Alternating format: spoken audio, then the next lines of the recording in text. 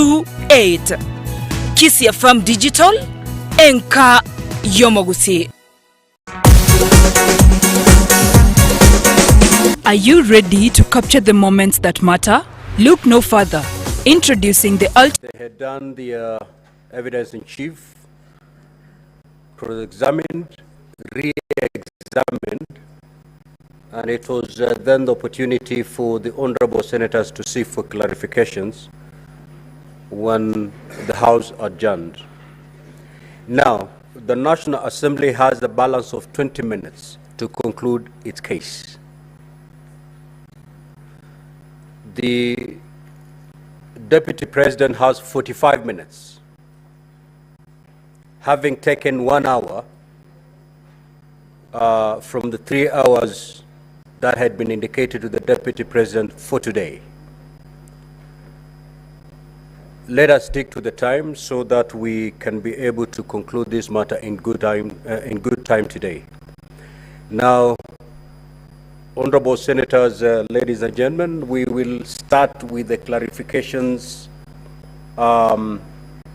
sought from the first witness of the National Assembly, Honorable Mutuse. Thereafter, we will move to the second witness and conclude, and then we can now allow the National Assembly to call their third witness. Is Honorable Mutuse present?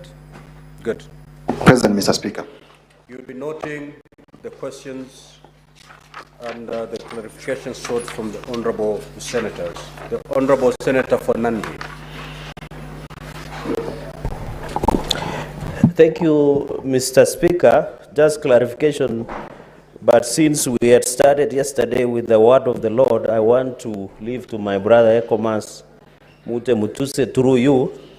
In Proverbs 12, verses 22, the Lord detests lying lips, but he delights in those who is telling the truth. So, Mheshimiwa Mutuse Ekomas, I leave you with that. My quick clarification, Chair, with your indulgence. One, by the time you are giving us that the wealth of the Deputy President was 5.2 billion Kenyan shillings that you allege has been acquired for the last 2 years, did you access the wealth declaration from EACC? Number one. Number two, under the KISII Act and in Mudama's case that the court ruled, is shareholding part of the definition of the word incitement? Number three, in the matter of Kilifi Malindi Road, do you have any evidence to prove whether it is a private or a public road? And if it is either private or public, can you table the evidence or before the House? Number four, clarification on the issue of Justice Esther Maina.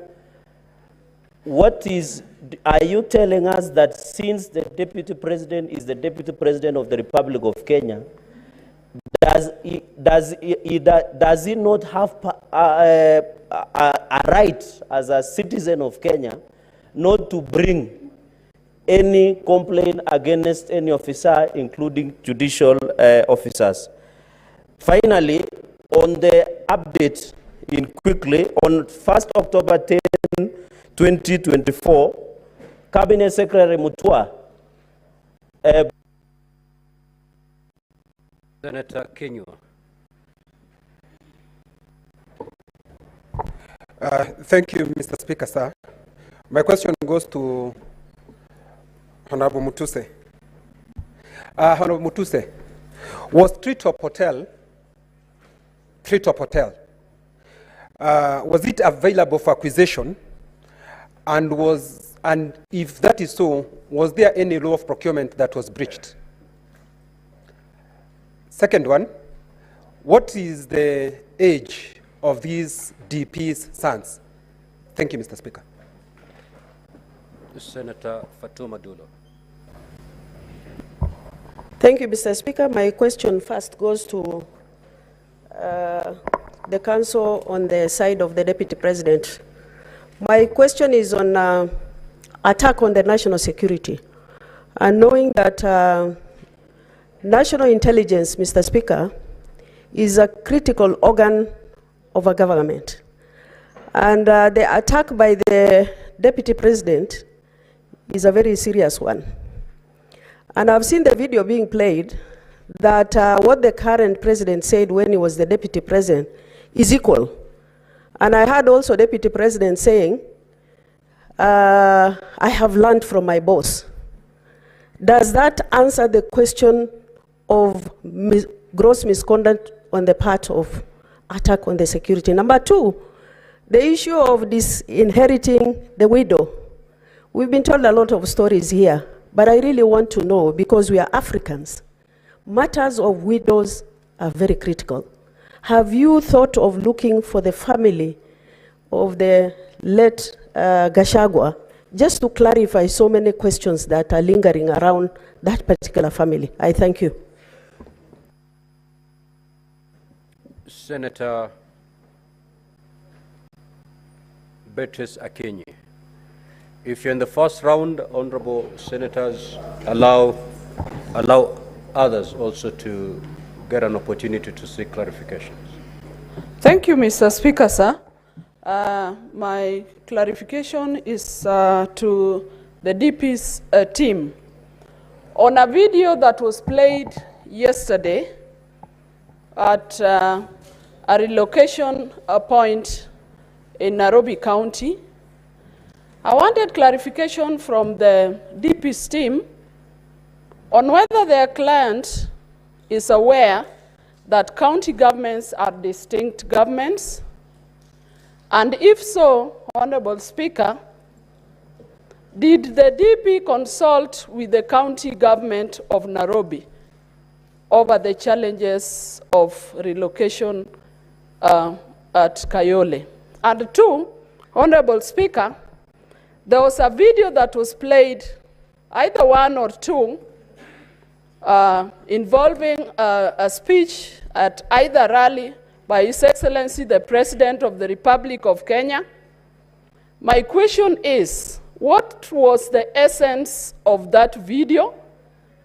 And is it to show that two wrongs would make one right? Thank you.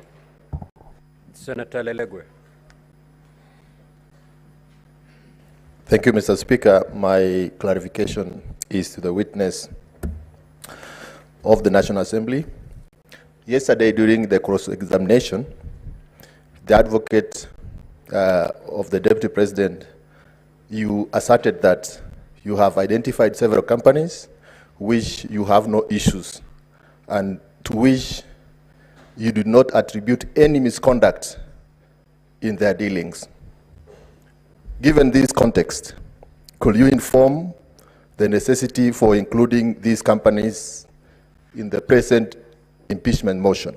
Thank you. Senator Eddy.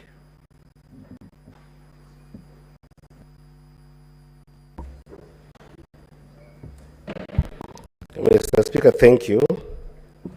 I have one question for the witness-in-chief, and one clarity question from the counsel for the Deputy President, and particularly Counsel Tom Macharia. So I'll start with the Honorable Mutuse. Honorable Mutuse, may you help this House understand whether all the companies that you indicated are for the sons and the spouse of the Deputy President, and whether you established how old they are and estimated the net worth of those companies. Did you manage to estimate the net worth of those companies, and how did you do that?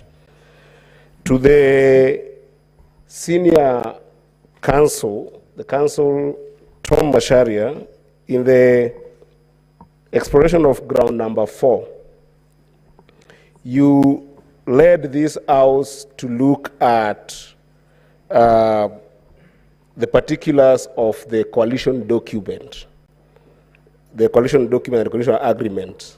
May you help us understand how we should interpret Article 91 of the Constitution and Article 232 of the Constitution with regards to your response on government being a company equal to having shares and not the country.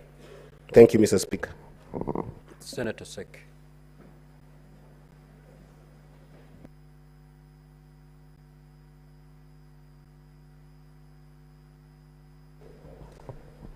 Thank you, Honorable Speaker. The question also goes to Honorable Mutuse. I wanted to make a clarification on the issue of Peterson Jomo, the affidavit on the Olive Garden Hotel, on the appointment of Julian Jahenda as the secretary agent, and the letter to the Public Service Commission through the clerk of the National Assembly by volume 8A, page 1, gives a different person by the name Maka Juliana Jahenda. Why do we have different names here? You need to clarify, because it has a different person altogether, two different people altogether. Second clarification is on the issue of the award of the tender on the proposed refurbishment of the DP's residence in Karen.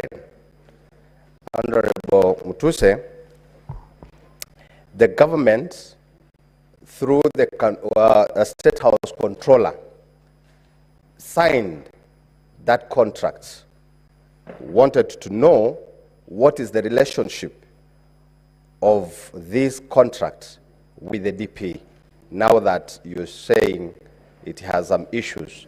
What's all about the contract and the company that did that refurbishment? We need to know what is the relationship and what is the malpractice that has.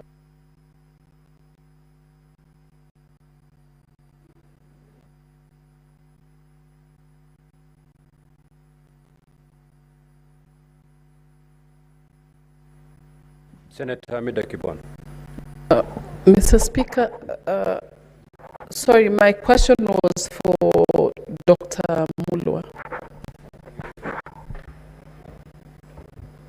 Senator Wakili Sige.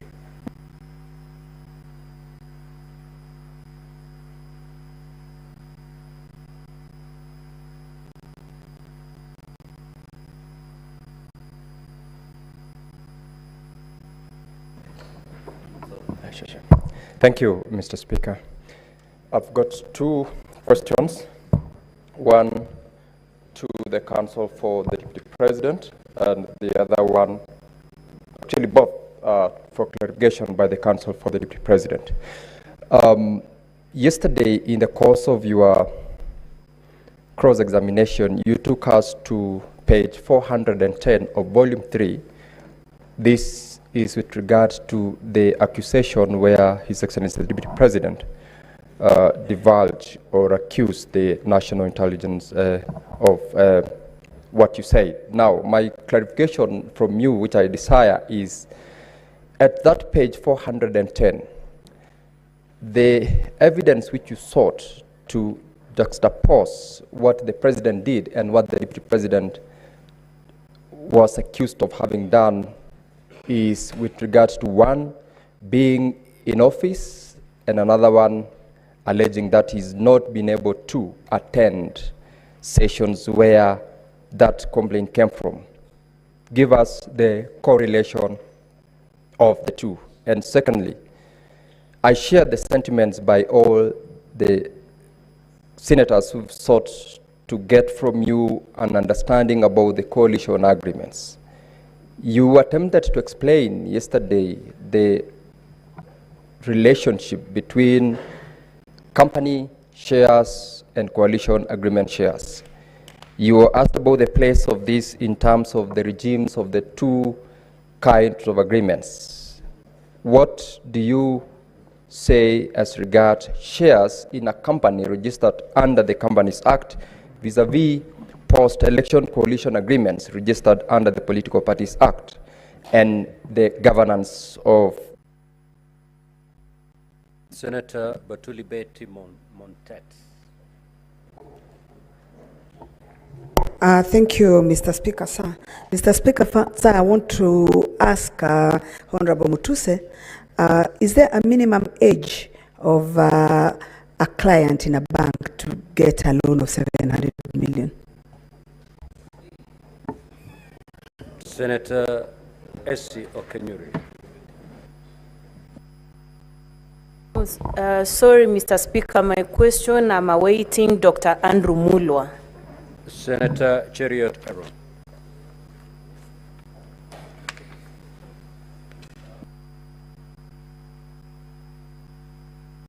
Mike, two quick questions to you, Mutuse. Is there any crime that a Kenyan will have committed if they have 20, 30, or even 40 companies? Because I see you have listed 22 companies here. Is there any crime by just owning these companies you feel that the person you accuse has committed? Second, on this issue of Vipingo Beach, surely, Honorable Mutuse, what is the crime of the sons of the Deputy President being listed as directors? Because I have tried combing through your motion to establish what you consider to be either an illegality or a crime on their part by simply being listed as directors. Lastly, Mr. Speaker, is to the Council for the DP, Wakili Masharia. The clips of the then DP Ruto played by your team, could we read it to mean that it's an admission on your part that you're saying, if it was done then by a sitting Deputy President, please allow the current one to commit the same at this point? And lastly, the 30% allocation to Ford Kenya in the coalition agreement in ANC, how has it been realized? Senator Margaret Kamar. Thank you, Mr. Speaker, for giving me the opportunity. I have one small question for Honorable Mluse, and that is on the witness, somebody who, by the name Peterson Jomo Mushira, who wrote an affidavit that touches on Olive Garden Hotel. He offered himself to appear and be cross-examined on the content of his affidavit. Was he invited? Senator Kathuri Murungi.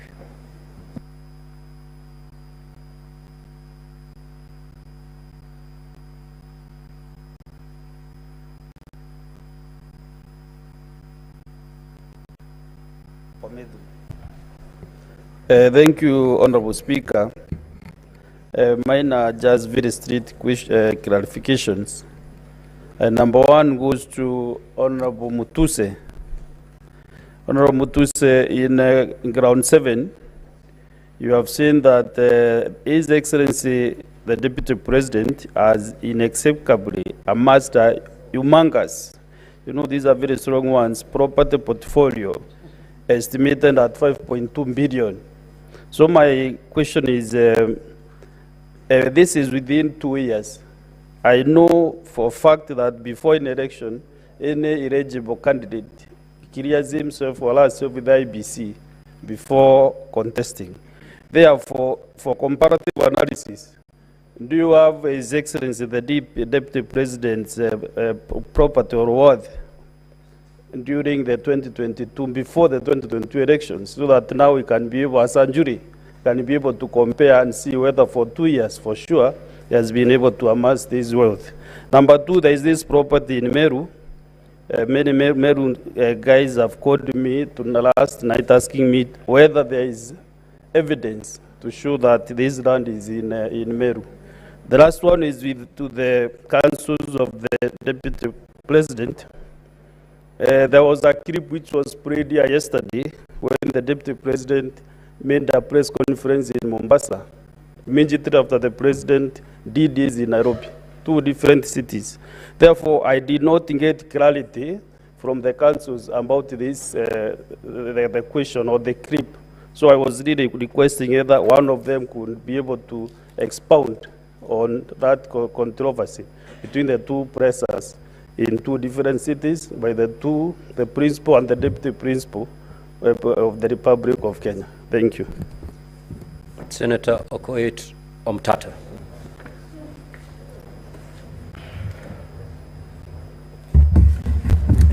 Thank you, Honorable Speaker. I have a question for the Honorable Mutuse. To whom does this motion belong? Because in most of your answers, you keep on saying we. I think, Honorable Senator Omtata, that question was asked by the Honorable Enoch Wambua, Senator, and it was responded to. So just ask for a different clarification. Okay, and other than that, I wanted to ask whether Honorable Mutuse knows the difference between an impeachment motion and a censure motion. And if he does, where does he place his motion? Is it a censure motion or is it an impeachment motion? And what are the thresholds for each of those two motions, if you understand the difference? Thank you. Senator Chute.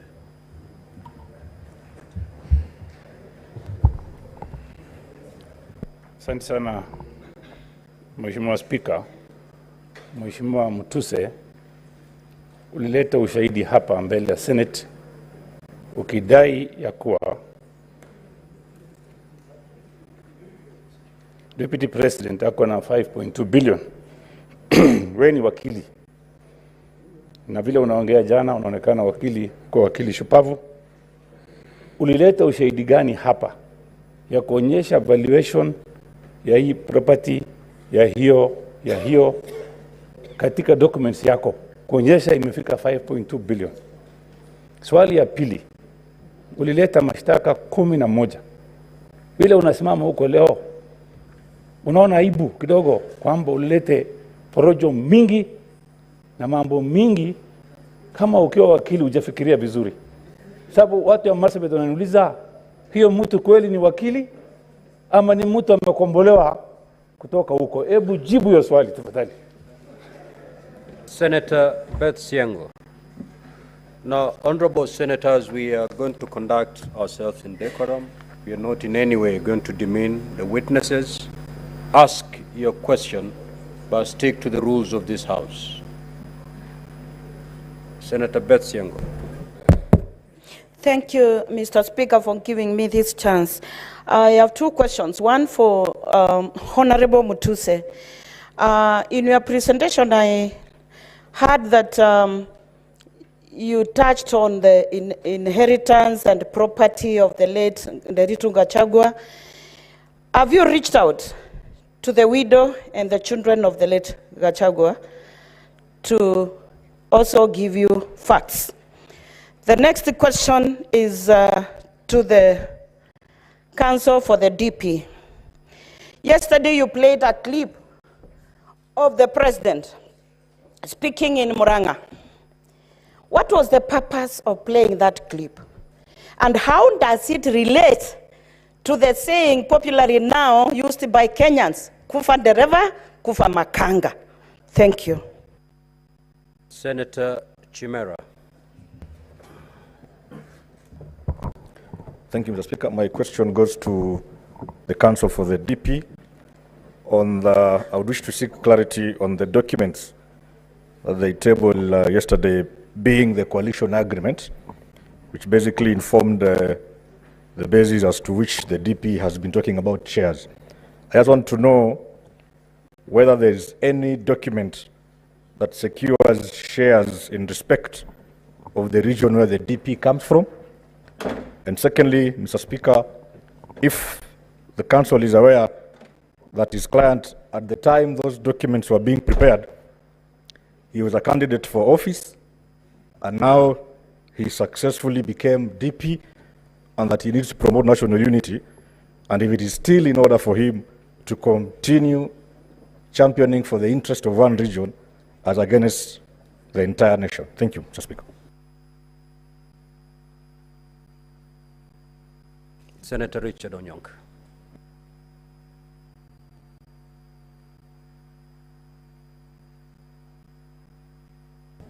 Thank you, Mr. Speaker. My questions are two, and I would like to ask Honorable Mutuse. I hold you highly. I don't think that you're as idiotic as our colleagues will say. I want to ask you, between the time when the Deputy President was a Member of Parliament and the time when he became the Deputy President, were you able to see whether there was a deliberate variation in the amounts of money that he was handling? Did you see whether the money that he was handling as a Member of Parliament, for example, changed then to the money that you brought in, where you're saying that there is some money laundering taking place? Were you able, or are you able to show that distinction in order for you to make your case? The second question I wanted to ask you again on the same issue. When you are trying to find out whether there is money laundering on any transaction, and I know chances are you did not have the technical expertise and maybe an investigative agency to help you, but did you by any chance find out money moving from anywhere, either through His Excellency the Deputy President's private accounts or any money that was being borrowed?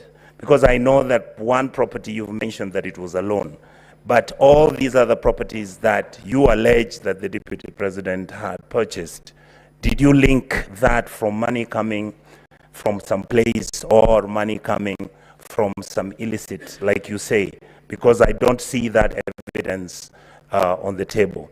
And finally, I want to ask you again, Mr. Speaker, that if you look at the issue of the will of Mr. Gachagua, that is the former governor, did you by any chance get a way to ask either through the wife, the children, whether there was a meeting that took place where they were involved, or whether they were unhappy or happy with the transactions which were taking place? Because there isn't any evidence whatsoever of, for example, the wife complaining or the children complaining. Did you get anything like that which is substantive? Thank you, Mr. Speaker. Senator Mutinda Tabit.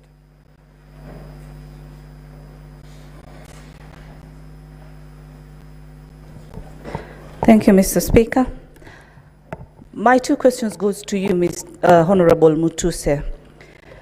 First, in regards to this company by the name Crystal Kenya Limited, Ground 7, date of incorporation is 2009. And the CR12 that you have submitted to this house is for this year.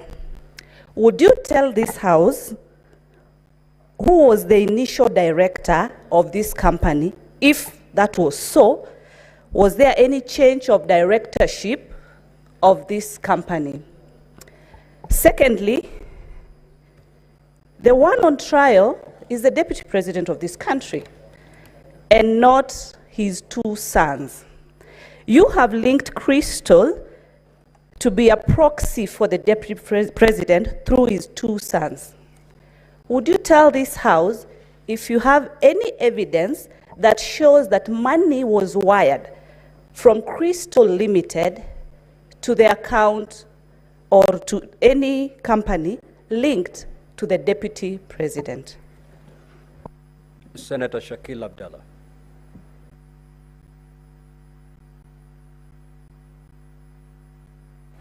Thank you, Mr. Speaker. My question is to Honorable Mutuse.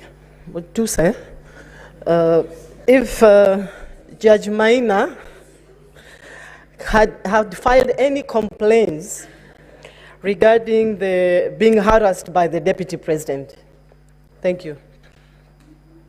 Senator Miraj Abdullah.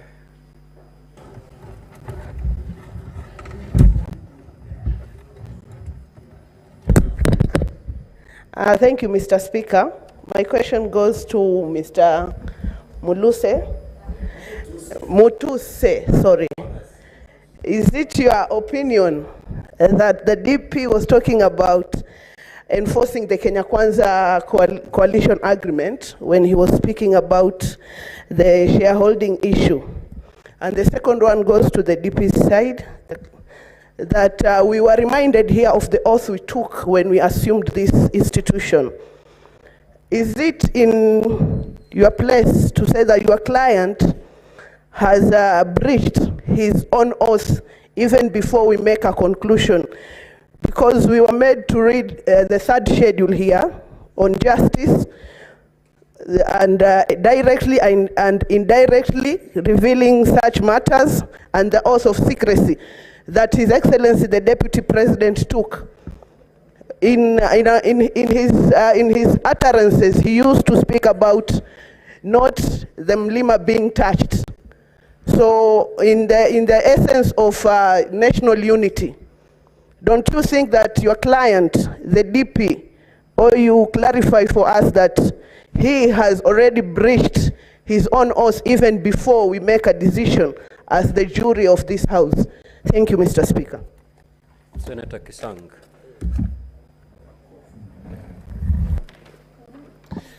Thank you, Honorable Speaker. My first question goes to Mutuse and a comment.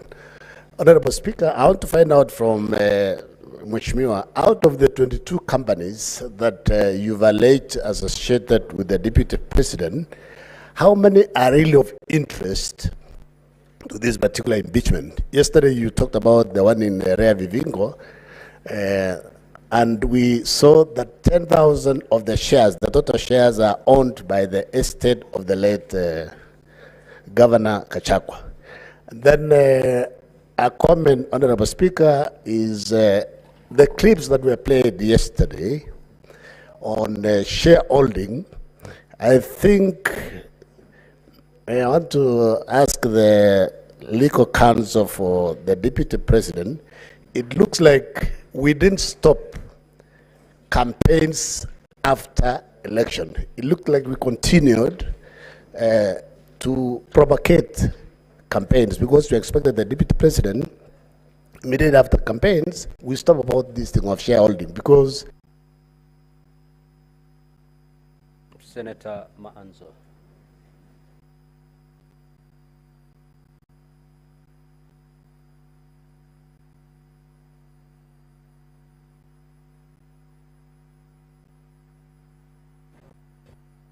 Thank you, Mr. Speaker. Mr. Speaker, this would have gone to Governor Orengo, but since he said the clients, the National Assembly had given him instructions, I would like them to tell me what is the relevance of the verse they read yesterday.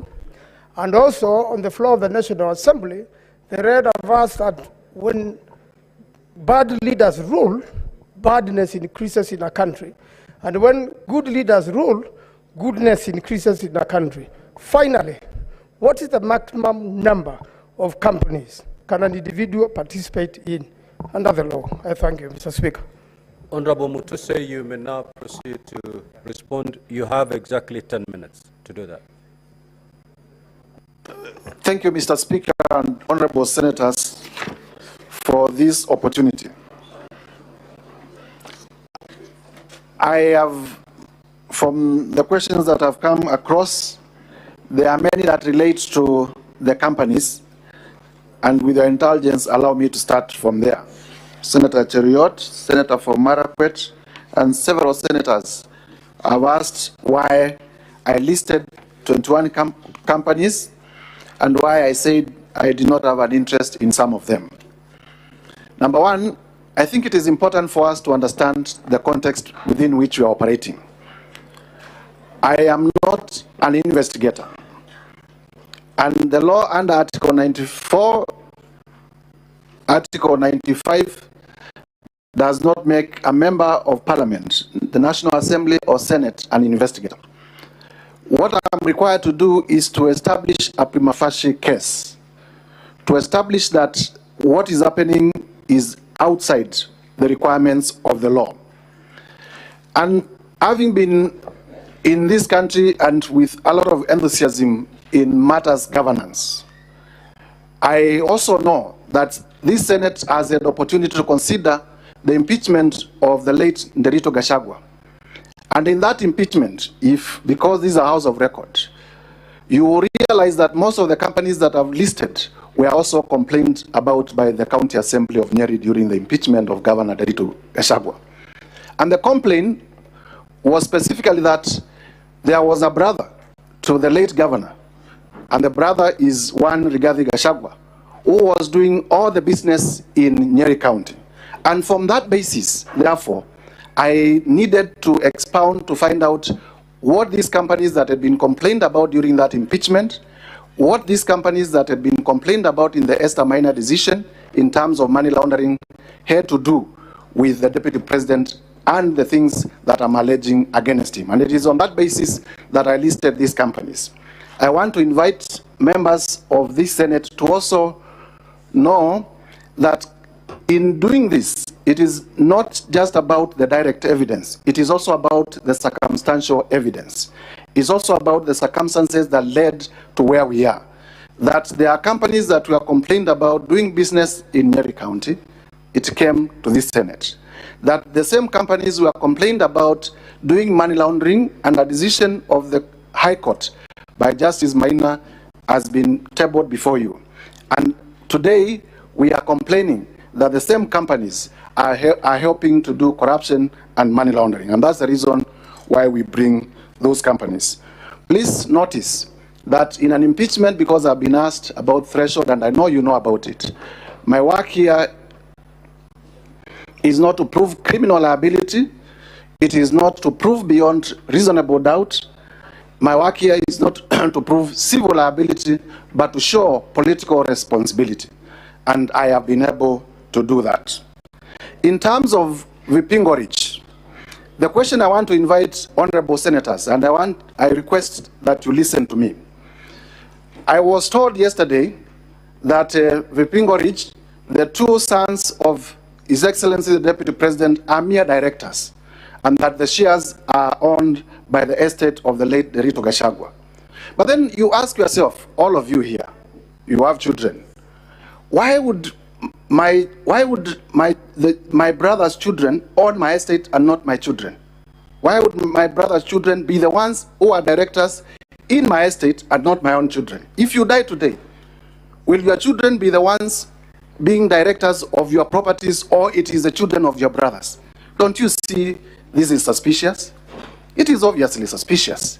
Number two in law, and I want to challenge anyone. An estate, what is an estate? An estate is the totality of your belongings. So, can an estate own an estate? It is administrators.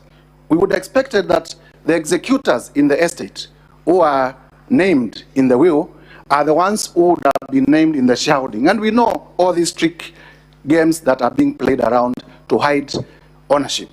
And that, because I talked about circumstantial evidence, that is to be compared with the affidavit of Mr. Jomo, in terms of how Jomo was approached to be proxy in buying the property, and how Jahenda, the question that has been asked, is the one operating the accounts. And we have been able to show that the same Jahenda, the same lady who works at the DP's office, is the same person who is the manager at the hotel and is the one who is operating the accounts. So I invite you to see the web of secrecy, the web of conspiracy. It is a web.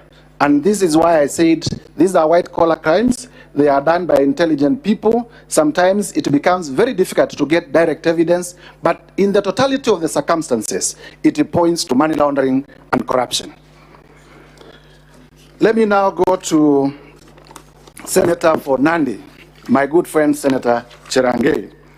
Thank you very much for the Bible verse. I'll keep on reading it, and every time I read it, I'll remember you. 5.2 billion wealth. Did I ask for the wealth declaration? I have said here I was not in an investigation journey. I was doing my role under the law to establish a prima facie case. And the last I know, in terms of public declaration, because this has also been asked, the Deputy President, during the presidential debate, as a candidate for election, did declare that he was worth 800 million shillings. I have listed companies, I have listed suspicious transactions that lead me to the conclusion that he is now worth 5.2 billion shillings. The law on unexplained assets, because this is important, the law on unexplained assets is such that you are asked, you own this, please tell us how you acquired it. Because as far as we know, your legitimate income cannot support this. That is what I have done. I have listed properties that I have laid evidence that they are either directly or indirectly owned by the Deputy President. It is upon him, and this law is established, it is upon him to tell us where he got money to buy those properties, because in as far as we know, his legitimate sources of income do not support that income. Senator Kinyua, thank you for the question. Treetop Hotel is owned by KWS and therefore is a public institution. The expectation at law is that it should be, if it was to be leased, that needed to follow the Public Procurement and Disposal Act, and therefore would have expected an advertisement, a competitive process to leading to its acquisition and leasing to a private person. There is no evidence that that was done, and that's why I allege and I approved that the Deputy President used his office to influence the acquiring of Treetops Hotel, abuse of office. Whether we have had opportunity to discuss with the children and the widows of the late Nerito Gachagua, please allow me not to comment on that, because there are requests also, as I said yesterday, that we keep certain matters that come to our knowledge during this process in secrecy. Senator for Samburu, the necessity of including the companies, I have said. The children of the children of Rigathi Gachagua, they are in, I think one is in his early 30s, the other one is in his late 20s. Whether there is an age limit for somebody to obtain a loan of 700 million, no, there isn't an age limit, but the guess, yours and mine, how many children of that age in the Republic of Kenya would have security enough to secure a loan of 600 million? Because to secure a loan of 600 million, the bankers tell us that you have to place property probably that is 10 times more in value than that. When did they acquire that property? Number two, it is not our evidence, and this is important for me to clarify, that Abadea's Safari Lodges was acquired through a loan. It is an explanation that we have discounted. He said that they obtained a loan of 600 million, but the only document that was produced is an offer letter for the loan. There is no evidence to show that the loan was granted. There is no evidence to show any charge on that loan. And therefore, it is our contention that that explanation is not conclusive. That explanation cannot suffice. And therefore, it goes back to the Deputy President to tell us where he got the 535 million, where he got the 143 million to buy those properties, because the loan is not substantiated. Senator, in terms of Olive Gardens, we have been able to show Julian Jahenda, the one managing the hotel, and the one working in the DP's office is one and the same person. Jomo, we bought the hotel on a promise that the Deputy President, the truth of the matter is that conclude, Honorable Mutuse. Jomo bought the hotel 2 minutes to as a proxy for the Deputy President. What problem do we have with refurbishment at the office of the Deputy President? We do not have a problem with the tender, we have a problem with the priorities. Kenyans today, and the Deputy President is talking about it, are crying about services. Is it a priority to renovate the office, or is it a priority to give water to the people of Kibwezi?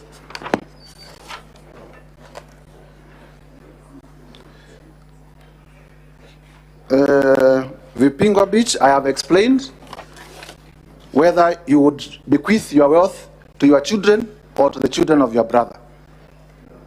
Senator of Meru, the property, there is an admission from the response by the DP that he actually owns a property in Meru, so I do not need to belabor that point. He has already admitted he owns a property in Meru, but he says he got a loan from one of the local circles. He has not produced evidence for that loan. And therefore, to my contention, that issue is already proved. In terms of the NIS address in Mombasa and why we complain about it, imagine, and I do not want to imagine that, somebody was a member of Al-Shabaab, and the Deputy President, none other than the Deputy President, stood up and said our intelligence system has collapsed. Wouldn't that be the right time to strike? That is the risk that the country faced by that particular announcement. I thank you, Mr. Speaker. Thank you. Let us have the second witness.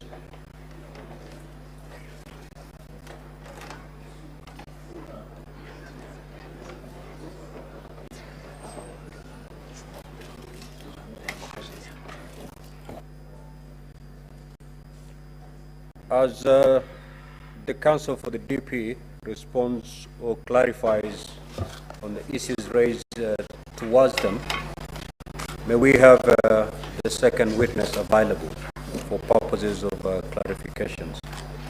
Counsel, you may proceed. Thank you very much, Honorable Speaker. Let me begin with the tortured question of the estate of the late Nderito Gachagua. It is, I think, a shame that we'll stick on Honorable Mutuse for the rest of his years on earth. Counsel for the Deputy President. Yes. There are very few clarifications that were directed towards you. Yes. So I'll give you 5 minutes. You're not responding to the clarifications by Mutuse. You're responding to the clarification as sought. Those are the ones I am. Honorable Speaker, there are quite a number of clarifications, especially on this estate issue, which please allow me 10 minutes. All right, 10 minutes. Thank you very much, Senate. Now, I began my cross-examination of Honorable Mutuse yesterday with asking him how long he has practiced law and what law he has practiced. The problems you have as a Senate, as a quasi-judicial body, are born out of inexperience of legal practice. If you had practiced any succession law, I'm answering the question. Honorable Senators, I'm sorry, Senator Kavindu, just have a seat. I couldn't take that. Yes. What is the source of this? I asked him yesterday. He answered the question. Yes, Counsel for DP, what exactly did you say? I just wanted to say that the National Assembly was provided with an affidavit by the executors of the will of the late Nderito Gachagua. It is before you. It is volume number 4, stated, called the Further Affidavit of Nderito Gachagua, regarding Gachagua. It should be before you. In that affidavit, the two executors state in comprehensive detail everything concerning that particular estate. They're as follows. 1, the estate property was divided in accordance with the will. The probate matter commenced and went all the way to the end to conclusion. All issues were resolved within the court case and in a sense are now res judicata. That is issue number 1. Issue number 2, you will find in that affidavit between pages 11 and pages 19. Who sought that clarification? I was asked, the question was asked here, I think, by Senator Dulo asked. For DP, do not respond to what Honorable Mutuse said. Senator Speak Dulo. a senator's issue and respond to it. That's what I'm responding to. Exactly. So whose clarification are you? Senator Dulo asked, can you please address the question of disinheriting the widows, if Hunter could confirm that. I believe she did. That's what I'm answering, yes. And so the will, as I'm explaining, does not disinherit the children or the widows or anybody else. It is merely because in the motion brought before you, there were properties listed in the motion that were part of the estate. That is the only reason this estate has become the subject of proceedings before the Senate and the National Assembly. So when you look at the will, as I've said, between pages 11 and 12, at page 13, if you have the document before you, this is volume number 4, there is a long list of how this estate was divided. And I won't go through it, you'll be able to read it yourself. That's number 1. Number 2, you will see an affidavit by the executors, except the Deputy President who did not sign this affidavit. These are the 2 remaining executors who have signed it, explaining between pages 4 and page 9 everything that was done in accordance with the law and in accordance with the law of succession, and that no one's property was taken away. Senator Dulo, you know our rules. Proceed, Council. Proceed. Yes. Now, I've been asked some questions about the issue of the Moranga video and about the shareholder agreements and whether 2 wrongs make a right. Our position is the opposite. Our position was that the address by the President in Moranga was in fact in confirmation of the agreements. The President was merely saying that they are implementing the agreements they agreed upon, and it was incumbent upon his deputy to assist his President in confirming that they were implementing the agreements. That is the purpose of the video. That is the purpose of those agreements. It is not to say kufa makanga, kufa dereva. I think Senator Beth asked that question. It is to say okoeni makanga na muokoe dereva. That is what we're asking you to do this morning.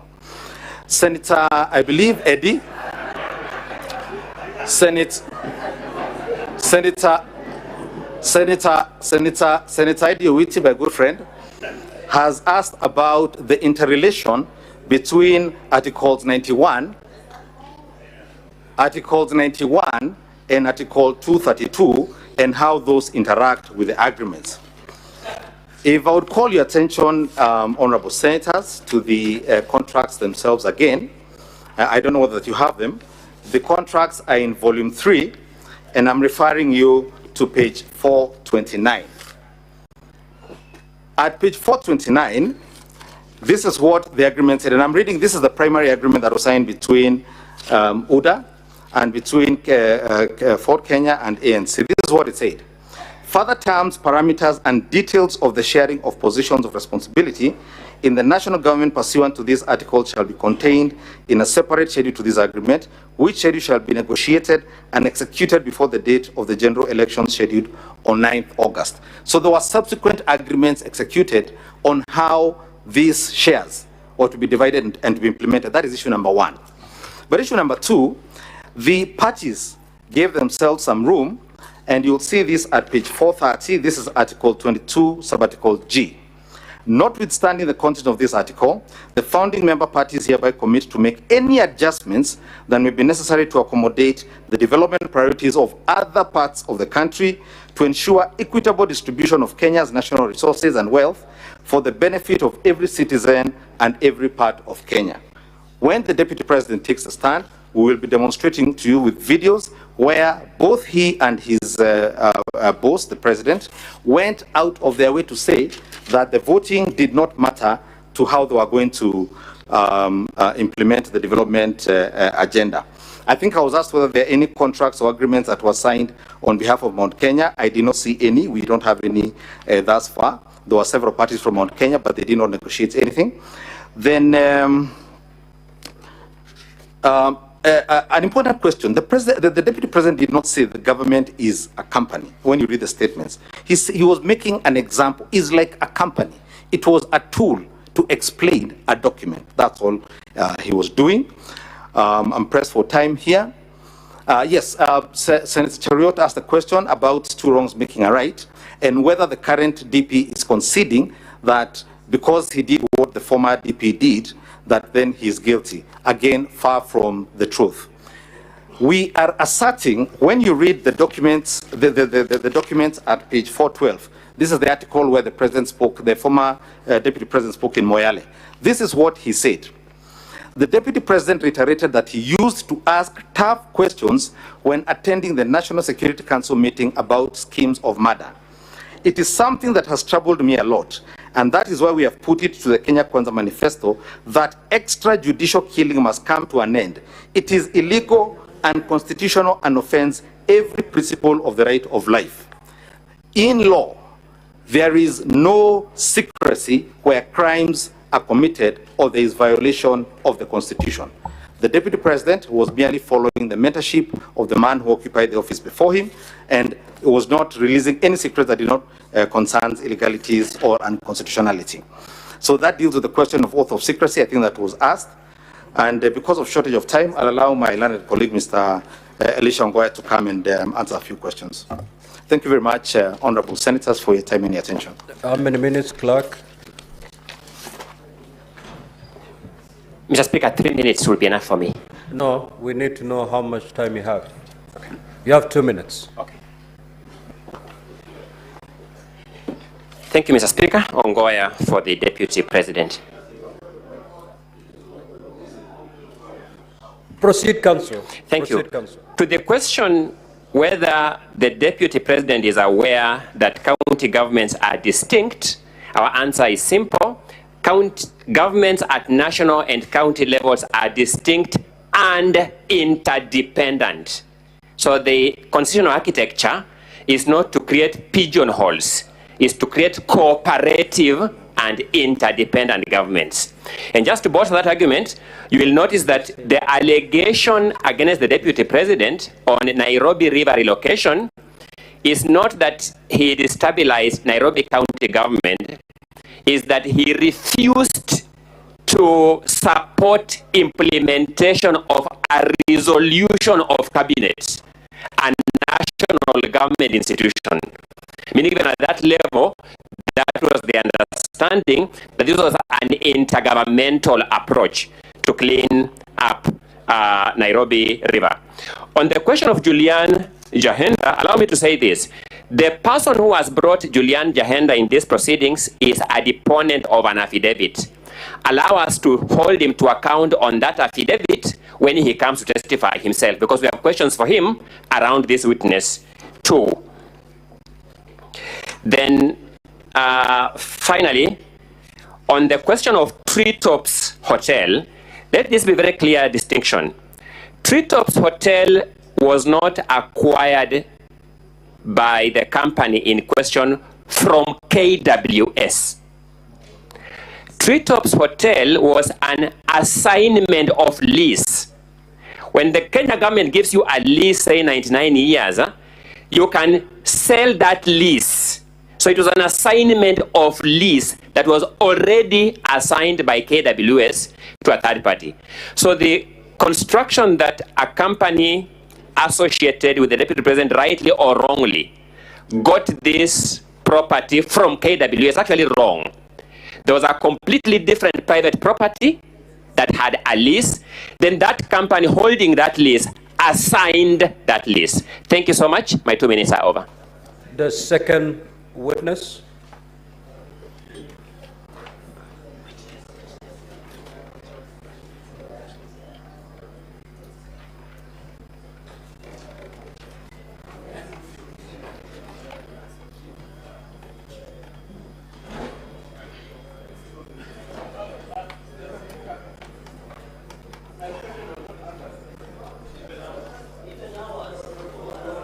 Order, honorable senators. Senator Olekina, proceed.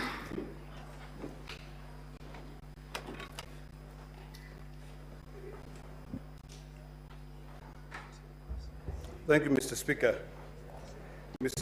Speaker, my question to Mr. Mulwa. Mr. Mulwa, if you look at the response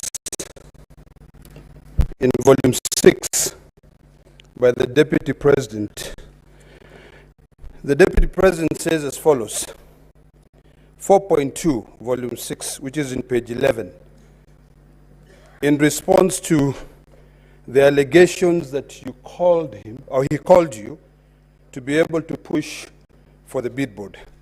He said that this is clear in paragraph 4 of the witness affidavit of Andrew Mulwa. He contradicts himself by claiming that on the 11th July 2023, I pressured him to surrender the original bid board, yet by the letter dated 5th of May 2023, KEMSA had requested for collections of the original bid. Thus, there was no cause for pressure to be exerted on Mr. Mulwa or any other person. Now, in your affidavit on page 70, you put an excerpt of your WhatsApp or communication between yourself and Dr. Rigathi, where Dr. Rigathi, it's alleged, he said, Dr. Ikunu Rigathi here, kindly contact me. When possible, there is a document for HE we are trying to collect. In the same affidavit, you have annexed 3 letters. One letter dated June 30th, and I want you to keep in mind of the 30th of May. June 30th, which is a letter sent to you, from KEMSA to EACC, requesting for the bid board. That is June 30th. That is a month after the date that the Deputy President alleges to have received information from KEMSA asking him to collect the bid bond. Secondly, you have a letter dated 11th July, where you communicate to the company called Shabika Impex Private Limited, asking them to collect the bid board. Yesterday, when you're being cross-examined, you said that you were afraid, you felt pressured when the Deputy President called you, allegedly, and asked you to surrender the bid board. Could you please give us a chronological of events? Because this letter is dated 11th that you sent to them. You allege that the Deputy President called you on 11th. Honorable SC, Rule 23 of the Rules of Procedure. SC Okenyuri, he's gotten the question. He's gotten the question. Thank you, Mr. Speaker. I also wish to ask Dr. Andrew Mulwa the following. Confirm if the Deputy President did call you. 2, kindly confirm if Shobika Implex Private Limited, whose agent in Kenya is Crystal Kenya Limited, had emerged as one of the winner of the 3.7 billion mosquito tender before the tender.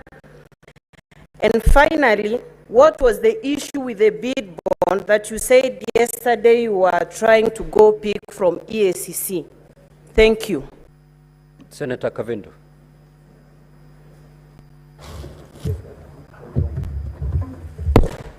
Thank you, Chair.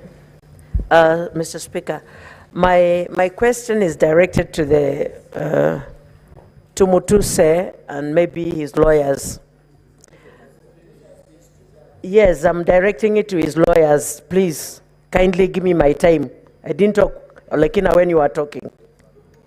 Senator Kavindu. Thank you, Mr. Speaker. Let me go ahead. Address yourself to the chair. Thank you. Proceed. One of my questions is about the speech which Honorable Mutuse said that the Deputy President addressed from Mombasa. My question is there any law preventing either the President or the Deputy President from intervening if they see any failures with the National Intelligence Services? Is there any law preventing them from intervening or questioning the National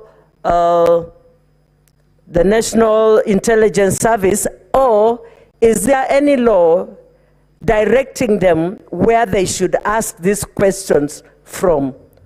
2, the lady, Honorable Justice Esther Maina, has she ever made any complaint after the case was done? Thank you, Mr. Speaker. Senator Bone. Thank you, Mr. Speaker. Mr. Speaker, to Dr. Mulwa. Dr. Mulwa, I can attest that the number you have put here, through which His Excellency the President pressured you, it relates very well with me, because in the days we used to talk with him, I used to use the same number. Your evidence is so critical that we would like you to walk us through that conversation between the Deputy President and yourself, during which time he was putting pressure on you. Mr. Speaker, sir, Tom Masharia, Council, you are a man of many years of experience, and you know the hierarchy of laws. The Constitution is at the apex, and all other laws are subservient. In your attempt to justify, or rather to protect, and secure the Deputy President from the accusation that he breached the Constitution, Article 27, which prohibits him from discrimination, you have chosen to justify it by using an act of parliament called the Political Parties Act that provides for the agreement. Tell me, are you telling me that by dint of that act, which is subservient to the Constitution, which the Deputy President violated, therefore the act sets him free? And finally, my younger brother, Ongoya, you have told us that for Mutuse to be able to prove that there was insubordination, he needed to bring something from the supervisor. Senator Hamida.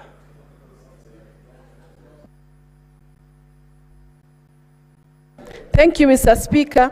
I remember I am the one who raised this motion, this statement on the mosquito net for investigation. So I am so much aware of this investigation that went on. But Dr. Mulwa, apart from the financial loss that KEMSA incurred, did the alleged interference of the relationship, the alleged interference affect the relationship between the Global Fund and KEMSA? Because I remember, of course, the tender was terminated, which was about 3.7 billion.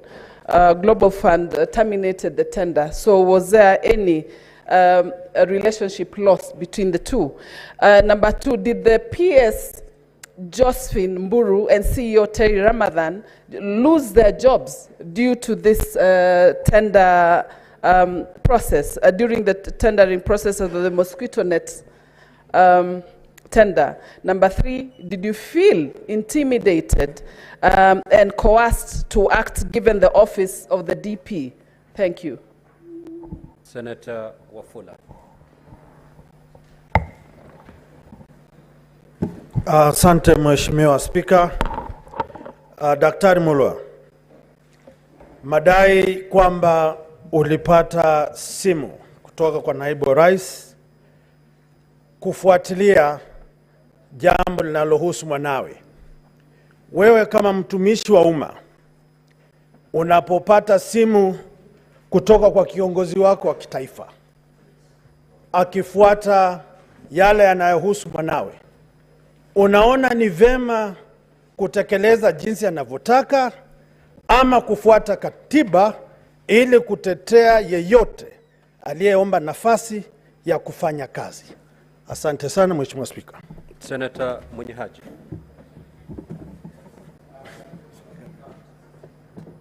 Pia mimi swali langu ni kwa Daktari Mulwa kwamba hii zabuni ulisema kuwa ilifutiliwa mbali. Je, wakati ilipofutiliwa mbali kuna hasara yoyote ilitokea kwa serikali ama kwa KEMSA kutokana na kufutiliwa mbali kwa zabuni hiyo? Pili ni kuwa wewe kama mkurugenzi wa KEMSA ulichukua hatua gani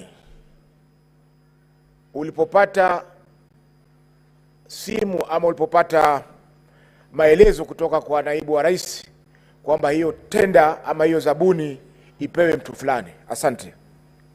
Senator Muma. Thank you, Honorable Speaker. Dr. Mulwa, I have two related questions to you. One, is the return of bid boards part of the procurement process? And if it is part of the procurement process, would you say that a call from the Deputy, His Excellency Deputy President, on this issue amounts to interfering with the procurement process? Thank you. Senator Mariam.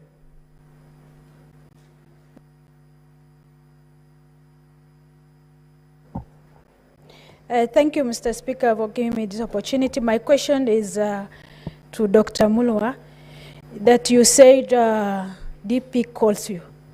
Is there, when he calls you, is there any interference with the procurement process? Thank you. Witness, you may now proceed to make the clarifications as sought by the honorable senators. You have 10 minutes to do that. Thank you very much, Mr. Speaker, sir, and honorable senators.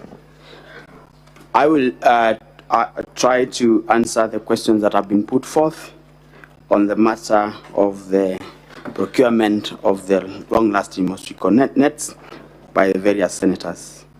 Mr. Speaker, sir, the Senator for Narok asked me to give a chronology of what happened so that I may be able to bring out the issue of the pressure that I got from His Excellency the Deputy President and alluded to the letters that I have submitted in regard to the tenders.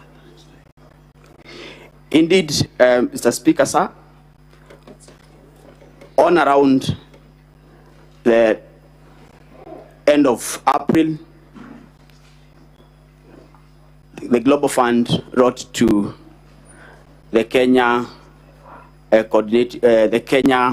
Global Fund Management Office communicating a pre-award review decision to terminate the procurement of the 3.7 billion mosquito net tenders.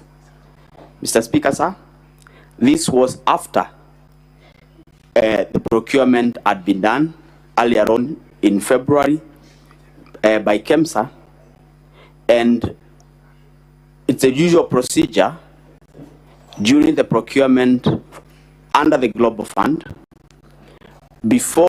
after the evaluation of the tenders, the evaluation report is shared with the Global Fund to authenticate if full procurement procedures and law have been followed. On review, the Global Fund realized that the tender, which the evaluation committee had recommended to be awarded to one Shobika Impex Limited, had an issue. And Mr. Speaker, I will refer to the bid bond, which I shared in the documents.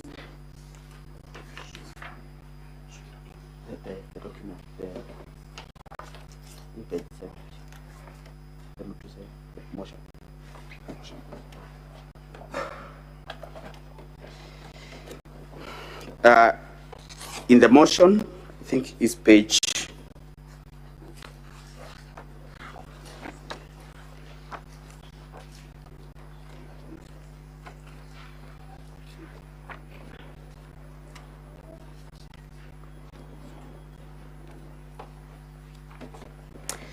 is page 76 out of 85.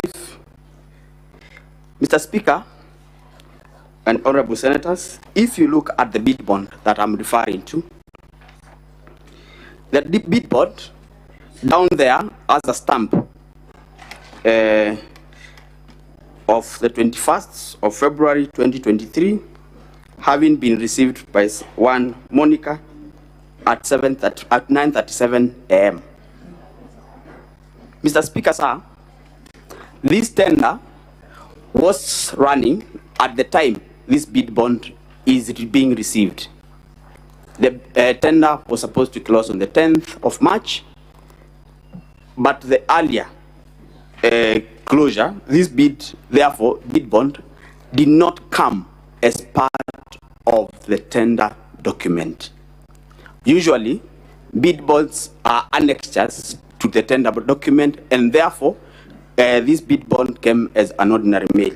Further, if you look on top of that page, it's written PD, which is Procurement Department, FYNF for your next necessary action, and I can confirm the signature for the CEO who was there before me on the 23rd of February while the tender was opening. In other words, Mr. Speaker, sir, this bid bond already had issues even before the tender closed and was opened, and therefore the bid bond was submitted outside the tender document, which is already an irregularity in the procurement.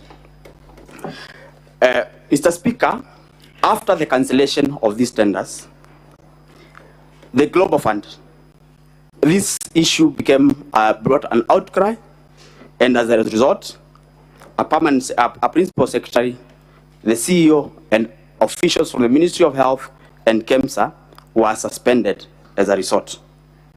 The PS was actually dismissed. Mr. Speaker, sir, an investigation was instituted by the Public Procurement Regulatory Authority, the EACC, both houses of Parliament, both the National Assembly and the Senate, investigation onto the procurement anomalies.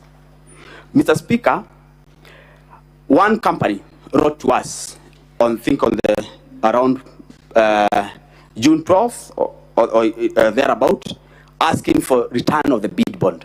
This company was Shobika, and we were able to, we did not have the document because EACC and other investigating agencies had taken the original documents. And therefore, we wrote back and informed them of the state. And when July came, I think the investigations were happening, officers were recording statements, and that is when I got a call from the Deputy President asking me to surrender the bid bond to Dr. Rigathi Kino. On the same day, because I called EACC, I informed them that, and for the record, Honorable Speaker, I had never received a call from anyone above my cabinet secretary. This was the first time I received a call from a sitting deputy president and requesting for documents that were under investigations. Mr. Speaker, in my 15 years of public service, I had never been asked to do that. And therefore, I felt coerced, and I had to leave the business that I had for the day, go to EACC, follow up the bid bond so that I am able to retrieve it. I was actually able to write a letter to them and follow it up, because I had written a letter earlier, and I followed up and sat there for 5 hours for them to discharge the bid bond. And on the same date, I wrote a letter and called for them to collect the bid bond. I think, Mr. Speaker, that explains the conversation and the pressure that I felt as an officer serving in public service. I have explained that the company that had been awarded this tender through the technical evaluation was Shobika Impex, whose local agent, sole agent, is Crystal Limited. Mr. Speaker, sir,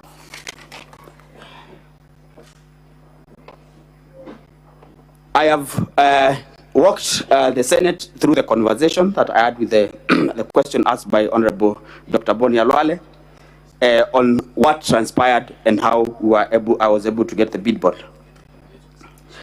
Yes, beyond the financial loss, Mr. Speaker, the nets that we were supposed to buy 14 million nets under KEMSA procurement. As a result of purchasing these nets through the Global Fund WAMBO system, we could only purchase 10.2 million nets. Global Fund could only supply 10.2 million nets. That means Kenyans lost 3 million also nets as a result. Secondly, there was a delay. We were supposed to implement the distribution of nets to the public from September 2023.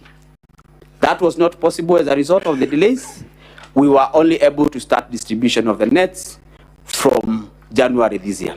In effect, there was a loss in terms of money, there was a loss in terms of number of nets, and 3, there was a loss in terms of citizens did not enjoy the protection that they would have gotten from the nets in the time that had been envisaged. Indeed, I can confirm, and I have already mentioned, that PS Josephine was dismissed, and acting CEO and other officers were also suspended. About following the law, when I got the call, Honorable Speaker and Senators, I was able to, consult the investigating authorities, and through correspondence, I was able to get the documents as per the law. And therefore, I did not in any way go out of the law as a result. Is the return of bid bond? Mr. Speaker, I'm told my time is up. Can I wind up? To the remaining queries. Thank you, sir. Mr. Speaker, whether return of bid bond is part of procurement, indeed return of bid bond is not part of the procurement process per se, but after the procurement process, return of bid bond is a usual procedure, because people had given commitments in banks, in insurances, and therefore returning bid bonds is a procedure. The extraordinary circumstance in this matter is, 1, the bid bond that had been submitted was not part of the tender document per se, and number 2, this was a matter that was under investigation. And therefore, for the Deputy President to push for the bid bond to be returned, it means that it was pushing for interference of an investigation that was already ongoing.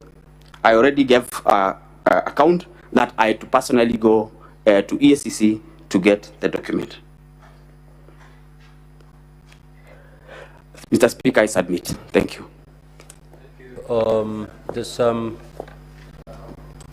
clarifications that are sought from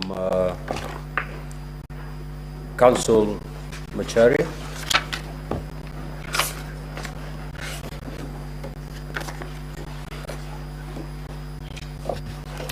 Honorable Speaker and honorable members, Honorable Boni Khalwale asked a question from the law. Indeed, there's a hierarchy of laws. It's the Constitution, the laws, and subsidiary legislation. And I cannot purport to be teaching lawmakers how this is done. 5 minutes. Yes, and so I say this with tremendous respect. The hierarchy of laws, the infrastructure of laws, is that there are provisions left in the Constitution as self-executing. The Constitution then delegates to Senate and the National Assembly the power to make laws to execute certain of its provisions. And to that extent, that statute carries constitutional authority because it is made pursuant to a constitutional provision. And that would be the case with the Political Parties Act. At Article 91 and Article 92. The Constitution prescribes what political parties and the regulation of political parties and coalitions must contain and must do. If a statute is unconstitutional, then the High Court, as it has done many times, then strikes down that statute as unconstitutional. The Political Parties Act, as currently framed, and the basis upon which these coalition agreements were drawn and registered, and a government formed on the basis of those agreements, have not been found to be unconstitutional. So we're not saying that any wrong was done. We're in fact saying everything was done in accordance with the Constitution and the law. That's number one. Number two, when His Excellency the Deputy President stands to make his response before you, amongst the things he'll be showing you in great detail with documentation and with videos is the lengths to which not only he, but his ultimate appointing authority, his boss, the President, and the entire government went to ensure that the development was spread across the country. And I think, as I demonstrated a few minutes ago here, the contracts themselves indicated that there would be need for flexibility to ensure that you are within the Constitution. That did not derogate from the requirement by the parties to implement and to obey and to ensure the contracts were implemented. So they were done constitutionally. And then finally, again, I think I keep emphasizing, they talked about government, they didn't talk about tribes, they didn't talk about regions, and they ensured that the constitutional requirements, as I think Senator Ediwiti had asked me, at Article 91 and 232 were complied with. Thank you very much. Counsel for the National Assembly.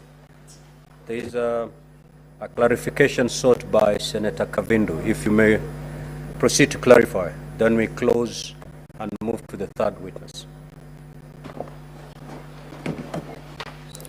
Thank you very much, Mr. Speaker. The first question was whether there is any law preventing the Deputy President from intervening when they see any failures in the National Intelligence Service. The answer is that the oath of due execution of the office of the Deputy President, which is in the Constitution, it's part of our Constitution, prohibits the Deputy President from disclosing matters, especially those relating to national security, that are committed to his secrecy. And therefore, it was a violation of his oath of office. It was a violation of the Constitution to discuss matters of that nature at a time in the circumstances prevailing in a press conference broadcast to the whole world. There is a constitutional forum to raise those issues. And indeed, the Deputy President, I want to believe very many other officers, even ordinary citizens, can write to that National Security Council if they have genuine grievances about its operations or its personnel or its capabilities and performance. Mr. Speaker, when that oath of office, which is part of our Constitution, says matters committed to the secrecy of the Deputy President are not to be divulged, it is an acknowledgement by our Constitution that there are certain matters which by their very nature, they are not to be broadcast. The Swahili say, usimwage mtama penye kuku wengi. Some things require discretion, they require you be tempered, and they require you know the forum and the occasion to do it. And therefore, it is no answer. Even if we were to accept, for argument's sake, that all the grievances the Deputy President had are factually correct, it will still be no answer to that charge. The second question was whether Justice Maina has made any complaint after the case was done. We are not aware of any complaint lodged by the Honorable Lady Justice Maina. But that question, Mr. Speaker, also tells you why this is an impeachable offense. Those who know our constitutional theory say judges hold neither sword nor the purse. The reason our constitution protects judges and puts them in a special place is because unlike politicians and the executive, they have no way and no forum of dealing with harassment from the political branches of government. But if we are wrong in that, Mr. Speaker, again, why I'm very happy with this question, you imagine, let's accept for argument's sake that indeed Justice Maina could have lodged a complaint, because it's possible she would have walked to a police station, met an OCS there, recorded a complaint and a statement.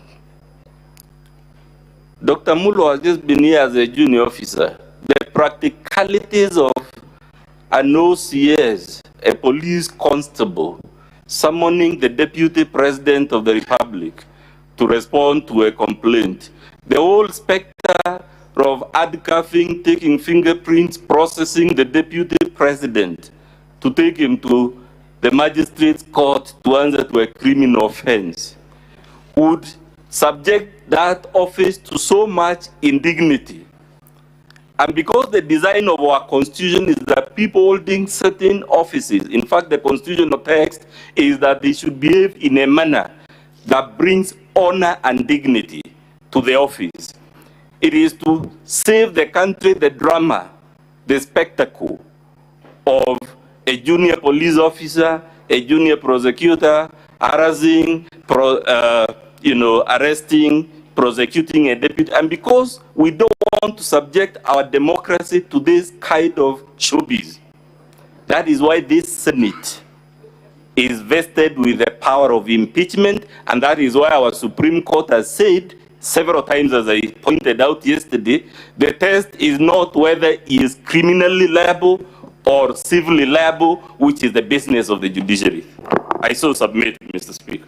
Now, Counsel for the National Assembly, you may call your third witness.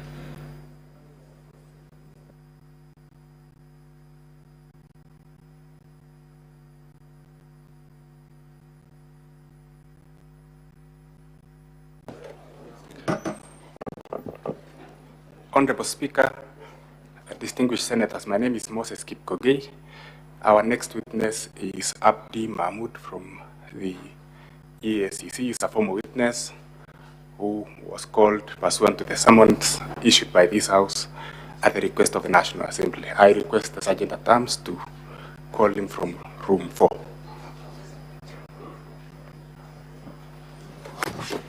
Sorry.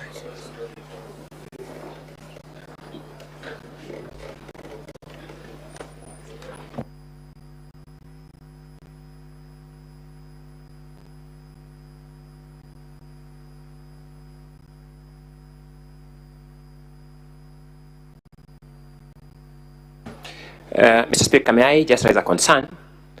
It is true that this witness was called pursuant to a summons of the Senate, but normally a witness is called to produce a particular document or to produce a particular item.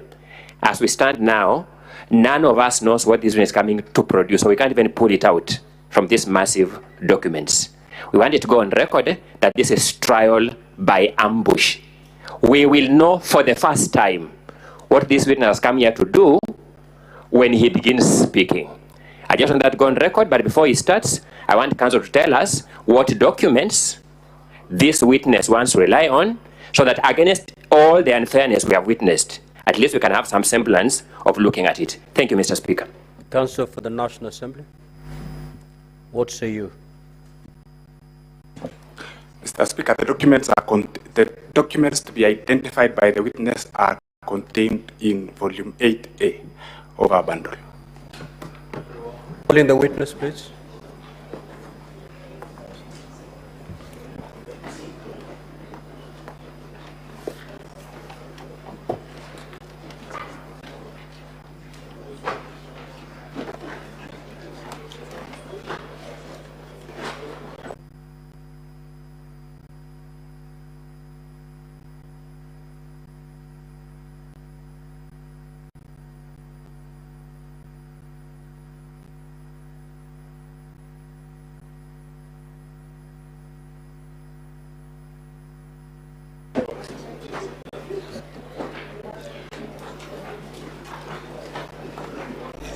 Does it stand here or it stands the other side? Just have the witness on this side. Okay. Where the others took the oath.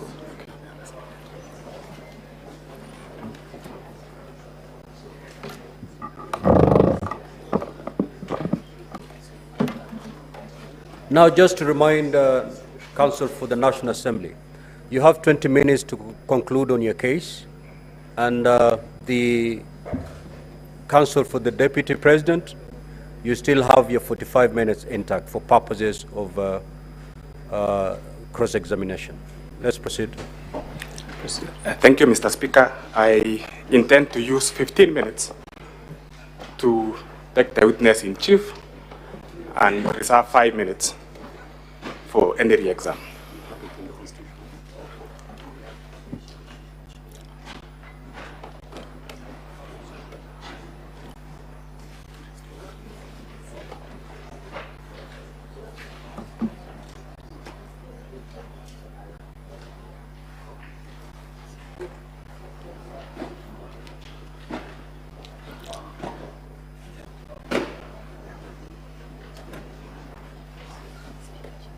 So before the witness takes an oath, Counsel for the Deputy President, you do confirm now that you understand and you know the documents that the witness is going to produce as contained in volume 8A.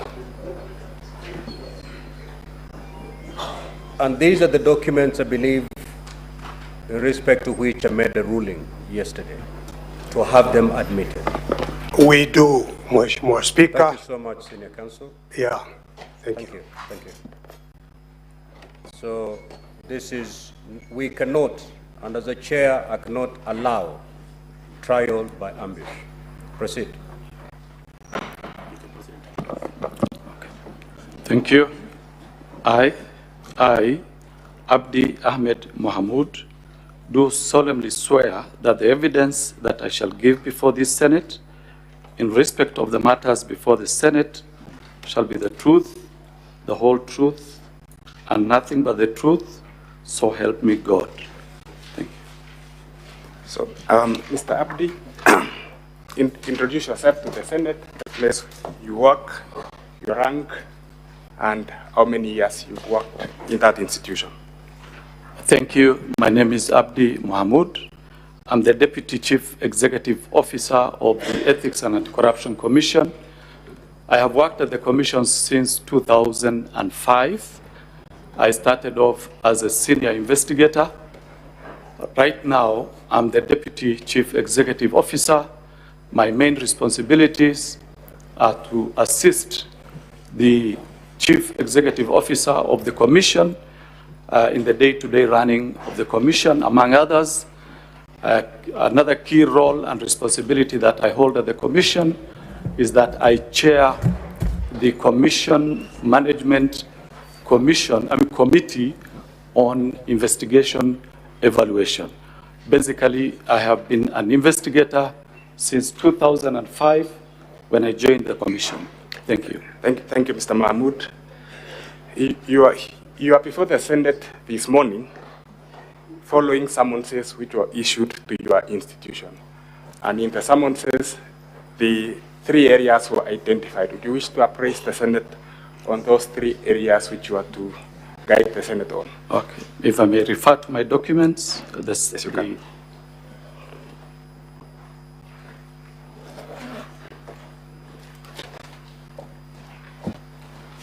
Thank you. So there are 3 areas that I was requested to comment on. The first one is an investigation that the Commission conducted on a procurement on the supply of long-lasting insecticide nets at the Kenya Medical Supplies Agency, KEMSA. The second issue that I was to comment on is the declaration of gifts and donations received by His Excellency Rigathi Gachagua, the Deputy President, during his tenure of the office to date, pursuant to Section 14(5) of the Leadership and Integrity Act. The third issue that I was to comment on is the declaration of conflict of interest made to the Ethics and Anti-Corruption Commission by His Excellency Rigathi Gachagua, the Deputy President of the Republic of Kenya, to date. So we'll go to the first question, or the first issue, which you are asked to address yourself to.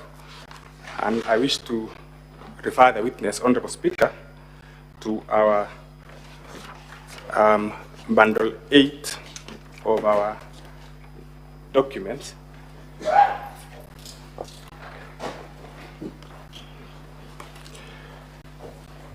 Can you identify the document at page 3 of that document? Yes, I can identify. This is a letter that we did to the Clerk of the National Assembly on 23rd September 2024. It was responding to a letter that we received from the National Assembly requesting us to furnish the National Assembly with information on the investigation that we conducted on the long-lasting insecticide nets, and to indicate in our responses any outcome or status of the investigation that we did conduct. So your letter in that volume relates to procurement of certain items at KEMSA, am I correct? You are correct. You have appraised the Senate, the National Assembly in that letter. Would you appraise the Senate on its contents? The content is the procurement of long-lasting insecticides by KEMSA. This was in the year 2023, and the Commission, in its functions, either it conducts investigation on its own motion or at the instigation of other parties.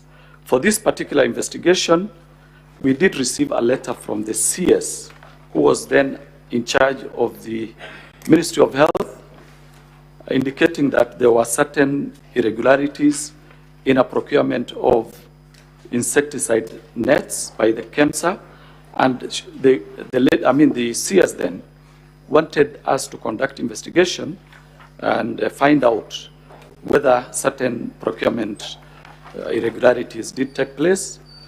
And from that, we actually did carry out investigation, and the outcome of the investigation so far is already reflected in the letter that we have provided. And what was the outcome of the investigations, Mr. Mahmoud?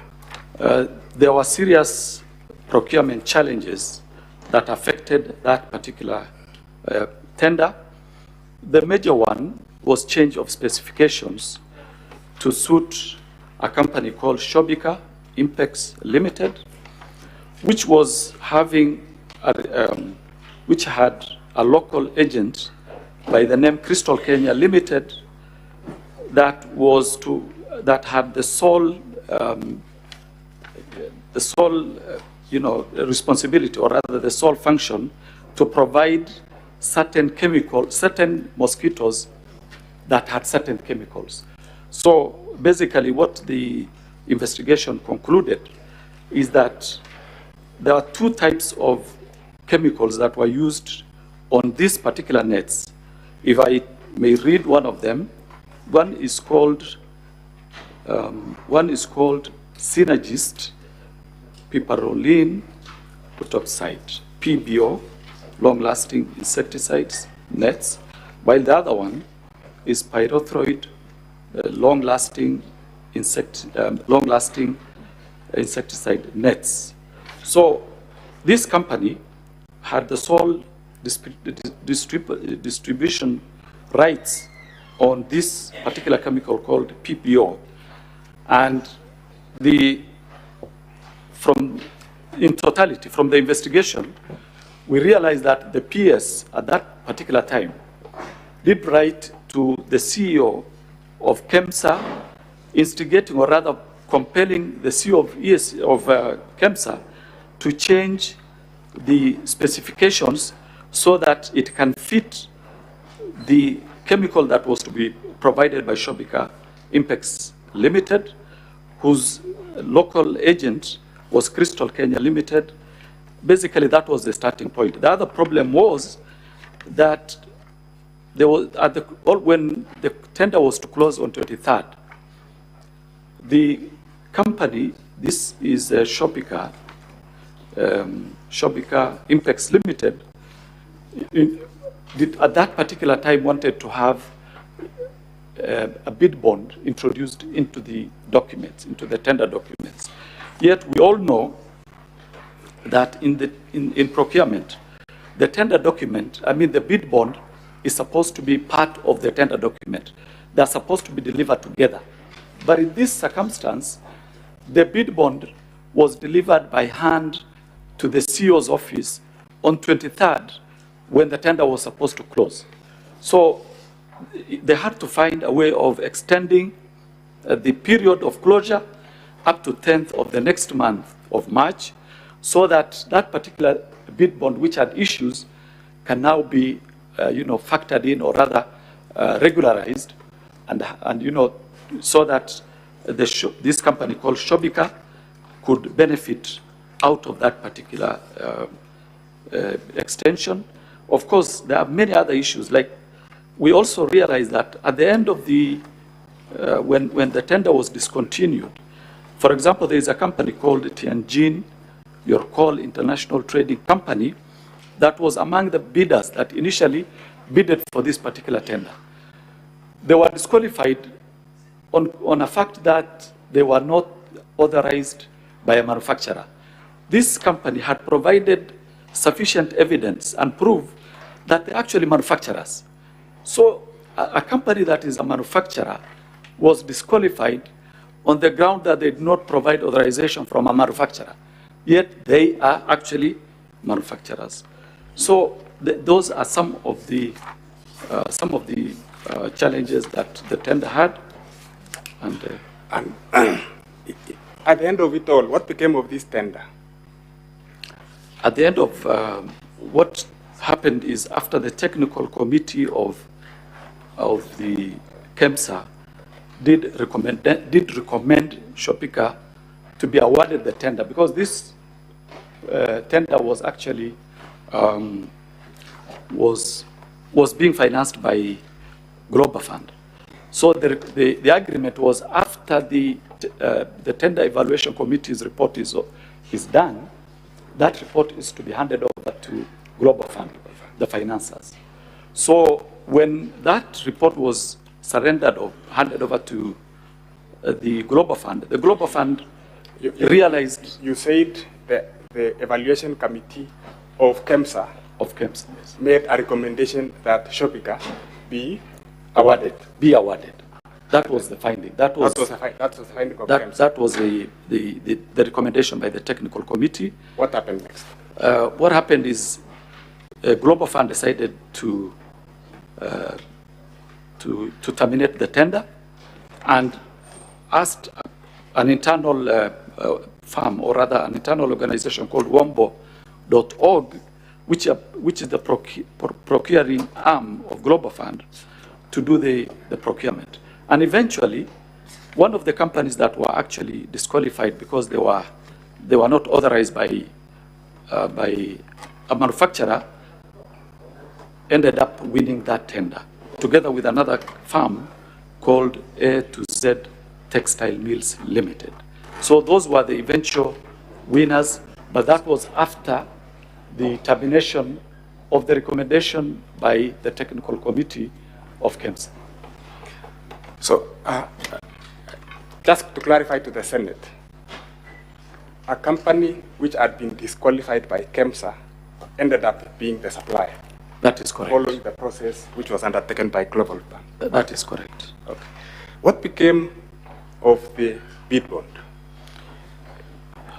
Well, when we were investigating this, when the investigation was ongoing, we collected all the bid bonds of the firms that actually bidded, so that not only the bid bonds, but all the documents that related to the tender, so that we could evaluate and record statements.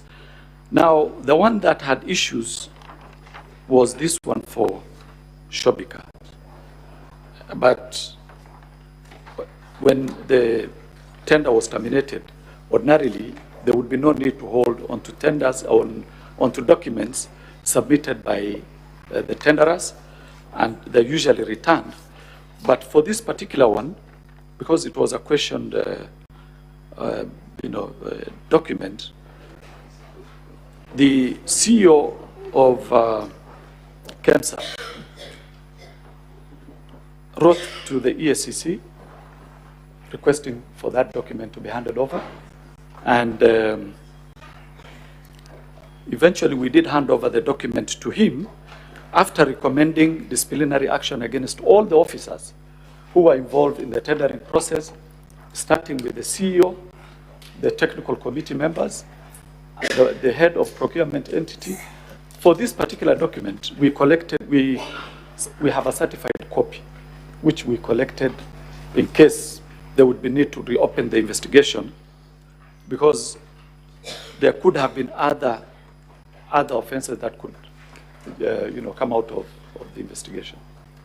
Did you hand over the bid bonds for the other companies which had participated in this? They were returned to KEMSA. They were returned to KEMSA. Yeah.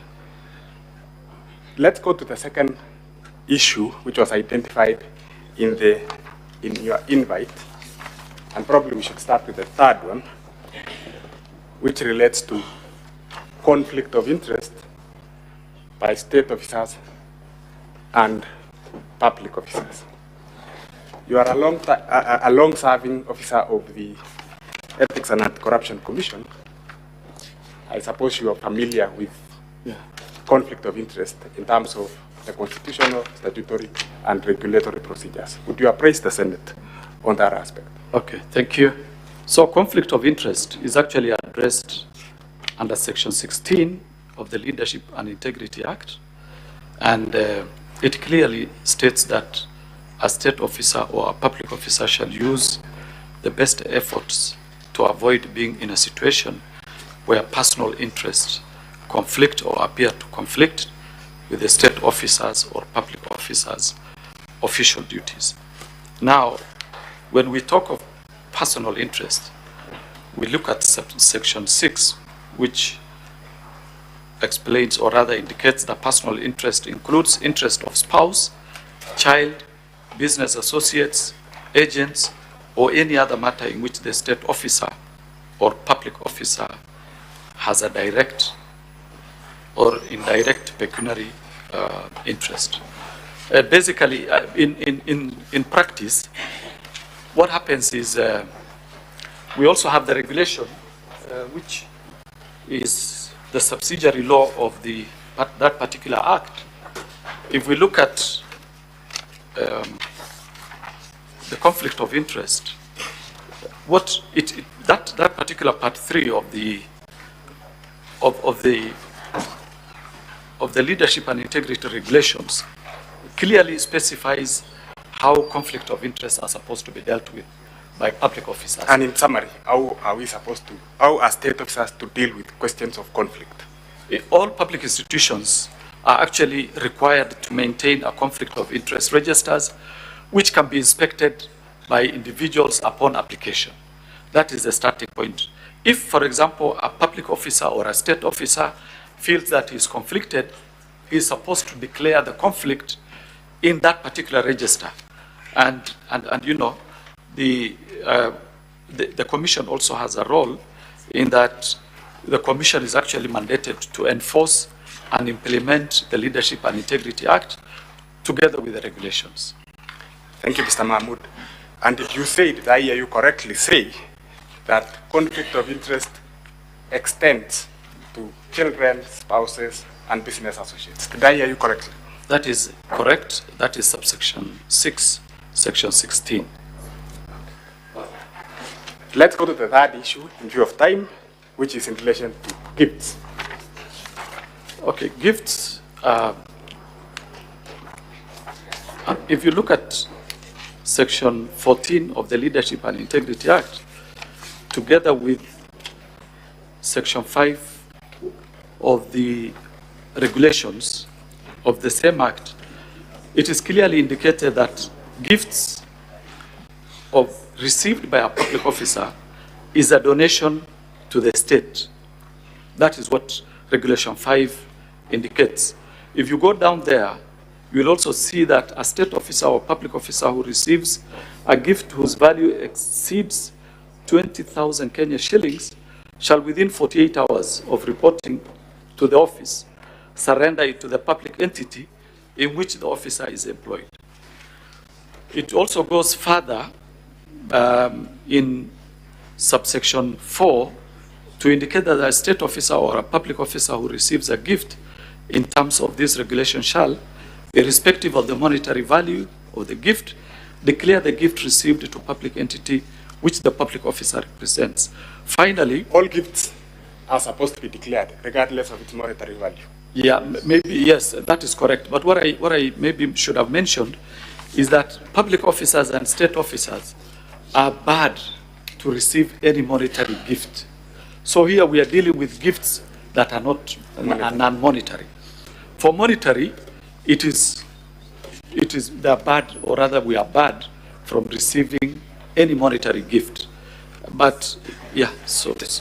And in the same manner, with respect to conflict of interest, we have a register of conflict of interest. Do we have a register of gifts? Yes, we have a register of benefits in each and every public agency where officers who receive gifts are supposed to declare immediately, and we have indicated in 48 hours. And what I would also wish to mention is that what is the role of the Commission in relation to gifts? Okay.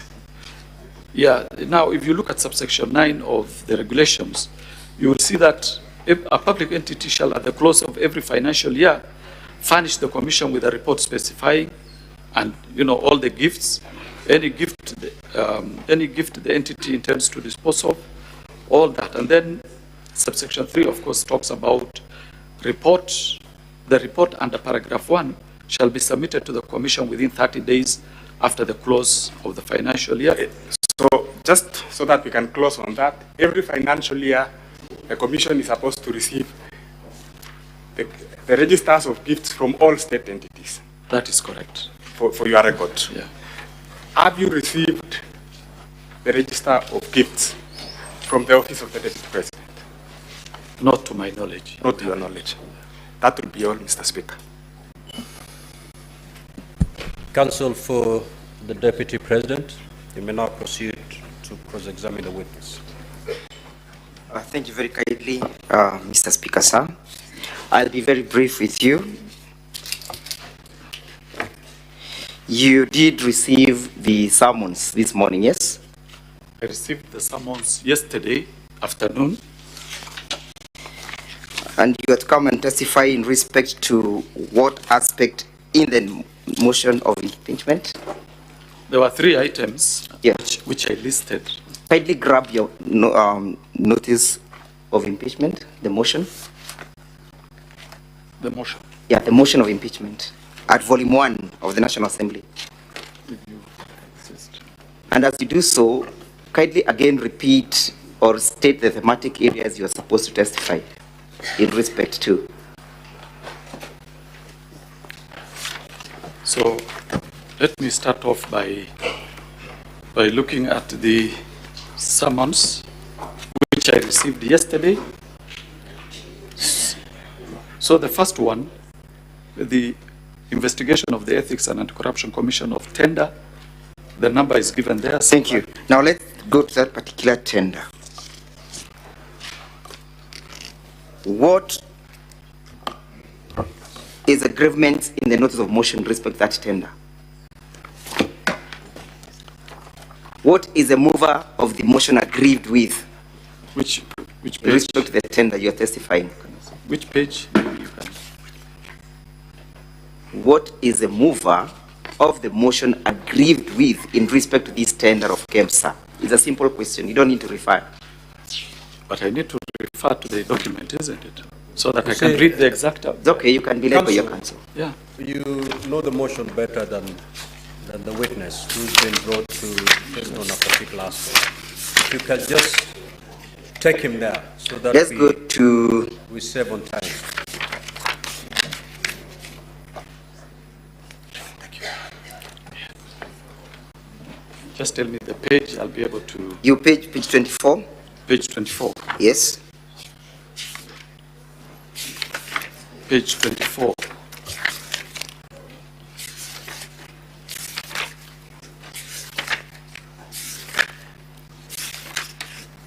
You reckon that the mover is aggrieved by indicating that the deputy president bullied him and exerted unnecessary pressure in respect to this tender, correct? As per the document, yes. That is the position, correct?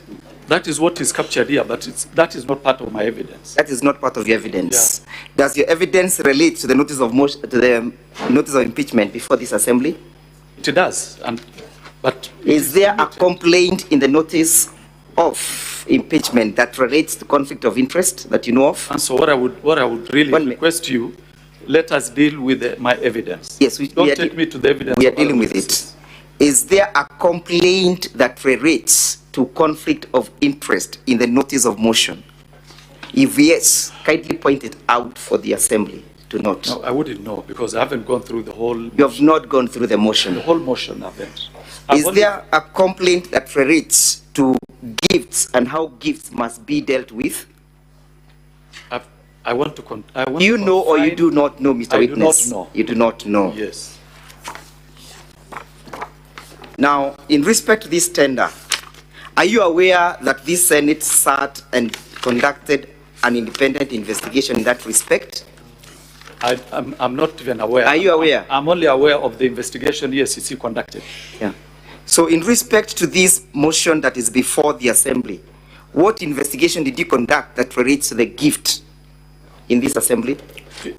I was requested to talk about... We are talking about the notice of impeachment before the assembly, Mr. Witness. I'm referring to the summons that I was given by this house. And your summons must relate to the proceedings, correct? I'm not the originator of the summons. How would I know how it relates? I will confine myself to the summons. And there are 3 issues I was to address. One of them is gifts. How many companies bidded in that particular process? I think there were about 17. There were about 17? Yes. Did all the bids pass? Pass in terms of award? Yes.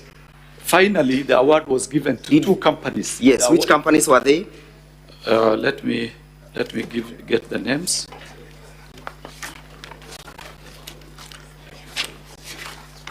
Yeah, the 2 companies that eventually won after the Global Fund conducted their own tender. Yes. One is called Tianjin Yerkol International Trading Company Limited. Witness. Yes. The other one is A to Z. Do you know what led to the cancellation of the tender? I know. Yes, what led to the cancellation of the tender? It was direct favorism to Shobika. It was direct favorism to Shobika. And you know... Please get hold of the volume 3 of the documents by the Deputy President. Sorry? You get hold of volume 3. Council, you may assist me. Volume 3 of our bundle of documents. And as soon as you get it, you go to page 221.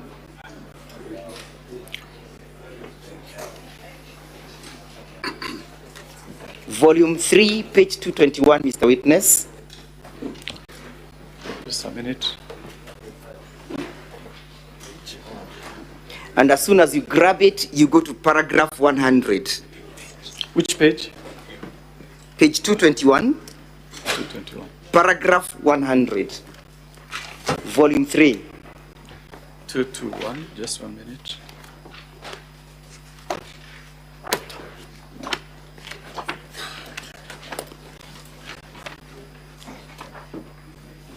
Let me assist you with my bundle because we want to save time.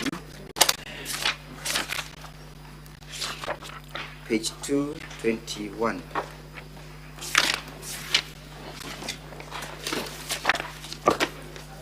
Which Look paragraph? At paragraph 100. Paragraph 100. Yes, I'm there. Yes, paragraph 100. I'm there. Yes, can you read what the report indicates? In its report, dated 25th April 2023, Global Fund noted that KEMSA had failed to apply the evaluation criteria consistently to all bidders and that none of the bidders met the minimum requirements. So what is indicated that none of the bidders met the minimum requirement? Yes. Let's go to page 221, 222. Now, 222 at paragraph 106. 222. And again, read it loudly. Notwithstanding KEMSA's reservations, in a letter dated 4th May 2023, the Acting Director of Procurement recommended termination of the process. The CEO approved, and on 5th May 2023, the termination was communicated. What was terminated? The process. The process of bidding, correct? Yes. Why was it terminated? Now, paragraph 100, Mr. Witness, no, paragraph Counsel, 100. Counsel, look. You know, I am cross-examining you. I will only deal with my evidence. I will not deal with the evidence of other institutions. The Senate is an independent institution. The EACC that we know conducted its own investigation. Please ask me questions related to the investigation. Now, after making your statement, please read the reason why the termination was actuated at paragraph 100. If you want me just to read for the sake of it, but I'm not owning this evidence. I'm only owning the evidence by EACC. I didn't ask you to own it. Yeah. Witness, the counsel is asking you to read a certain paragraph. Okay. Just read it. Guided. Yes? Which paragraph? I have asked you to read paragraph 106, correct? Yes. About the terminations, correct? Yes. And I've asked you to state for the assembly the reasons why the terminations is being recommended, correct? Yes. And I've told you that that answer, you'll find it at page 221, paragraph 100, correct? Correct. And that the bidding was terminated because the bids failed to meet the minimal requirements, correct? Correct. And therefore, the cancellation was not as a result of your alleged favorism, correct? That is not my evidence. My evidence is... Yes, I know. There was clear favorism. Clear favorism. Yeah. Look at paragraph 226. Sorry, page 226. 226. I'm there. Yes. Look at paragraph 136. I'm there. Yeah. Read paragraph 136. In late April 2023, he learned from the Global Fund. Who is this learning from Global Funds? Oh, you just took me there. Yeah, look at paragraph 225 so that we can get to know who is learning. 235 or 225? Yeah, 225. 225. That is the evidence by one Dr. Andrew Mulwa, acting CEO KEMSA, correct? Now, 225. 125, if you... 225. Up here. Which paragraph? Up here. Yeah, submissions by Dr. Andrew Mulwa, yes, CEO. So what is he saying now at paragraph 136? 136. In April 2023, he learned from Global Fund pre-award review report that the long-lasting insecticide nets tender was to be cancelled on account of inconsistencies in the bid evaluation. Yes? Yes. So why was it cancelled? The issue would be who caused the bid. No, it's not who caused. We are looking at the report. What does it indicate at that paragraph, the issues of the cancellation? Paragraph 136? Yes. On account of inconsistencies. It speaks to the fact that the bid or the tender was cancelled, correct? It does, yes. And it speaks to the reason that it was cancelled on the basis or on the reason of inconsistency, correct? Correct. And therefore your testimony that it was a result of favorism does not sit well with the evidence contained at paragraph 136 of the bundle, correct? This, my evidence... No, I just want you to limit yourself to that paragraph vis-a-vis what you stated. That the reason for the cancellation was the inconsistency, Mr. Witness, yes? Inconsistencies, yes, but... Thank you, let's go on. How is the inconsistency? Let us go to that one. You shall explain in another forum, not here. Yeah. Continue. Let's go to paragraph 230, to page 230. Page 230? Yes. Which paragraph? 230. Which paragraph? Paragraph G. G, yes. Yes? Yeah. Can you read it out?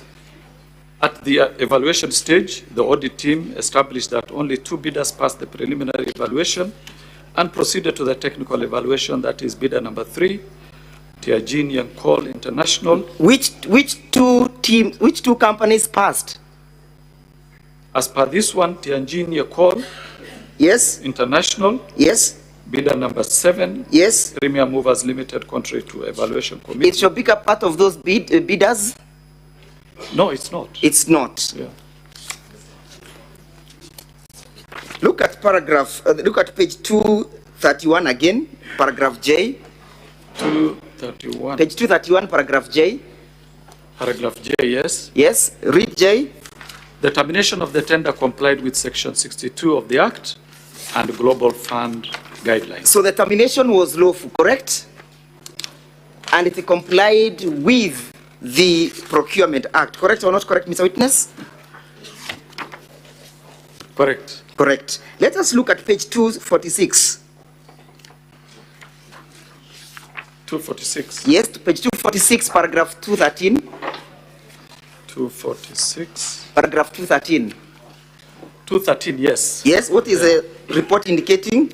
Following the cancellation of the tender at KEMSA, TNT placed an order of 10.2 million nets on wombo.org website, and procurement was subsequently done in line with the technical specifications provided by the Ministry of Health. So the nets were eventually procured, correct or not correct? They were eventually procured. And it took the interventions of global funds to procure them, correct? Correct. And that you look at paragraph 215, yes? Yes, I'm there. Read it out.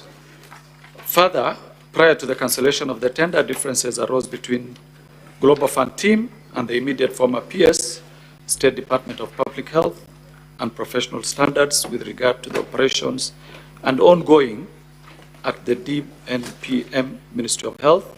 It was noted that these differences... It was noted that these differences may have played a role in the final decision by Global Funds to terminate the tender processes, correct? Correct. Did that have anything to do with the Deputy President? According to the statement you have just read? It has nothing to do with the Deputy President. Let us now finally answer your issues at page 271. 271. Page. Yes, and read loudly paragraph 24 and 25. 271. Paragraph 24 and 25. The committee, that is 24, the committee observed that following the termination of the tender, while there was no apparent loss of public funds. Just read it loudly. The committee observed that following the termination of the tender, while there was no apparent loss of public funds, there was no apparent loss of? They lost USD 455,589.4, approximately 70 million in procurement fees. The report from the Senate indicates there was no loss of public funds, correct? Let me read this paragraph again so that we are yes, together. Proceed. The committee observed that following the termination of the tender, while there was no apparent loss of public funds, just put a full stop there. Pause. What has the committee observed? You don't want me to finish the sentence? Yes, I'll lead you to that other part. Okay. What has the committee observed? No public funds lost. No public funds lost. In your investigations, separate investigations that you conducted, did you arrive at the same conclusion? Did you or did you not? There was no public funds lost. There was no public funds lost. Terminated. Thank you. Yeah. So let us look at paragraph 25. 25, yes. Yes, read it out. The committee observed that the cancellation of the tender appeared to have been influenced by Global Fund's apparent effort to exert significant control over the procurement process from the beginning to the end. Thank you. What occasioned the cancellation? The cancellation of the tender appeared to have been influenced by the Global Fund's apparent effort to exert significant control over the procurement process. Is there any evidence indicating that the Deputy President was involved in that process? No. Was his companies involved? No. Was his family involved? No. Any evidence that you have before this assembly to that respect? The evidence I have. No. Any evidence that any of them were involved? On this report? Or my evidence? This report. On this report, no, but my evidence is... Let us go to the next paragraph, yeah? This concluded that Global Funds teams based in Geneva, Switzerland, making multiple trips to Nairobi, Kenya, at least 3 times during the relevant period, raising concerns about the autonomy and the ability of the local government. Just read it out. That is paragraph 20. Yes, the same paragraph. Okay. The committee observed that cancellation of the tender appeared to have been influenced by Global Fund's apparent effort to exert significant control over the procurement process from the beginning to the end.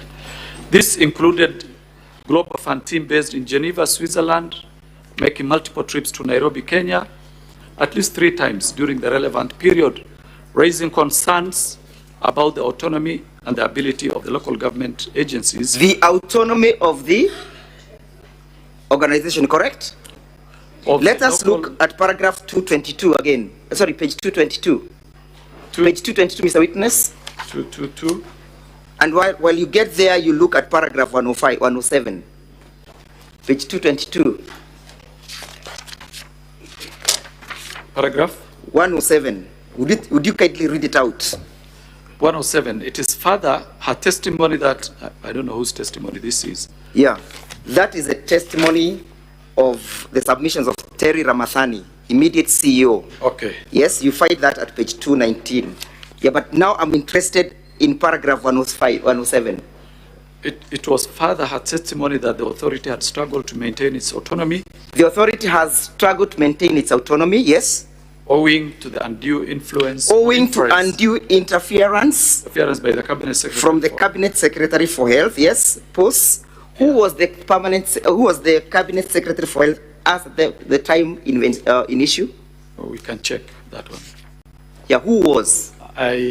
This regime has only had two Cabinet Secretaries. Let me just confirm from my records here. Because she did a letter to us, so... Council Njiru. The name is... Just hold on, witness. This is Wafula. Hold on, Mr. Abdi. Yeah, sir. Council Njiru. Yes, Mr. Speaker. I thought when you're cross-examining a witness, you cross-examine on the evidence they've given. You totally abandoned his evidence. Those are not the rule of cross-examination, Mr. Speaker, sir. I respectfully beg to differ. The reason why the witness has difficulties. He doesn't have difficulties in the speaker. No, he has. No, I am asking him to read. Okay, I will be guided. Proceed, if that's your line of argument, proceed. Thank you for giving the latitude. Who was the Cabinet Secretary at the time the bid was being cancelled? She's Nakumicha. Nakumicha. Wafula. Has the Senate found that what occasioned all these cancellations of these tenders was the loss of the autonomy of KEMSA? I would want to confine myself to my evidence. I know, at this time I wouldn't want to talk about the evidence. Okay, then read that paragraph. Just read for me. Which paragraph? Paragraph 107. And I want to finish up with you. Okay. Paragraph 107. It was further her testimony that the authority had struggled to maintain its autonomy owing to the undue interference from the Cabinet Secretary for Health. For instance, she stated that on 22nd March 2023, she received a note from the CS asking her to assist a certain Mr. Ken Ogola. She received a note from the CS asking the CEO to assist one Ken Ogola, correct? As per this statement, yes. Have you seen any company associated with the Deputy President being accused of these interferences? No. Let's go to your bundle as I finish up, volume 8A. Any evidence from volume 8A that you've brought that links that links the Deputy President's company to the cancellation of the tender? Yes. Look at your paragraph, look at your letter dated 23rd September. Your letter dated 23rd September, and look at the recommendations. Yes. What are you recommending? We are recommending for admin action against the KEMSA officials and the Ministry of Health officials. There is a pending issue. It's okay. I want you to limit yourself to what I am asking in that respect. Yes. You are recommending administrative action to KEMSA officials. Yes. Correct? Correct. But the file is in that particular paragraph, any recommendation for the prosecution of the company in issue? in that particular paragraph? The file is still open. It's okay. As per these recommendations, You no. brought the documents here. We are dealing with what you have brought, not what you have in the Yes. office. Yes. Any recommendation in respect of that company? No. Thank you. Let us go to a letter dated 21st August, correct? Of my bundles? Of your bundles. By who? The EACC bundles, the one that you're just looking at. Don't leave volume 8A. You can see the letter dated 21st August, correct? Just a minute, I get the letter. 21st August, yes. Can you see the recommendation at page 7? Yes. What are you recommending? We are recommending for the investigation established that the Chief Executive Officer at KEMSA, Terry Ramadhani, failed to ensure compliance with the procurement processes and the law, contrary to Section 44 of the PPDA Act. That Ramadhani was in breach of the law, correct? Correct. A person who is in breach of the law, what happens to him or her? There are many ways of dealing with that. We can charge. The law sanctions that act, correct? Exactly. Do you know what sanction was given to Terry? I wouldn't know, but Do you know that she is now currently the ambassador to New Delhi? That was not our expectation. We I know. expected administrative action taken against the lady. So, did any person, either the chief executive officer, report to you that he has received any intimidation, harassment, bullying from the office of the deputy president? No. Yeah? No. Did you receive any complaint? Not to EACC. Did you receive any complaint? No. Thank you. Now, Mr. Witness, finally, where do you place your evidence in these proceedings? In these proceedings, I place my evidence on the conflict of interest bit. Conflict of interest. Which I said, personal interest. It's okay that you said, and I understand the law. Allow me to finish, please. So show me in the notice of motion, I put it to you, that in the notice of motion, there is no charge as against the deputy president for conflict of interest. Does that surprise you, that there is no such a charge? It doesn't. Thank you. No further questions. Counsel for the National Assembly, you may re-examine the witness. Now, Mr. Witness, one more question. Between your statement that you have made and the Senate's report, which one do you want us to rely on? Which one? There are only two options. It's either your report or the report by the Senate. Don't give me an explanation. I can stand by my report. So we disregard the report by the Senate, correct? I didn't tell you that. I didn't So say that. we disregard the report by the Senate. Is that the contempt that you have for this I can only House? stand by my evidence, which I can prove in any forum. Has that report by the Senate indicated any investigations on the ground of favorism, conflict of interest, and gifts? No, I haven't gone through the report, so I wouldn't want to Counsel, comment. Thank you. Are you done? Yes, Mr. Speaker, sir, but you're addressing me. Are you done? Yes, I am done. Take your seat. I'm most obliged.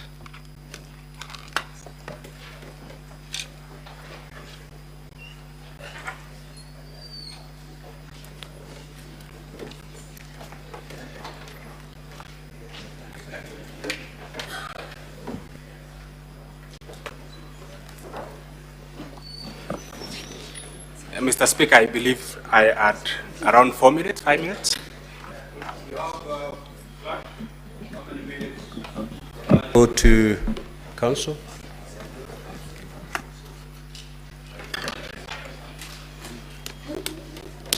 Now, I'm afraid, Counsel, your time is up. However, you have 2 hours to cross-examine the Deputy President. That's where you can borrow from. Mr. Speaker, I wish to borrow 10 minutes in respect of this witness. Laura, proceed.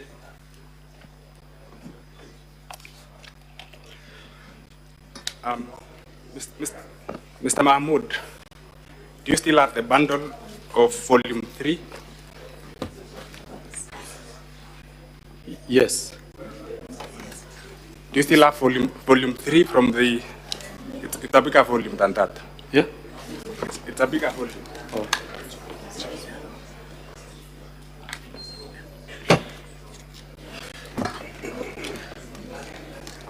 Let me take you to page 236 of that report.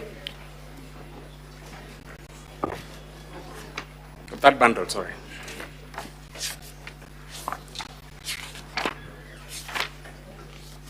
$236.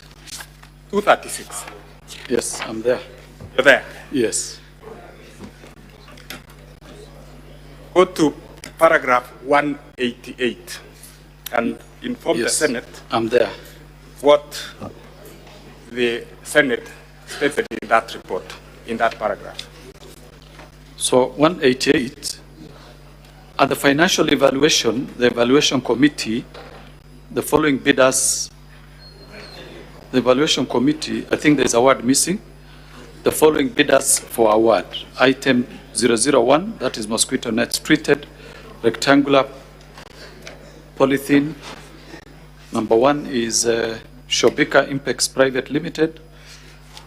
So bidder number 2, Shobika Impex Private Limited, was recommended for award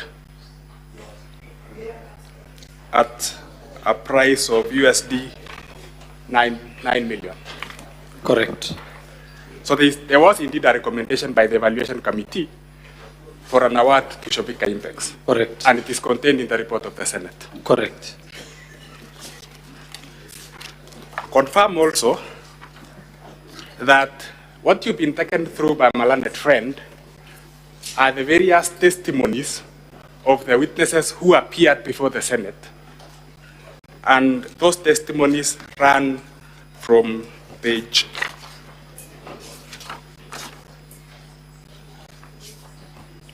202 all the way to page 265. Is that correct? 202, yes. That's correct. So what council has done is to give you the various contestations by the witnesses who came before the Senate. Is that correct? Correct. What is important is the recommendations and the observations of the Senate, which is contained in pages 266 to 274. Correct. Is that correct? Correct. And allow me to just highlight 3 of the observations which were taken out by the Senate. Look at page 267.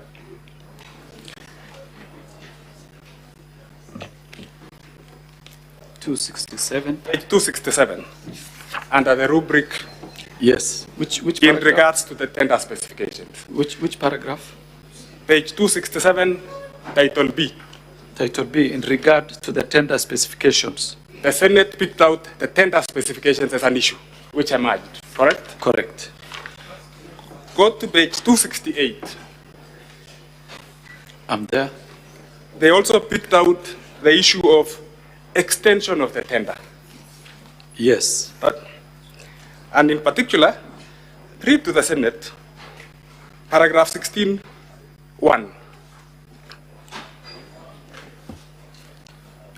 Paragraph 16(1).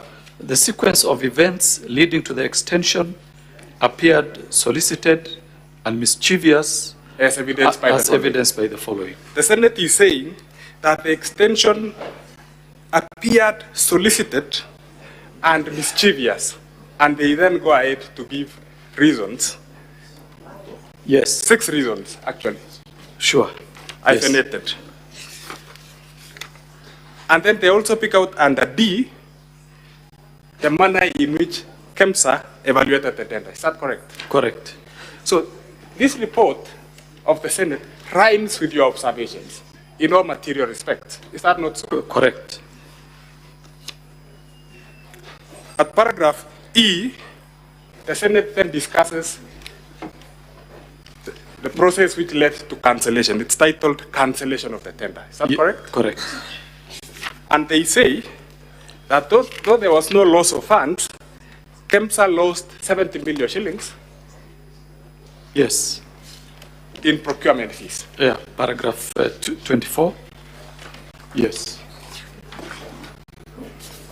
So in all material respects, this report rhymes with the report of the EACC.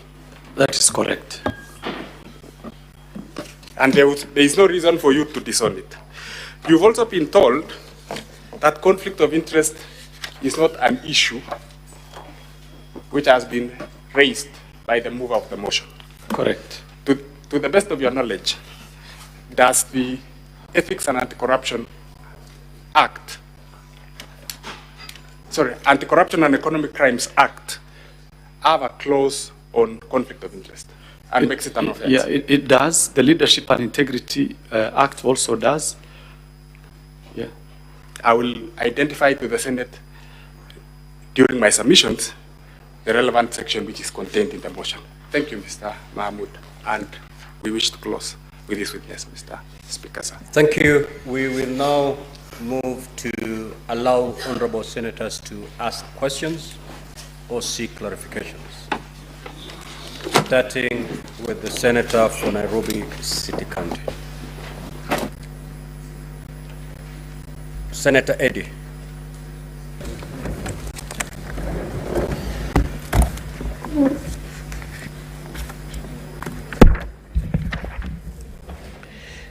Mr. Speaker, I've got two quick clarification questions, one from the witness and then one from the counsel who cross-examined the witness. Mr. Abdi, you have indicated to this Senate that eventually of all the 17 companies that did bid for this tender, all of them eventually got all their bid bonds and documents back. However, the witness that appeared before us, called Mr. Mulwa, indicated that on the 11th of July 2023, he received a phone call from the Deputy President to be able to come and collect the bid bond for Shobika, specifically from EACC. I want to know, when did the other 16 companies get their bid bonds from EACC? Did they get it at the same date that the former witness indicated that he waited for 5 hours from EACC, or did they get them from EACC at a variable date?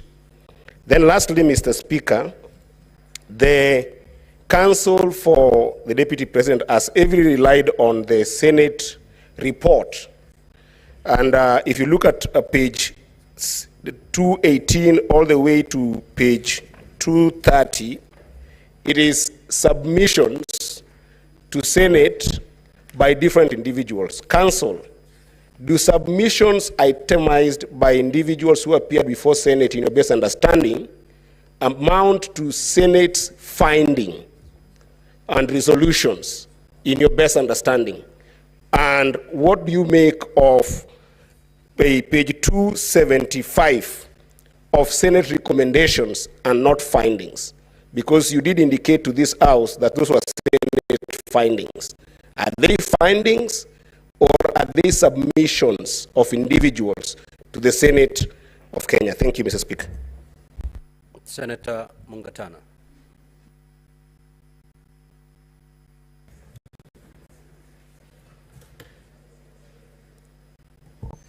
Asante sana Bwana Spika. Swali langu kwa mshahidi,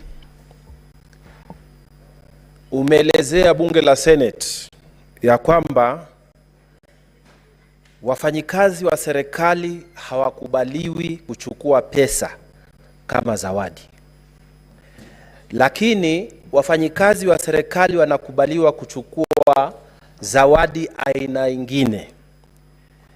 Na tena ukasema katika EACC kuna orodha ambayo mnaorodhesha kila kitu ambacho kinachukuliwa na mfanyikazi yoyote wa serikali. Tunajua kwamba makamu wa rais amekuwa mbele ya Kenya nzima akasema amepata ng'ombe kutoka kwa marafiki zake wa bonde la Ufa kama zawadi. Mimi nataka kukuuliza na uelezee hii bunge yetu ya Senate. Je, uko na orodha ya yote ya hizo ng'ombe za maziwa ambazo zilipatikana, ambazo anasema aliziorodhesha? Hiyo ndio swali yangu kwako. Asante. Senator Jesang Alan.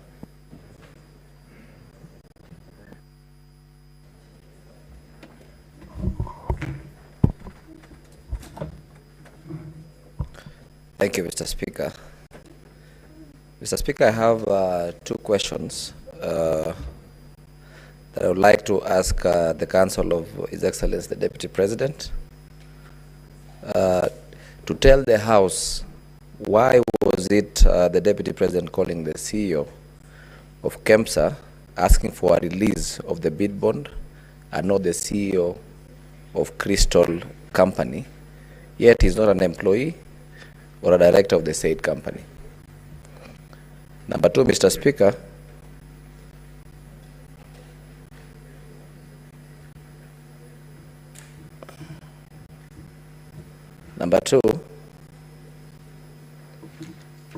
I equally want to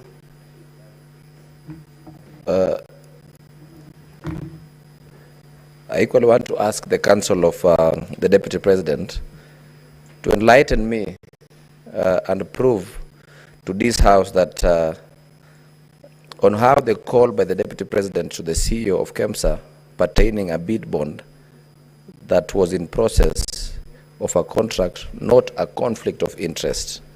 And lastly, Mr. Speaker, I'd also like to ask the Council if the Deputy President knows that he's not a regional leader, but a national leader. Thank you, Mr. Speaker. Senator Fatuma Dulo.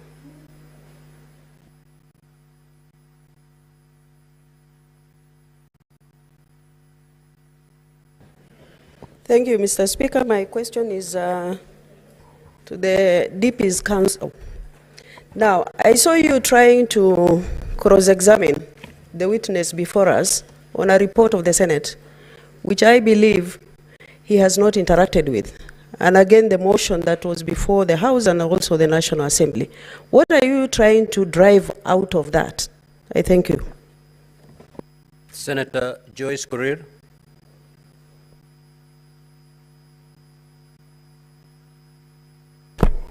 Yeah, thank you very much, Honorable Speaker. My question is, I wanted to know what informed the extension of time, the change of dates from the extension of time from during the procurement process. Thank you. Senator Karungo.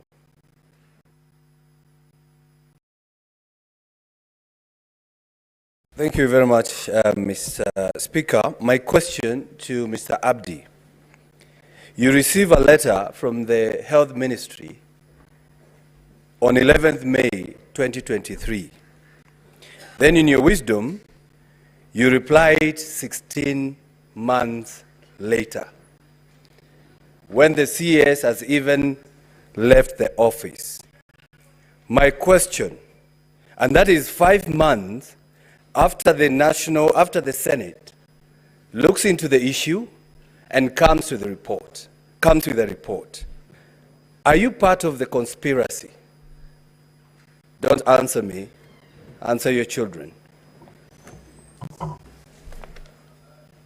Senator Sigei.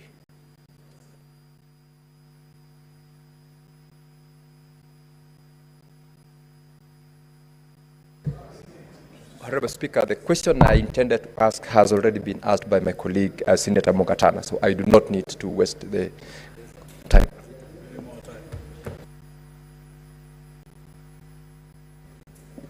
Senator Kibwana.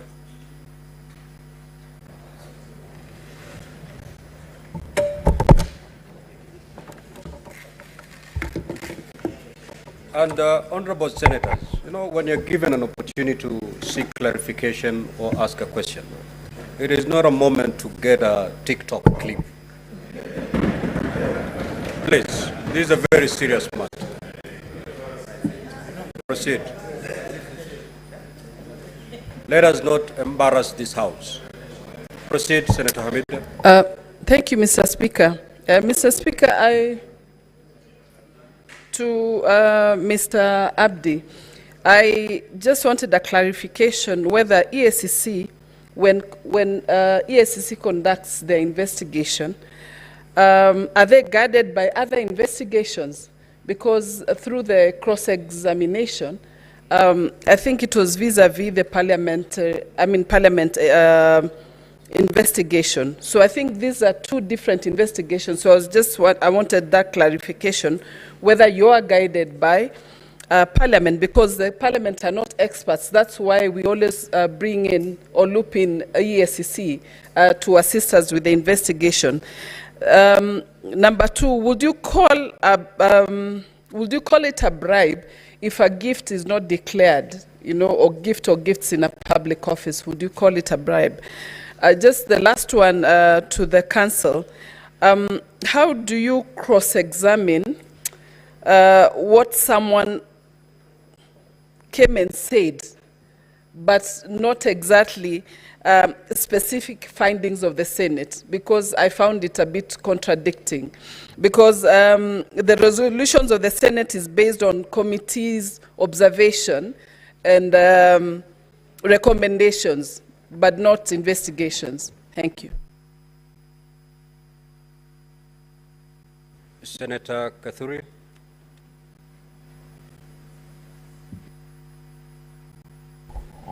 Thank you, Honorable Speaker. Honorable Speaker, mine is not to the council or to the witness, but to the remarks which has been given out here by Senator Karungo Dhango. Mr. Speaker, I don't know whether you heard what he said, and I do not associate myself as a senator, honorable senator, with those remarks to a witness appearing before the Senate, that please don't answer me, answer your children. Mr. Speaker, that should be expunged from the records of the Senate and from the answer, Honorable Speaker. Order, honorable senators. Senator Karungo, that is unparliamentary and totally out of order. Proceed to retract that statement, failure to which the chair will rule.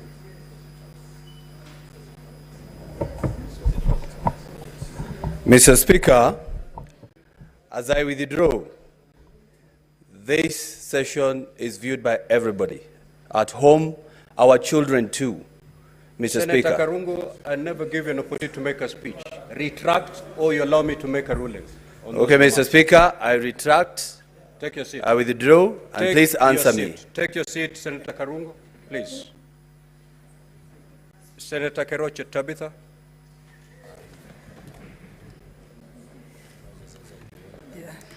Thank you. Thank you, Mr. Speaker, sir, for giving me this opportunity. And as a mother, I think I've also felt I'm hurt with Senator Karungo. But because it has been ruled, thank you. We should never, ever. I know we had a meeting, closed our meeting before we started this. And we all agreed we are going to behave. Thank you, thank you, thank you. Proceed to seek clarification. Mine is to the Abdi. My question is to the Abdi on whatever you're trying to do on the procurement irregularities. But my question is, are you doing to the others, because there are a lot of complaints on the procurement departments in all the ministries. So I hope this continues to everywhere. Thank you. Senator Richard Onyonka.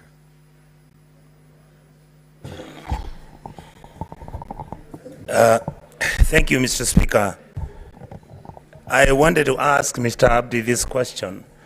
In your observation, maybe in just a paragraph, what do you interpret happened about this tender from its inception, in terms of the procurement, in terms of the management of the exercise and the conclusion, as an officer whose responsibility is actually to investigate if there was any breakage of the law, and if necessary, make recommendations to the DPP. What conclusion did you reach when you were analyzing this matter? Thank you, Mr. Speaker. Senator Karen Nyamu.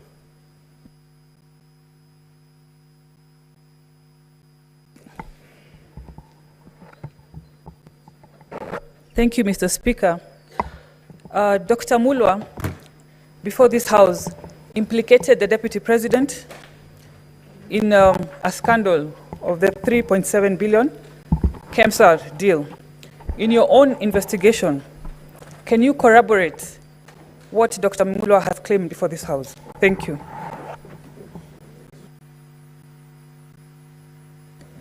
Senator Tom Ojenda. Thank you, Speaker. Speaker, my question is different. I want to ask the previous, the advocate who spoke or presented the Kenya Kwanza agreement, my learned friend, to clarify a few issues. Mr. Yes, Council, can you clarify from the agreement, the Kenya Kwanza agreement, whether there are any shares for the following counties? Please note this. This is important. Kisumu County, Siaya County, Migori County, Homa Bay County, Kitui County, Mombasa County, Vihiga County, Mandera County, Marsabit County, Trans Nzoia, West Pokot, Lamu, and Nairobi County.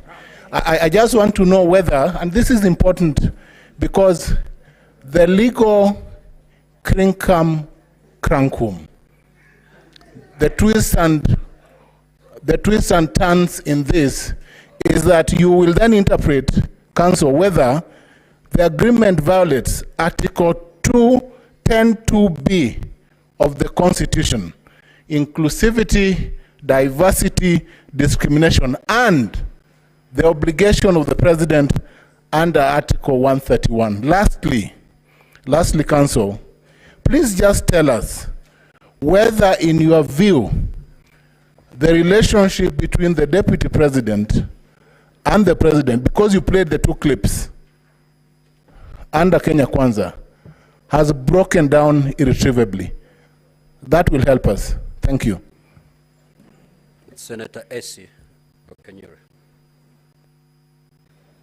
Thank you, Mr. Speaker.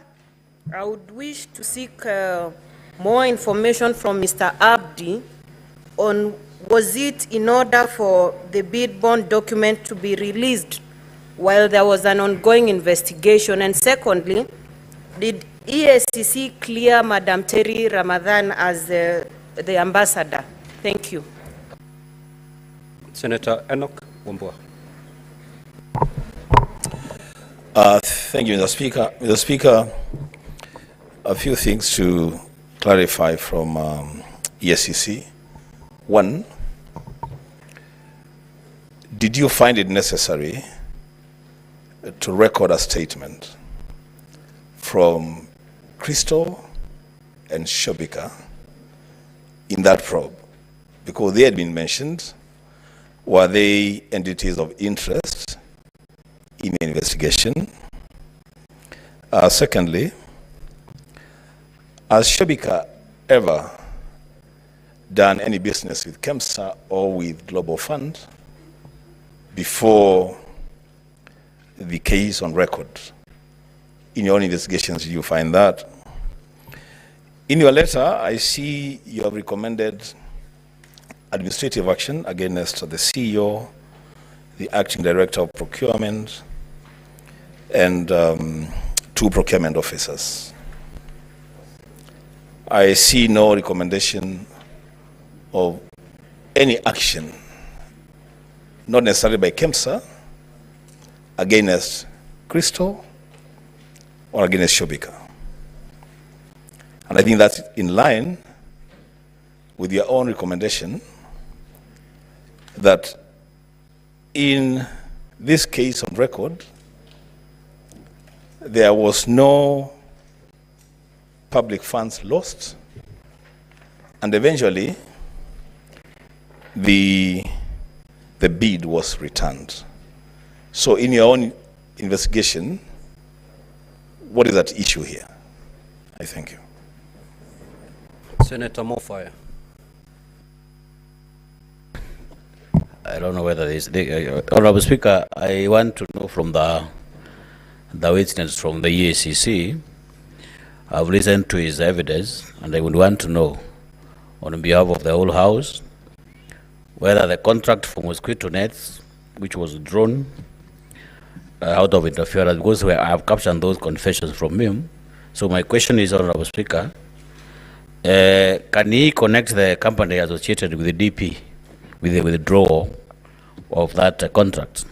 Number two, Honorable Speaker, I have also listened to Mr. Murwa, Dr. Murwa. One would want to know, is it normal for ordinary CEO to come and camp in your office for 5 hours? Senator Muma. Thank you, Honorable Speaker. My question to the witness is that we've been told by Dr. Mulwa that the people of Kenya lost money, they lost time, they lost the number of nets they were going to get, and services to people. Now, does EACC end at just saying you recommend administrative action? Now, who takes responsibility for the loss of all of that the people of Kenya did? And what responsibility is taken in respect of tinkering with the procurement in order to give it to the wrong person for it to be found not to have been correct? Honorable Speaker, one more question to Council. Now that Professor Ojenda has asked, I want to take opportunity to ask Council Macharia, you referred to the Political Parties Act, Schedule 3, as the instrument with which you allege that the shareholding, in your view, that was being spoken about is contained in the coalition government of Kenya Kwanza. Can you give us the exact provisions of Schedule 3 of the Political Parties Act that says that shareholding can be done on development projects in Kenya? Senator Mugo. Senator Mugo.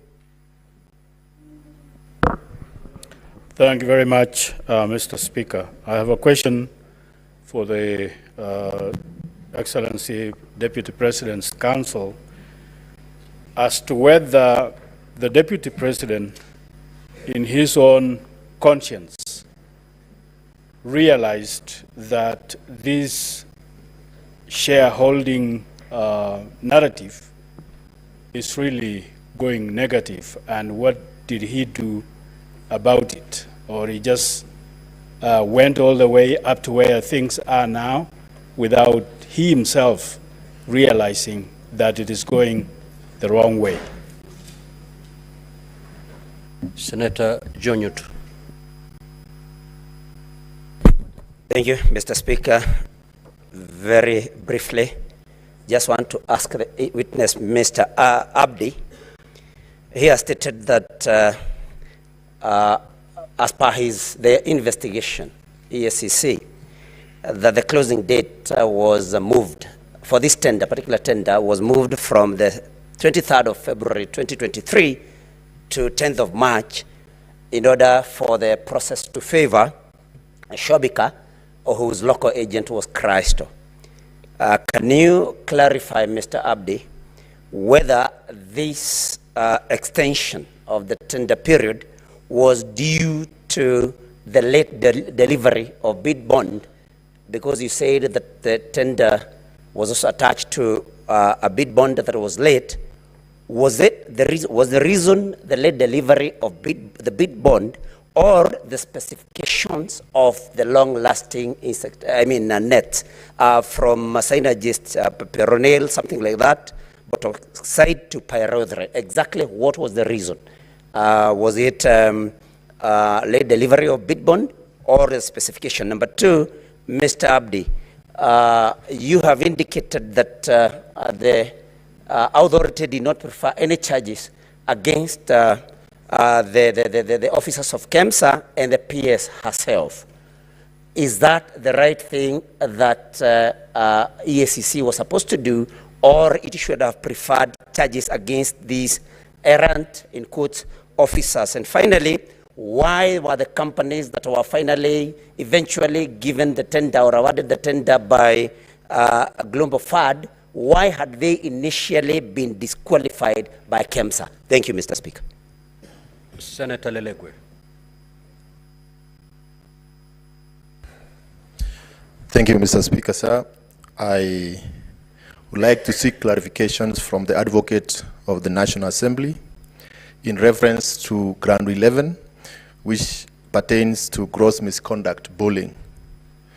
You have alleged that that His Excellency the Deputy President exerted undue pressure on officials of Kenya Medical Supplies Agency in order to secure a tender for supply of mosquito nets to Crystal Limited, a company purportedly associated with him. Now, upon reviewing the documentation provided, I have noted that 17 companies submitted bids for this tender, yet it was ultimately not awarded to any of them. Given these findings, may I inquire from you whether it will be correct to assert that this particular ground lacks sufficient substantiation, considering that no award was made in respect to the tender in question? Thank you, Mr. Speaker. Senator Chimera.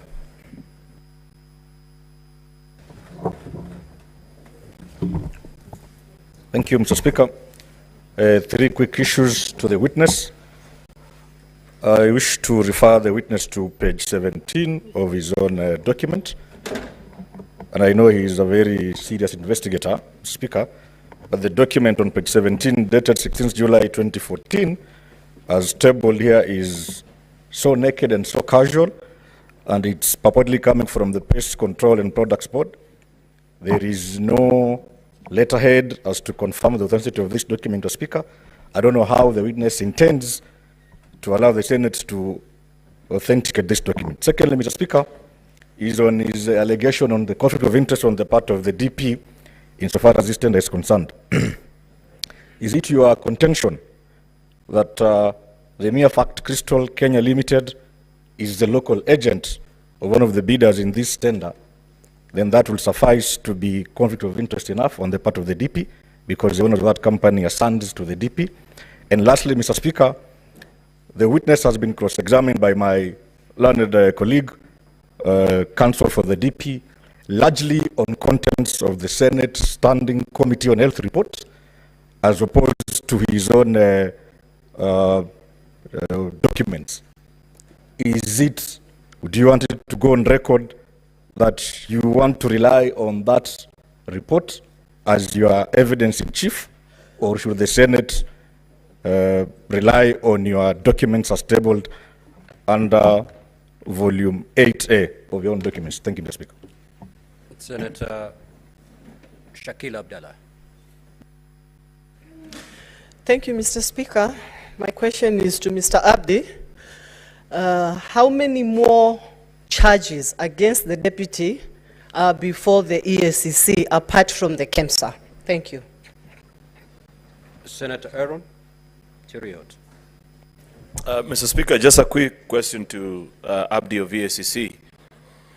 This issue of the bid bond, Mr. Speaker, listening to the former acting CEO, there's something curious about it which I want Abdi to either confirm or help us understand. That there was something peculiar. You know, Mr. Speaker, when you hear about pagination, if you know anything about tenders, you know for a fact that if there's an issue on pagination, either it's not just an issue of forgetting to page or number the pages, Mr. Speaker, but that document may either have been added later on after the tendering process was concluded, or, Mr. Speaker, it was defective. What was the real issue, according to their investigation, with regards to the bid bond that was submitted by this specific company. Secondly, Mr. Speaker, what in his assessment would he say is a reading of the donor community when you have such important programs interfered with as such that the donor communities themselves end up cancelling such important programs? And what are they recommending? Finally, Mr. Speaker, is to Advocate Ndegwa Njiru. He asked the witness earlier which of the report would he, that this House believes, that of the Senate or of the EACC. I'd wish to pose the same question to him. I thank you. Senator Orengo. Asante sana mstahiki Spika. Swali langu litaenda kwa Bwana Abdi. Kwa sababu anayehukumiwa hapa ni naibu wa rais, tungetaka kujua kwamba kwa sababu mlifanya uchunguzi, ni kesi ngapi ama kuna kesi yote ambayo EACC imepeleka mahakamani ili naibu wa rais aweze kuhukumiwa? Jambo la pili,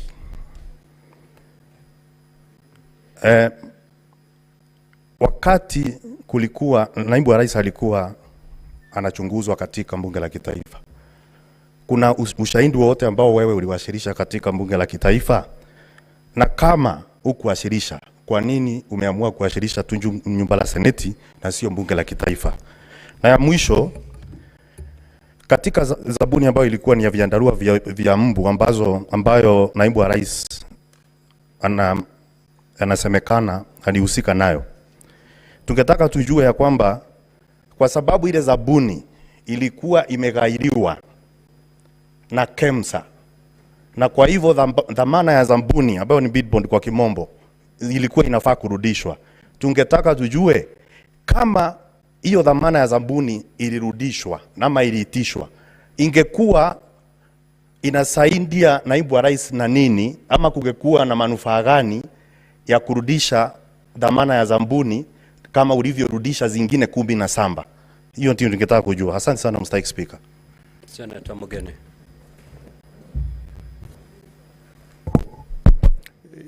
Yes, Bwana Abdi, on this issue of irregular procurement of malaria nets with KEMSA, you have given us documents that basically point to some recommendation for administrative action to be taken against a number of officers.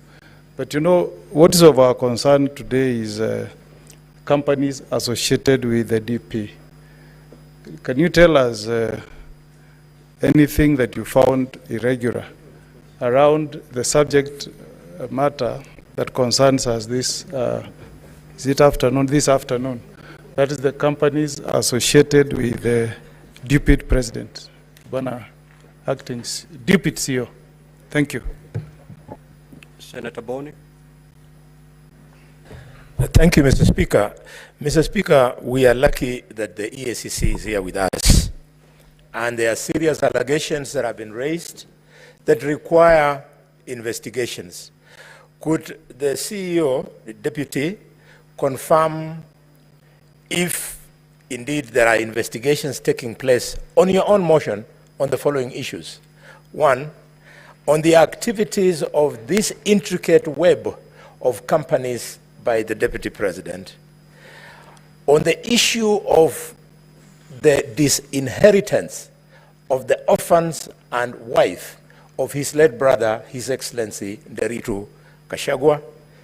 3, on the alleged insubordination of the President. And finally, if there are investigations on the role that His Excellency the Deputy President played in the infamous Gen Z uprising that occurred in June. Thank you, Mr. Speaker. Senator Chirange. Thank you, Mr. Speaker. 3 quick questions. Like an eye of a military marksman. 1, I need clarification on Section 14 on cultural gifts. Especially some of us, when in our community, when we respect you, we give you cows. Does it qualify within the meaning of Section 14? Number 2, I've seen administration action against KEMSA officials and ministry officials and KEMSA? Since you recommended administrative action, have you gotten feedback from KEMSA? And number two, did you recommend any action against companies? And finally, are there any active investigations by EACC against the person of Rigathi Gachagua or against the Deputy President of the Republic of Kenya? I thank you, Mr. Speaker.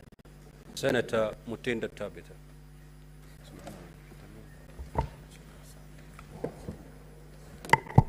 Thank you, Mr. Speaker. Mine is to the Council for the National Assembly.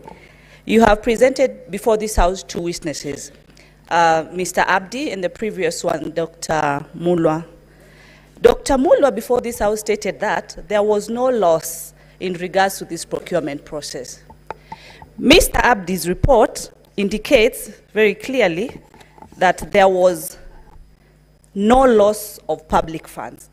Would you tell this House, between your two witnesses, who is telling the truth, who is not telling us the truth? Secondly, EACC, as far as Crystal Limited is concerned, have you established any evidence that shows that the Deputy President of the Republic of Kenya benefits directly or indirectly from this particular company? And lastly, my colleague asked about the former CEO, Ramadan. You had recommended action to be taken. In your report also, you indicate that she violated Article 10. Does it end there, Mr. Abdi? Because she's now working in a different capacity. What action are you supposed to take, or do you intend to take? Do you do recommendations and not adhere to them? What's the conclusion as far as this kind of reports are concerned from your office? Mr. Speaker, I ask this because Kenyans sometimes say that the Senate does not do oversight. We do not really take action, but we recommend. And this is now the situation that we find ourselves in, that your recommendations that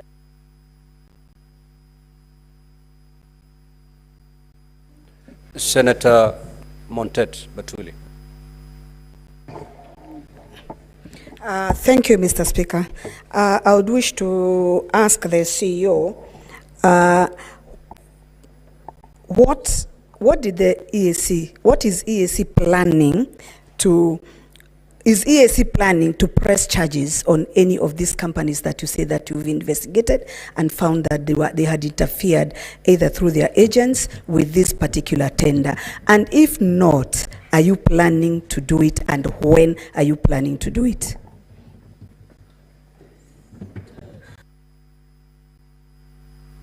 Senator Veronica. Just a quick clarification. Can you confirm or clarify whether these investigations have been closed by EACC in respect of this procurement at KEMSA, and whether there are any further persons of interest whom you have sanctioned or issued any notices of prosecution or anything of that sort beyond the letters that are attached to the affidavit? And in the course of your investigation, did you bother to find out what was the content of the phone calls that the acting CEO of KEMSA said was used to intimidate or cause pressure to him? Did you investigate the contents of that phone call? Witness, you may now proceed to respond.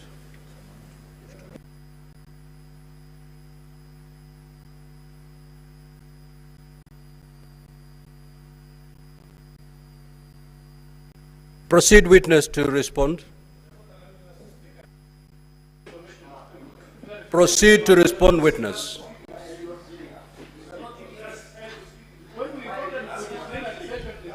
Order, honorable senators. If you have noticed,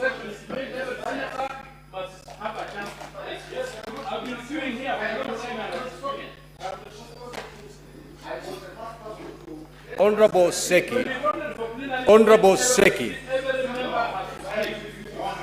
Honorable Seki, this hearing will terminate beyond midnight today.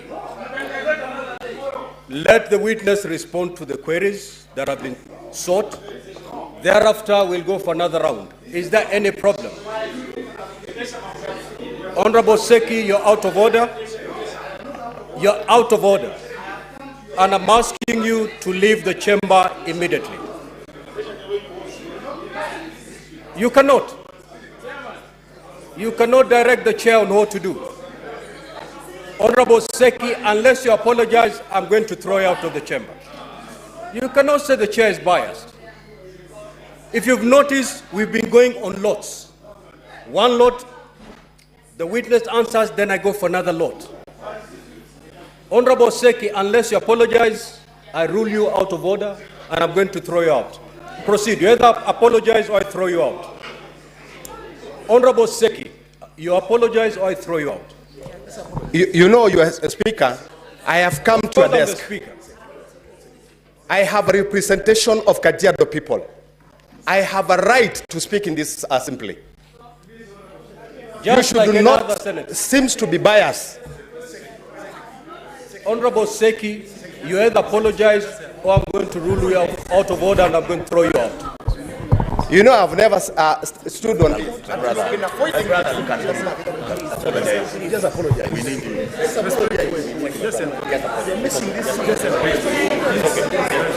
Order, honorable senators, order. Let me just apologize.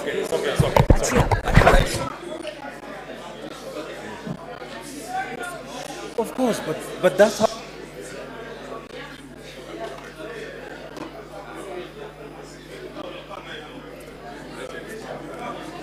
Honorable Seki, I have not heard the apology. Honorable Seki, you either proceed to apologize to the chair or you exit the chamber. Proceed. The floor is yours, Honorable Seki. I apologize. Take your seat. Now, Honorable Seki, Honorable Chute, and Honorable Omtata, you're totally out of order, pursuant to Standing Order 121, and I'm cautioning you. The first caution for the day. Honorable Chute, every senator here is elected to represent their people. If you notice from yesterday, we are going with lots. There is no senator who is more important than the other.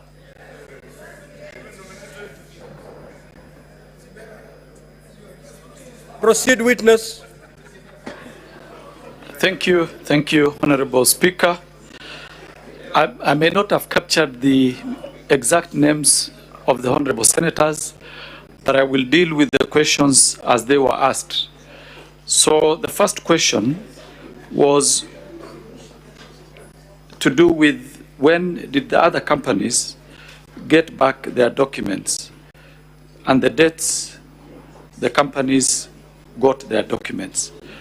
I'm not sure of the exact date when these documents were returned, but procedurally, we only focus mainly on the company that we are investigating either for procurement irregularities or certain issues. Like, for example, in this particular case, Shobika was the special company that we were looking at, and that was the reason why that particular one was identified, because the bid document actually had challenges, as I had indicated in my evidence in chief.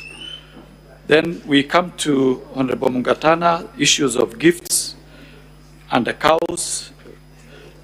Now, as I had indicated, gifts that are of value of more than 20,000 shillings are supposed to be handed in and declared by all public officers, including state officers. For this specific matter, we have not investigated as to the existence of the material, cows that are in this particular issue. But if indeed cows have been donated to any public officer, those donations are supposed to be donated to the state. And the officer within 48 hours is supposed to hand over that donation to the institution that employs him. So that is my take on that. Then we had the issue of extension of time for the bid bond. Now, as I had indicated previously, the closing date for this particular tender was supposed to be on 23rd February. Bid bonds are supposed to be attached, or they're supposed to be part of the bid document, the tender document. In this particular case, the bid bond was hand-delivered to the CEO in her office when the tender documents were already inserted in the respective tender boxes. So for that reason, extension had to be found in order to have that document be part of the tender document of that particular company, which is Shobika. So that led to the extension, and that was instigated by the permanent secretary, who did a letter, which is in our documents, directing the CEO of KEMSA to extend the date of closure of the tender from 23rd February to 10th March. Now, that is the issue which made the bid bond, the date of extension to be extended, the date of closure to be extended. Now, let me come to investigations by various bodies created by the Constitution. Now, investigations will either be in terms of course, each institution has its own mandate as far as the Constitution or the legislation or the statute that created it is concerned. Now, when it comes to criminal investigation, and specifically issues to do with leadership and integrity, issues to do with corruption, that responsibility lies with the Ethics and Anti-Corruption Commission. Now, other institutions, other constitutional bodies can do their own investigation, but they will if, for example, they are recommending for criminal charges, those recommendations have to be made to the respective institution that is mandated to charge people or to investigate criminal cases, like the DCI or the EACC. So it depends on the mandate of the institution and what is the focus of that particular investigation. But for example, if it is the PPDA, the Public Procurement and Disposal Authority, they do not have powers to charge people in court, or rather to recommend to the DPP to have people charged in court. What do? They have to do a recommendation to either the DCI or to the EACC to investigate the criminality of that particular issue. So I just want to indicate that it depends on the institution and the mandate of that institution. But when it comes to criminal investigations, there are specific institutions that are mandated to conduct criminal investigations. Issues to do with the declaration of gifts, I think that one I addressed in my earlier submission, that gifts that are more than 20,000 are declarable, and they have to be entered in the registers. And after the end of every financial year, the institution has to actually declare to the EACC of the existence of that gift. Now, the issue of what was our finding or our conclusion when you look at the whole matter and our perception, or rather, what would be our conclusion that we reached. Now, when you look at this particular tender, first, it is an international tender that was floated as an open tender to international companies. Companies bidded But there is a specific company that has a local agent here, which is Shobika, that did not conform to certain procurement requirements as per the tender document. Because when tenders are floated, that tender has got specific instructions or directions to the people who are bidding. If, for example, you are supposed to do, if you're supposed to do pagination, it has to be indicated there. If you have to do, for example, in ink, it has to be there. So anything that goes outside what was provided for in the tender document is actually considered as irregular. And of course, the disqualification should apply. So this one, it was a tender that was badly handled, and I wouldn't want to indicate why it was handled that way, but from the look of it, there must have been some pressure somewhere. That is my own view as an investigator, because when you see procurement officers deliberately going out of the requirements, because they know the law, there are only two conclusions that you can make. One, they were bribed. Two, there was an influence that was coming from other quarters. Mainly, those are the two reasons from our experience. So that is my conclusion. I wouldn't want to delve into the conclusion of Dr. Mulwa, because he gave evidence before this House, Honorable House, and his evidence is there. Now, the issue of Terry Ramadan and her status, I think ours was, and whether we actually received feedback. As seen in our documents, we did a letter to the, on Terry Ramadan, let me refer to the documents. We did to the chairman, the chairperson of the board of directors of KEMSA. And we gave him the reasons why we think, or it was our view, that action should be taken, disciplinary action should be taken against this particular officer. As to why she's still in the public service, I wouldn't want to go there, because our responsibility, when it comes to administrative action, we tell the institution to take the disciplinary action. Order, Senator Newton. We do not have the powers Senator to compel, take your seat. For example, the PS, sorry.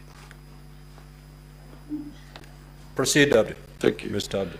So we do not have the powers to compel the chairperson of, we don't have the compellence powers as far as administrative action is concerned.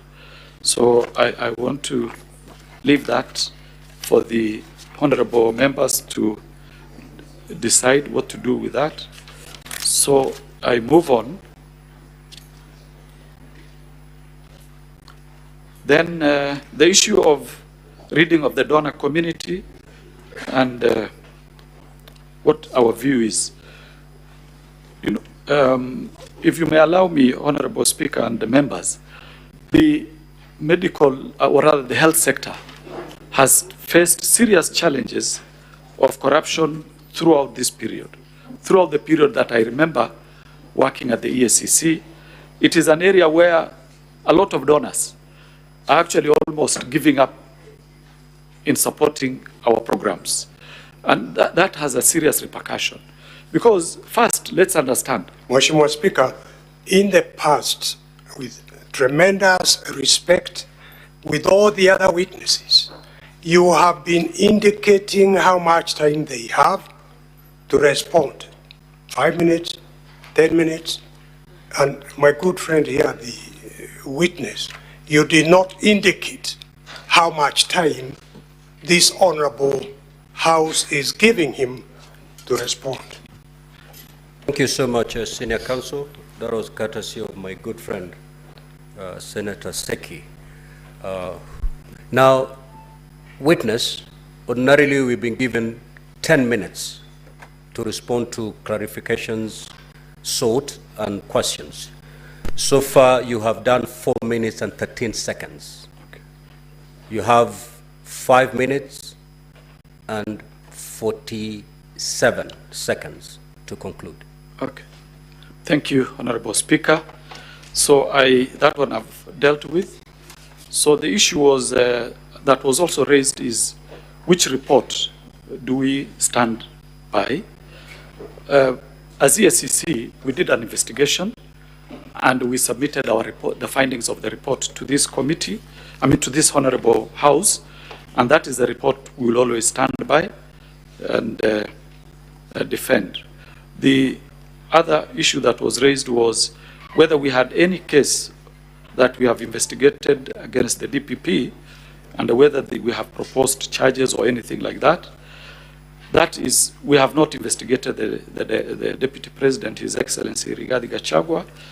We have not investigated him for any criminal matter in the past.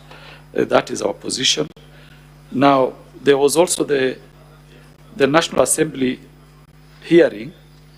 Why we did not attend the National Assembly hearing and now we are attending the Senate. We were not invited to the first hearing. Yesterday, I was served with a summons of this House, and we are simply responding to that summons.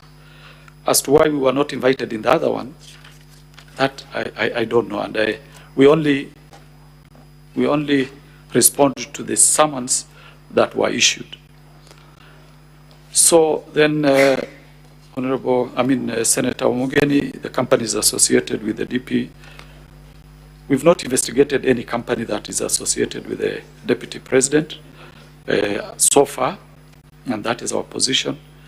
Then, Honorable Senator for Kakamega County, activities that are intricate web of suspected to be corruption. On all the items, Honorable Senator, that you have told us whether we have investigated, I think there are 5. We have not, because a report has not been made to us, and it is we should not only wait for a report. We also have the powers to investigate on our own motion, but it is only after we analyze the reports as to whether they fit in within our mandate. Like, for example, if you deal with issues of inheritance, unless there's a criminal aspect on the inheritance bit, inheritance usually will be handled as a civil matter. And issues to do with intimidation, if the CEO of KEMSA had reported to us that he was actually intimidated by a state officer, we would go into it. Of course, you understand, all of us understand, how difficult it would be to open an investigation of that, that magnitude. But no complaint has been made to us.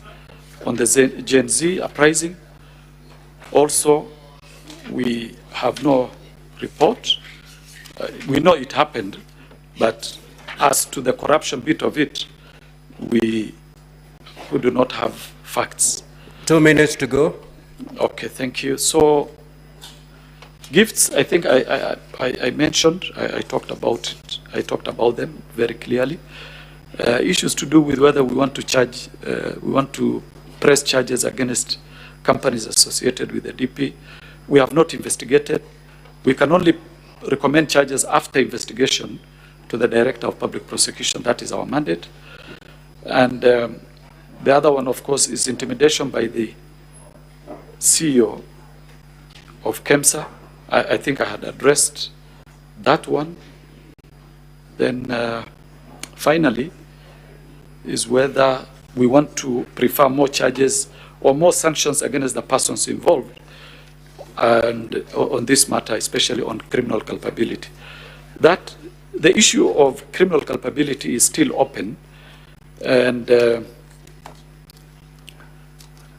we will be inviting some people probably in the near future.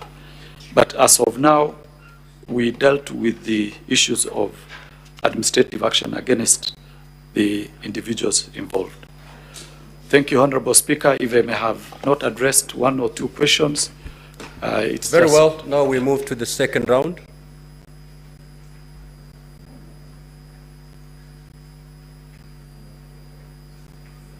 Senator Mtata. Honorable Speaker, was there any clarification for us to respond to some questions that have been put to us?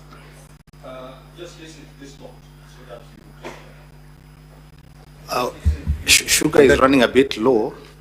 There are many questions. It's running low to everybody. Okay, all right. Mr. Speaker, sir, to the witness from the Ethics and Anti-Corruption Commission, I would like to ask whether the Kenya Kwanza coalition document is unconstitutional and therefore null and void to the extent that its formula for sharing executive power violates Articles 10, 27, 129, 130, and 131 of the Constitution. Number two,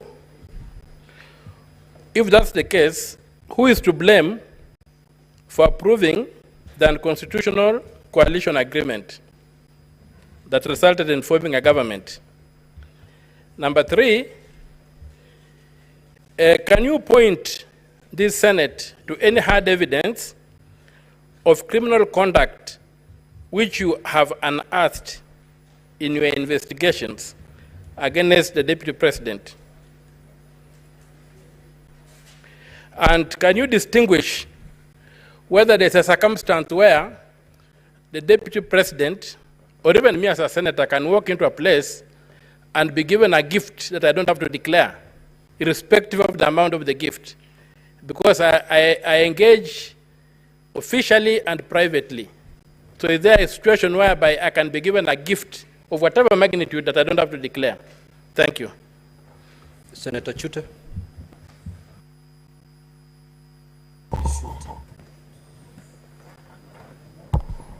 Thank you very much, Honorable Speaker. Honorable Speaker, let me first of all thank Bwana Abdi for many years' service he has given to this country, and we highly respect him. I want to refer Abdi to ground number 11 and also to his documents, page 7. Ground number 11 says, His Excellency Rigathi Gachagua bullied Kenya Medical Supplies Agency officials into awarding a tender for supply of mosquito nets to Crystal Limited. And in your letter on page 7, the Commission, let me read, the Commission is of the opinion that the conduct of the CEO, Terry Ramadhani, amounts to violations of leadership and integrity act, particularly section 10 and 11. Mr. Abdi, today as we speak, Terry Ramadhani is a deputy ambassador in India. And Mr. Mutuse, Honorable Mutuse, wants this house to get rid of the deputy president on the account of bullying somebody. Can you tell Kenyans, 50 million Kenyans today, as you stand there, do you want this house to impeach the president if you have already recommended some culprits to be given administrative, what do you call, action, and then you want us to impeach the president? Senator Kamau. Githuku.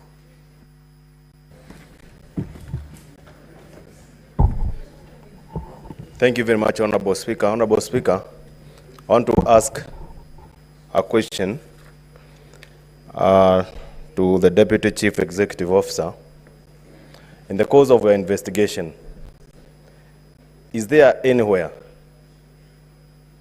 that you have identified that the Deputy President of the Republic of Kenya, who you want impeached,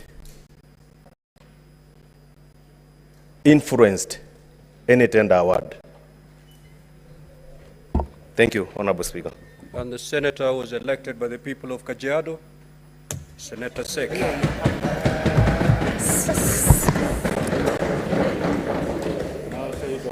Thank you, Honorable Speaker. My question goes to, or clarification goes to Abdi Mohammed. Mohammed, we have realized that there is a report from the EACC and a report from the Committee of Health of the Senate in regards to the, this issue of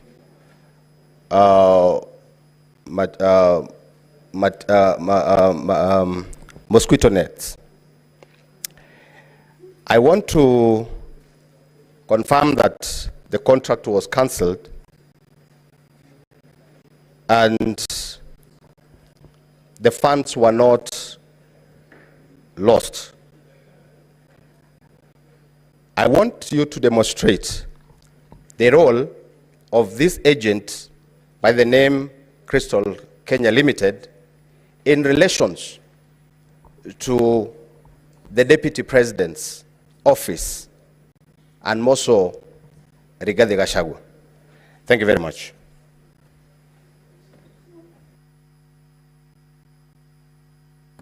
Senator Miraj. Okay, if you don't have any question, then log out. You may now proceed, and thereafter we'll have an opportunity for the counsel for the Deputy President to respond to the clarification sought. Thank 5 you. minutes. Thank you, have 5 minutes. Honorable Speaker. In fact, I'll take less than 5 minutes.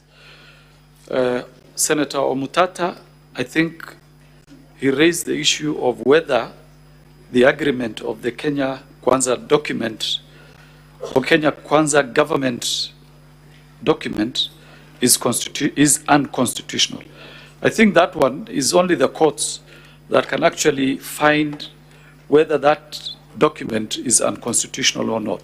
It's not within my ability or powers, or rather to comment about the constitutionality or otherwise, and whether the document is null and void, and whether it contravenes certain articles of the Constitution. The second one was who is to blame for drawing unconstitutional agreements or documents. I think that is also something that can be tried in court in my view. If anybody suspects whether this document is constitutional or not, I think the best thing to do is to try it in our courts, and they will of course give directions on what can be done. Now, the other one was whether we have investigated any criminal conduct against the DP. I think I had indicated clearly that we have not investigated the Deputy President for any criminal culpability or any criminal case as far as EACC is concerned. Senator Chute, thank you very much for the compliment. I appreciate. Now, the issue of bullying of KEMSA officers or staff, I think that came from the CEO himself, and he gave evidence in this House that will be considered by the House, whether it is something that can stand the test or not. As for Terry Ramadan, we did our bit in terms of recommending this lady to be disciplinary action be taken against her for her role in this particular procurement. But because I indicated we don't have the compellence powers to enforce disciplinary or administrative action, I leave it at that.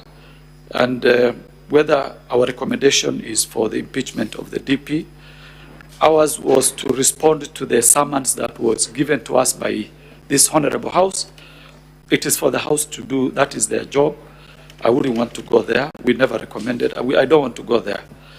Then whether there was anywhere where the DP influenced any tender. No, we do not have that, and we never submitted that. All that we said is what I'm going to say in the next response, which was raised by the Honorable Senator for Kajiado County, about the role of Crystal Kenya Limited and the connection between that company and the Honorable Deputy President of the Republic of Kenya. From the documents that we have and which we supplied, it is clear that this company, the directors are two sons of the Deputy President.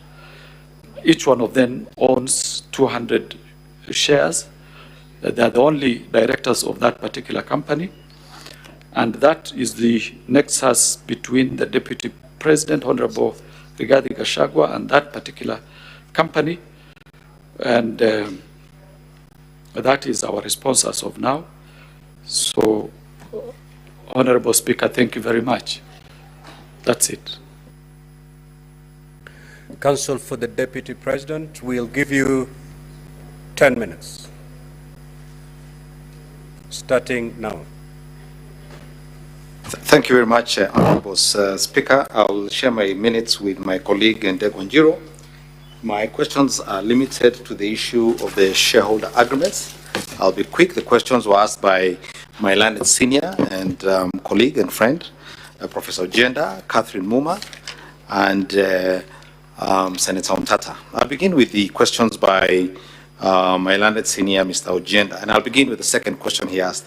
He asked, is the relationship between the President and the Deputy President irretrievably broken? That's not a legal question, but in my experience as a Kenyan, there is no such thing as an irretrievably broken political relationship. Members of Jubilee, party I served as an advocate for, woke up in March 2018 to find their leader shaking hands with his opponent at Harambee House, and they subsequently found a way to work. A few months ago, the President and the Honorable former Prime Minister have found a way to work. There's no such thing as an irretrievable political relationship. Secondly, leadership constitutionally is not so much about how you feel. It is about your duty and your responsibility constitutionally. Your feelings must take a backseat to your duty to the people of Kenya. Secondly, I was asked about the counties. Now, when you look at these shareholder agreements, and again, if members will go with me to page 418, where you find the shareholder agreement between ANC, Ford Kenya, and UDA. Sorry? Oh, volume, sorry. I don't know how to increase the volume. Council, sorry, Council. Members, I'm getting a bit lost when you say UNDA. UNDA, if spelling in Swahili is UNDA. No, UDA. Sorry, I come from Kenya. It's Democratic Alliance. If you use maybe the you first make clear. I'm sorry. But it is United Democratic Alliance. Yes. I'm sorry. We use acronyms. I'm sorry. It's the United Democratic Alliance Party. The full name of Amani is Amani National Congress Party, and the full name for Ford Kenya is Ford Kenya Party. So their agreement at page 429, you will note, Professor Ojenda, it does not talk about counties. The agreements seem to have been structured in regions. It talked about region. Now, I don't know what they meant by those regions, but what I can tell you is that at paragraph 20... Also, I will allow Mr. Abdi to have a seat somewhere as you conclude. Yes, as I said, Honorable Senator for Kisumu, at page 429, which would be paragraph 20, subparagraph O, that's the first proviso there was. Further terms, parameters, and details of the sharing of positions of responsibility in the national government pursuant to this article shall be contained in a separate schedule to this agreement, which schedule shall be negotiated and executed before the date of the general election scheduled on 9th August 2022. So this was not a final agreement. My understanding is that there were further schedules. I don't know what those schedules said. They are not available at the Register of Political Parties. They may very well have included all the counties you asked for. Maybe Kisumu was in the subsequent schedule, I don't know. Secondly, the drafters of this, as I've said, were careful to stay within the confines of the Constitution, because at paragraph 22, subparagraph G, this is what they said. Notwithstanding the content of this article, the founding member parties hereby commit to make any adjustments that may be necessary to accommodate the development priorities of other parts of the country, to ensure equitable distribution of Kenya's national resources and wealth for the benefit of every citizen and every part of Kenya. So there was a proviso to ensure that the document was constitutional. And perhaps while I'm on that issue as well, I might as well answer my good friend on Senator Mtata's question. I am not yet mercifully a judge. I cannot say whether the Kenya Kwanza coalition is unconstitutional. Somebody will have to move the court for that determination to be made. But what I did say was that in 2005, I had the privilege in participating in a case involving the MOU for NAC. And that one was struck down because the law had no underpinning making room for it. And which brings me to the question raised by Senator Catherine Muma, which is the political parties section. There's actually not one, there are several. If you would go to Schedule 3, sub-paragraph C, B, D, and E. Let me read them out for you. So B deals with the policies and objectives of the coalition. That's B. D deals with organizational structure and management of the coalition, including county structures and systems and county government bodies, which you'll also find in these agreements. And then C, the overall structure of the coalition. And then E, the criteria or formula for sharing of positions in the coalition. That's what it says. Positions in the coalition structure, roles, and responsibilities within the coalition. So that's what it says. So most political coalitions have interpreted that to mean, and it's been healthy thus far. I think it's helped, in my view, this country become a bit more stable and united. And I think I've answered all those questions that had to do with the question of the shareholder agreements. Unless members had any clarification, I rest. Thank you, Council, for DP. Council Ndegwa,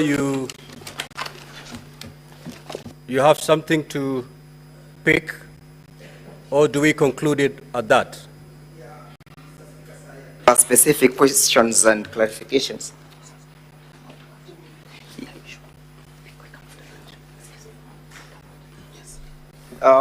Noting at the mood of the House, perhaps I can indulge the House. I respond the same after lunchtime. No. After lunch, we are going straight to your main witness. Very well, Mr. Speaker, sir. So what we can do, Council Ndegwa, allow me to invoke Standing Order 34.2A for the convenience of the House to add 5 minutes. So the House will rise at 1:05 instead of 1. I am well guided by your wisdom. Yeah, Mr. Speaker, sir, there were 2 questions for the National Assembly side to respond. Okay, 2 questions. let's do this. Let's do this. Instead of the House rising at 1:05, we will rise at 1:15. So, Council Ndegwa, you'll take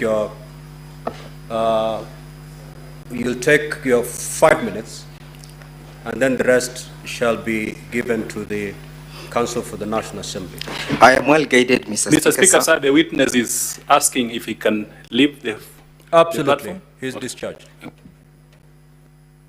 Thank you very kindly, Mr. Speaker, sir. I was asked to clarify by Senator Joyce Carrill why I am dealing with the report from the Senate and what am I driving at.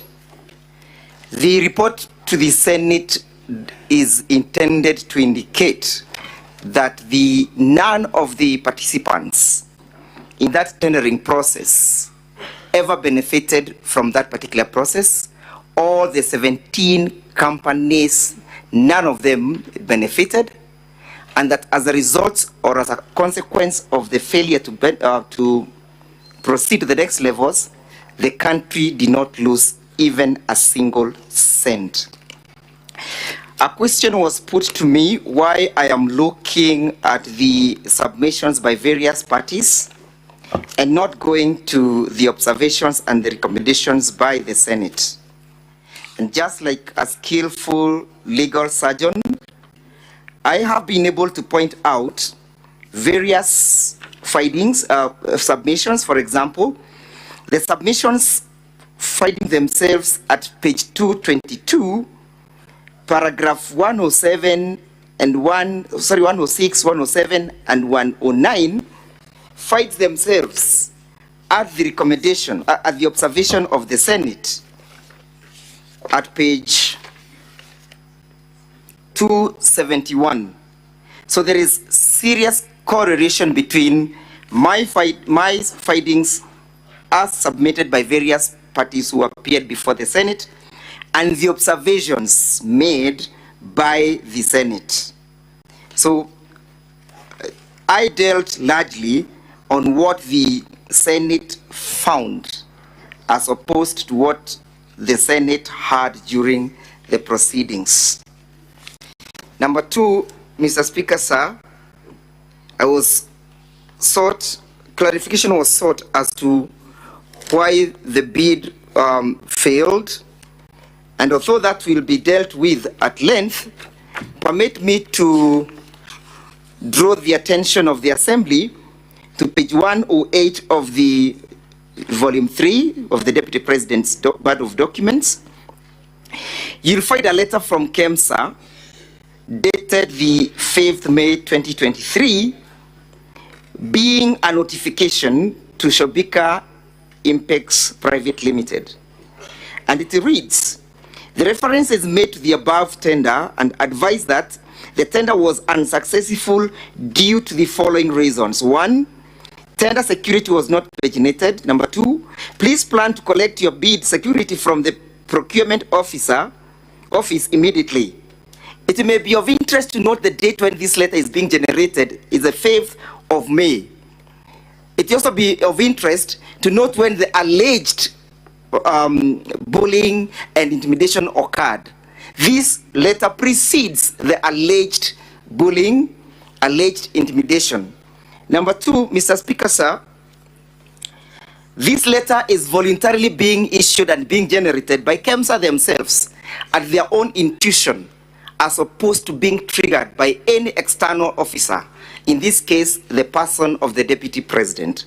In their own volition, KEMSA triggers and invites Shobika to come and collect their bids, and on witness, Mr. Speaker, sir, the witness confirmed that this is always the end of a failed bid. Finally, Mr. Speaker, sir, permit me to draw the attention of the Assembly to the matter in issue.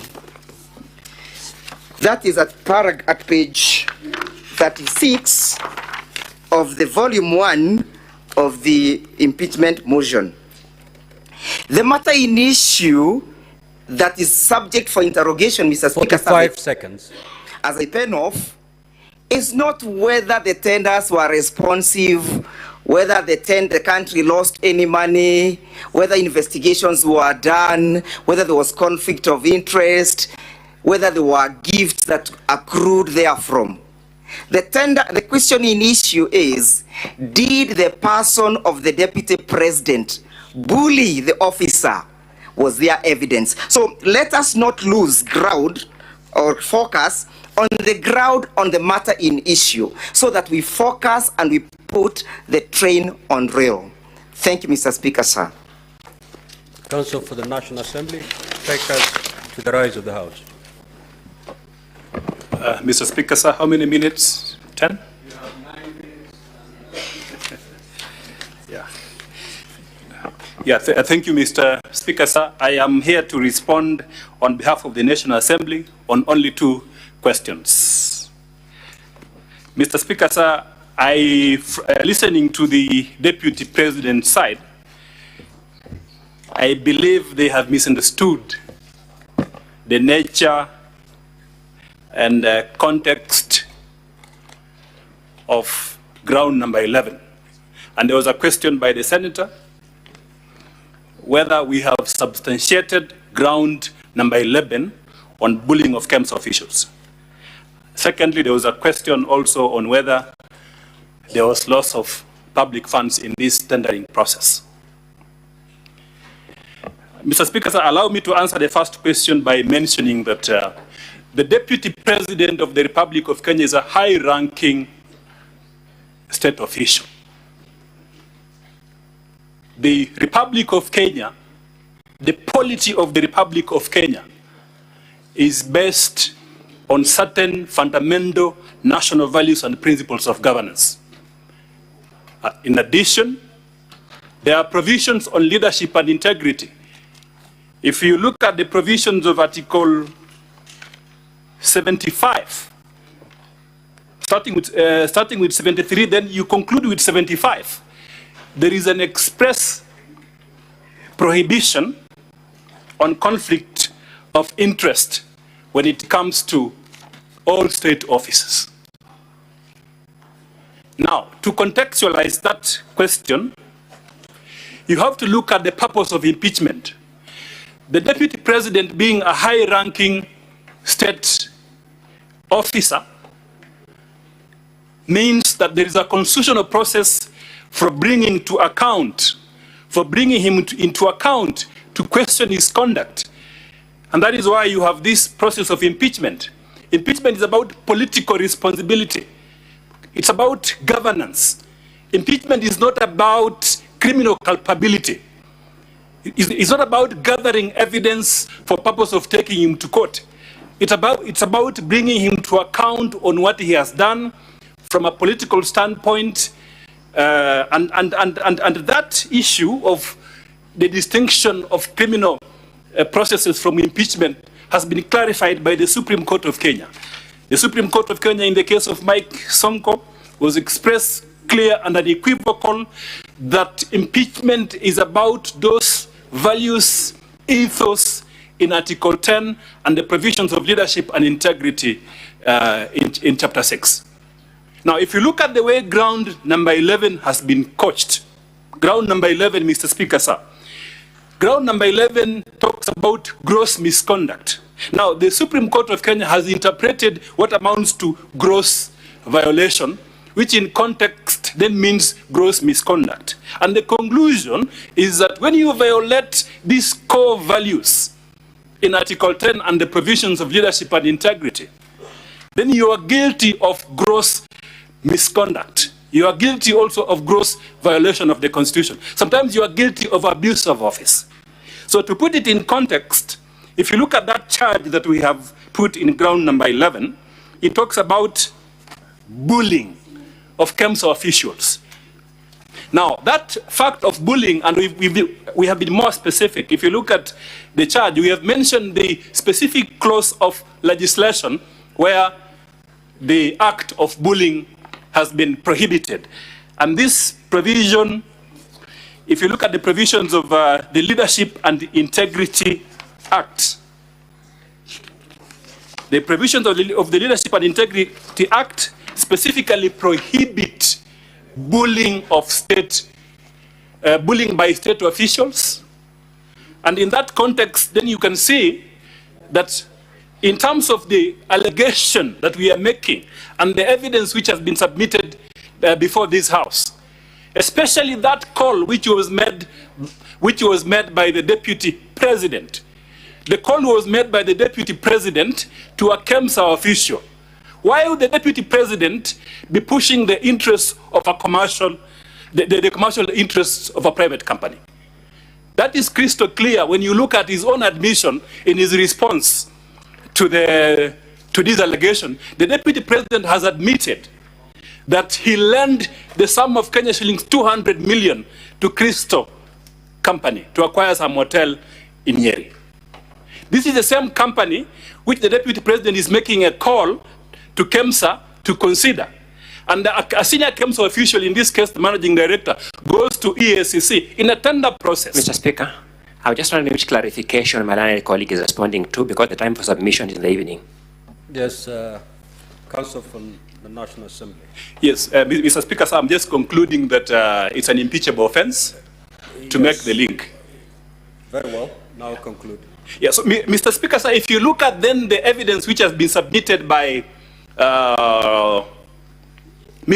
Mulwa, that he received a call from the Deputy President, who is a high-ranking state official, to go to EACC, and then he went to EACC to collect evidence, which EACC had gathered for purposes of submitting that tender to the Deputy President or his conduct, in this case, his son. Then what we are saying is that that act by the Deputy President then constitutes a violation of the provisions of the Leadership and Integrity Act, specifically Section 34 of the Leadership and Integrity Act, and that amounts to bullying. And to that extent, we are submitting that charge has indeed been substantiated in all its four corners. On the second question, and here again, it appears there is a misnomer. To prove an economic crime, you don't need to prove that there was loss of funds. An economic crime in this case occurs when a sitting Deputy President, in a tendering process, he makes a call which the recipient then interprets in a different way, perhaps to influence the tendering process, or perhaps to for certain decisions to be made in favor of that person. And the person who is making the call is a sitting Deputy President. That is why then the provisions of the Constitution prohibit Mr. Speaker, if you may, I think my learned friend has enjoyed a lot of latitude in respect to responding to issues that were not sought for clarification. I was taking note of all the issues that were sought, and the issue that Council is responding to are not among those that were sought. And if they were, then you need to indicate from which particular senator did seek that. Counsel for National Assembly, reserve other matters for submission. Yeah, Mr. Speaker, so I'm responding to the question of whether there was loss of funds. That was not sought for clarification. It was sought by a senator. And, it was sought. It was sought. It was sought. Yeah. 1 minute. Yeah. So, Mr. Speaker, sir, in this case, evidence has been led. If you look at it from one perspective, evidence has been led by Dr. Mulwa that indeed there was a delay in this procurement. Secondly, fewer nets were supplied. Thirdly, there was a question concerning the costs incurred in this tendering process, and the evidence was that 55 million shillings was incurred in this tendering process. It came from the mouth of Dr. Mulwa. So to that extent, you can see there was some loss. Whereas the tender was financed by the Global Fund, from our own perspective, we lost a lot, not only from a monetary perspective, but also from the other factors. What about Kenyans who did not access this malaria, these mosquito nets, and were exposed to malaria? Is that not a loss which is non-monetary, and therefore, to that extent, one can make a conclusion that the conduct of the Deputy President in this regard violates the provisions of Section 34 of the Leadership and Integrity Act. Mr. Speaker, I end by stating that we have fully substantiated ground number 11, and it's one of those grounds where the evidence is clear, conspicuous, and there is a nexus to the Deputy President himself through a phone call that he made to Dr. Mulwa, and he has admitted making that phone call. Thank you. Thank you. Now, honorable senators, we are going to start with the Deputy President at exactly 2:30. If you keep time, we're going to save time so that we don't have to ring the bell for a quorum. If we can start taking the evidence from the Deputy President at 2:30, then we'll be able to manage our time going forward. You may now rise.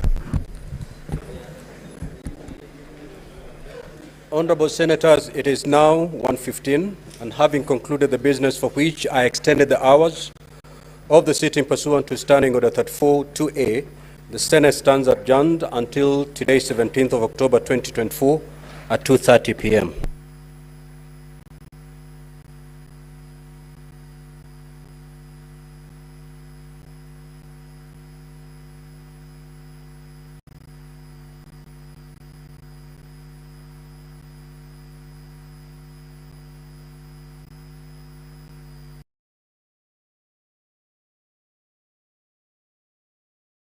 ultimate solution for all your video coverage, live streaming, photography, and drone services. At KISII FM Digital, we believe that every moment is unique and it deserves to be immortalized in the most captivating way possible. Whether it's a wedding, Harambee House, and they subsequently found a way to work.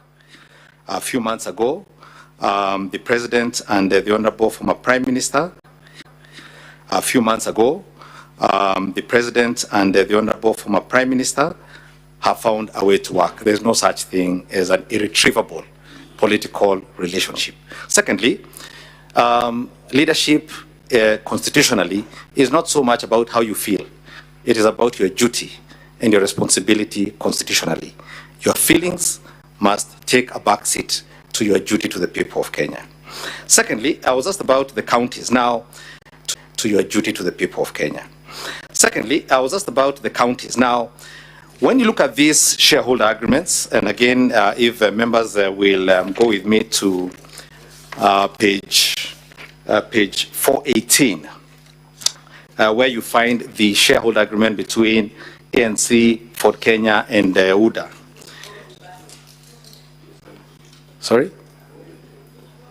Oh, volume, sorry. I don't know how to increase the volume. Council, sorry, Council. Members, I'm getting a bit lost when you say UNDA.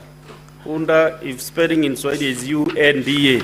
No, UDA, sorry, I come from Kenya. It's Democratic Alliance. If you use maybe the you first make clear. I'm sorry. That it is United Democratic Alliance. Yes, I'm sorry. We use acronyms, I'm sorry. It's the United Democratic Alliance Party.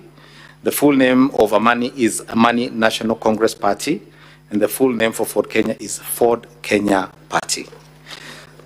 So their agreement at page 429, you will note, Professor Ojenda, it does not talk about counties. The agreements seem to have been structured in regions.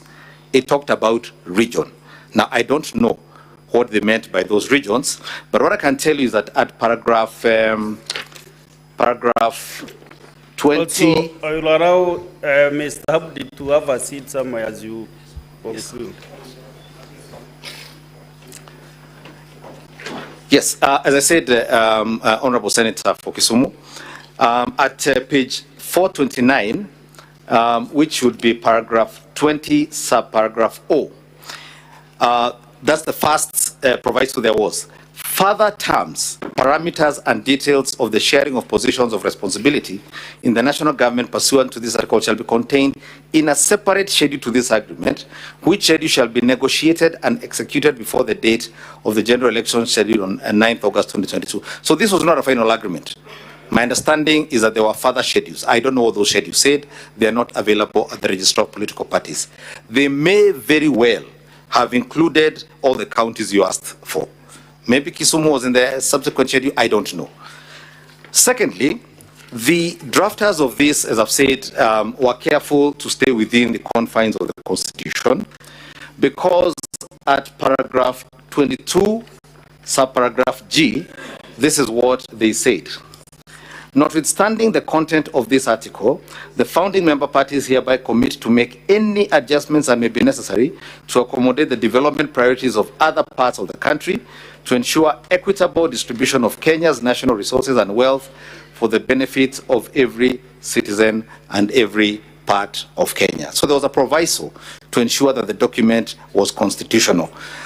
And perhaps while I'm on that issue as well, I might as well answer my good friend Senator Mtata's question.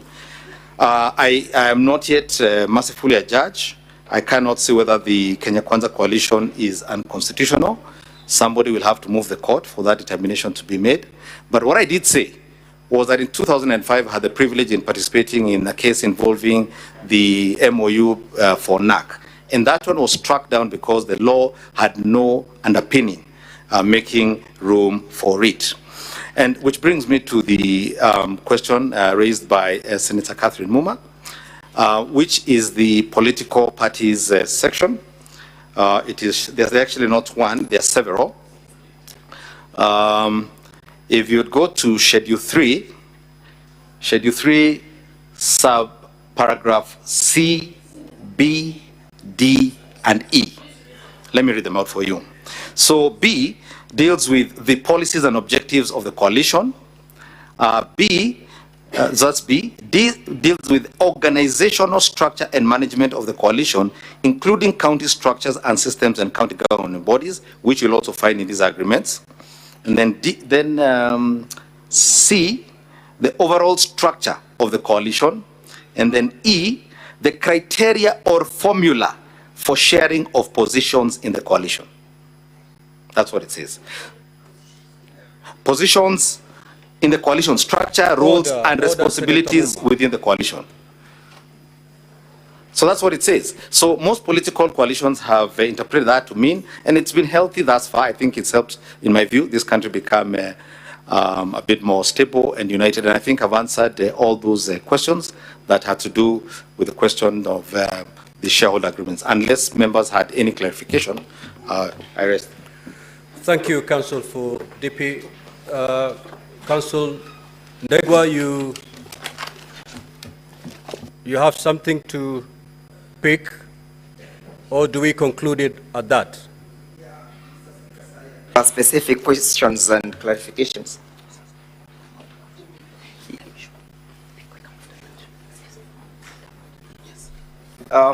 Noting at the mood of the House, perhaps I can indulge the House. I respond the same after lunchtime. No. After lunch, we are going straight to your main witness. Very well, Mr. Speaker, sir. So what we can do, Council Ndegwa, allow me to invoke Standing Order 34.2A for the convenience of the House to add 5 minutes. So the House will rise at 1:05 instead of 1. I am well guided by your wisdom. Yeah, Mr. Speaker, sir, there were 2 questions for the National Assembly side to respond. Okay, 2 questions. Then let's do this. Let's do this. Instead of the House rising at 1:05, we will rise at 1:15. So, Council Ndegwa, you'll take your 5 minutes, and then the rest shall be given to the Council for the National Assembly. I am well guided, Mr. Speaker, sir, the witness is asking if he can leave the Absolutely. He's discharged. Thank you very kindly, Mr. Speaker, sir. I was asked to clarify by Senator Joyce Carrill why I am dealing with the report from the Senate and what am I driving at. The report to the Senate is intended to indicate that none of the participants in that tendering process ever benefited from that particular process. All the 17 companies, none of them benefited, and that as a result or as a consequence of the failure to proceed to the next levels, the country did not lose even a single cent. A question was put to me why I am looking at the submissions by various parties and not going to the observations and the recommendations by the Senate. And just like a skillful legal surgeon, I have been able to point out various findings, submissions. For example, the submissions finding themselves at page 222, paragraph 107 and 106, 107 and 109 find themselves at the recommendation, at the observation of the Senate at page 271. So there is serious correlation between my findings as submitted by various parties who appeared before the Senate and the observations made by the Senate. So I dealt largely on what the Senate found as opposed to what the Senate had during the proceedings. Number 2, Mr. Speaker, sir, clarification was sought as to why the bid failed, and although that will be dealt with at length, permit me to draw the attention of the Assembly to page 108 of the volume 3 of the Deputy President's Board of Documents. You'll find a letter from KEMSA dated the 5th May 2023, being a notification to Shobika Impex Private Limited. And it reads, the reference is made to the above tender and advised that the tender was unsuccessful due to the following reasons. 1, tender security was not paginated. Number 2, please plan to collect your bid security from the procurement office immediately. It may be of interest to note the date when this letter is being generated is the 5th of May. It also be of interest to note when the alleged bullying and intimidation occurred. This letter precedes the alleged bullying, alleged intimidation. Number 2, Mr. Speaker, sir, this letter is voluntarily being issued and being generated by KEMSA themselves at their own intuition, as opposed to being triggered by any external officer, in this case, the person of the Deputy President. In their own volition, KEMSA triggers and invites Shobika to come and collect their bids, and on witness, Mr. Speaker, sir, the witness confirmed that this is always the end of a failed bid. Finally, Mr. Speaker, sir, permit me to draw the attention of the Assembly to the matter in issue. That is at page 36 of the volume 1 of the impeachment motion. The matter in issue that is subject for interrogation, Mr. Speaker, 45 seconds. As I pen off, is not whether the tenders were responsive, whether the country lost any money, whether investigations were done, whether there was conflict of interest, whether there were gifts that accrued therefrom. The question in issue is, did the person of the Deputy President bully the officer? Was there evidence? So let us not lose ground or focus on the ground on the matter in issue, so that we focus and we put the train on rail. Thank you, Mr. Speaker, sir. Counsel for the National Assembly, take us to the rise of the House. Mr. Speaker, sir, how many minutes? 10? You have 9 minutes. Thank you, Mr. Speaker, sir. I am here to respond on behalf of the National Assembly on only 2 questions. Mr. Speaker, sir, listening to the Deputy President's side, I believe they have misunderstood the nature and context of ground number 11. And there was a question by the Senator whether we have substantiated ground number 11 on bullying of KEMSA officials. Secondly, there was a question also on whether there was loss of public funds in this tendering process. Mr. Speaker, sir, allow me to answer the first question by mentioning that the Deputy President of the Republic of Kenya is a high-ranking state official. The Republic of Kenya, the polity of the Republic of Kenya is based on certain fundamental national values and principles of governance. In addition, there are provisions on leadership and integrity. If you look at the provisions of Article 75, starting with 73, then you conclude with 75. There is an express prohibition on conflict of interest when it comes to all state offices. Now, to contextualize that question, you have to look at the purpose of impeachment. The Deputy President, being a high-ranking state officer, means that there is a constitutional process for bringing him into account to question his conduct. And that is why you have this process of impeachment. Impeachment is about political responsibility. It's about governance. Impeachment is not about criminal culpability. It's not about gathering evidence for purpose of taking him to court. It's about bringing him to account on what he has done from a political standpoint. And that issue of the distinction of criminal processes from impeachment has been clarified by the Supreme Court of Kenya. The Supreme Court of Kenya, in the case of Mike Sonko, was expressed clear and unequivocal that impeachment is about those values, ethos in Article 10 and the provisions of leadership and integrity in Chapter 6. Now, if you look at the way ground number 11 has been coached, ground number 11, Mr. Speaker, sir, ground number 11 talks about gross misconduct.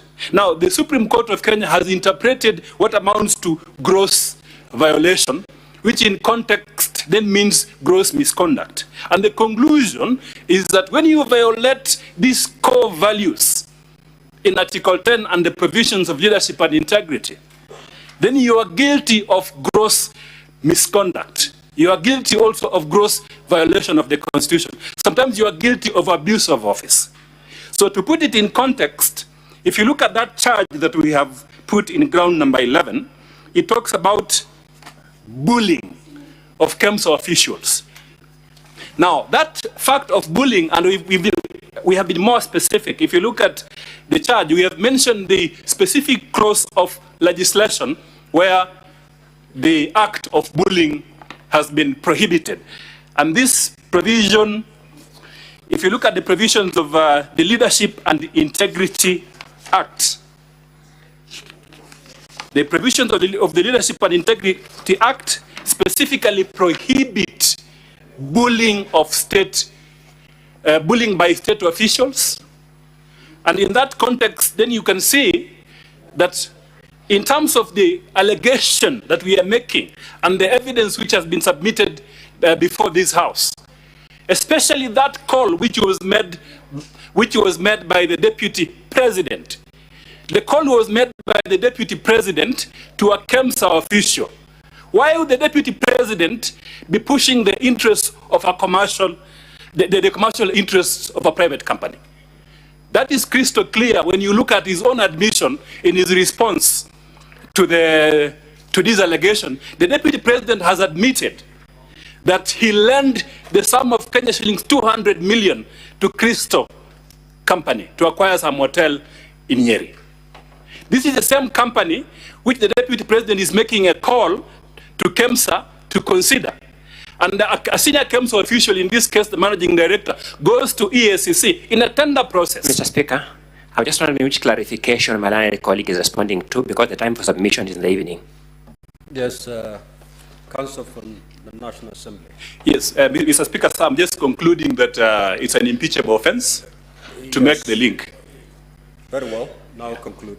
Yes, so, Mr. Speaker, sir, if you look at then the evidence which has been submitted by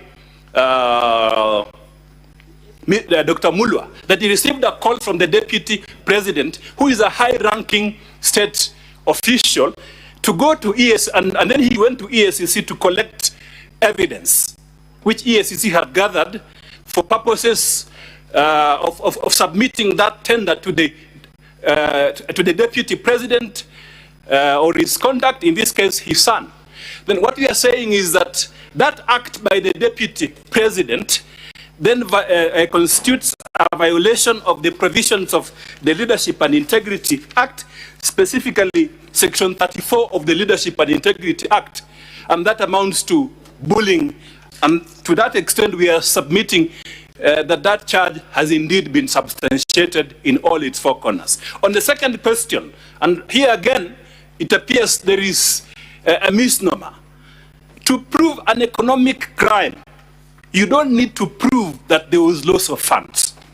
An economic crime in this case occurs when a sitting Deputy President, in a tendering process, he makes a call which the recipient then interprets in a different way, perhaps to influence the tendering process, or perhaps to for certain decisions to be made in favor of that person. And the person who is making the call is a sitting deputy president. That is why then the provisions of the Constitution prohibit Mr. conflict Speaker, of interest. sir, if you may, I think my learned friend has enjoyed a lot of latitude in respect to responding to issues that were not sought for clarification. I was taking note of all the issues that were sought, and the issue that Council is responding to are not among those that were sought. And if they were, then you need to indicate from which particular senator did seek that. Council for National Assembly, reserve other matters for submission. Yeah, Mr. Speaker, so I'm responding to the question of whether there was loss of funds. That was not sought for clarification. It was sought by a senator. And, it was sought. It was sought. It was sought. Yeah. 1 minute. Yeah. So, Mr. Speaker, sir, in this case, evidence has been led. If you look at it from one perspective, evidence has been led by Dr. Mulwa that indeed there was a delay in this procurement. Secondly, fewer nets were supplied. Thirdly, there was a question concerning the costs incurred in this tendering process. And the evidence was that 55 million shillings was incurred in this tendering process. It came from the mouth of Dr. Mulwa. So to that extent, you can see there was some loss. Whereas the tender was financed by the Global Fund, from our own perspective, we lost a lot, not only from a monetary perspective, but also from the other factors. What about Kenyans who did not access this malaria, these mosquito nets and were exposed to malaria? Is that not a loss which is non-monetary, and therefore, to that extent, one can make a conclusion that the conduct of the Deputy President in this regard violates the provisions of Section 34 of the Leadership and Integrity Act? Mr. Speaker, sir, I end by stating that we have fully substantiated ground number 11, and it's one of those grounds where the evidence is clear, conspicuous, and there is a nexus to the Deputy President himself through a phone call that he made to Dr. Mulwa, and he has admitted making that phone call. Thank you. Thank you. Now, honorable senators, we are going to start with the Deputy President at exactly 2:30. If you keep time, we're going to save time so that we don't have to ring the bell for a quorum. If we can start taking the evidence from the Deputy President at 2:30, then we'll be able to manage our time going forward. You may now rise. Honorable Senators, it is now 1:15, and having concluded the business for which I extended the hours of the sitting pursuant to Standing Order 34-2A, the Senate stands adjourned until today, 17th of October 2024 at 2:30 p.m.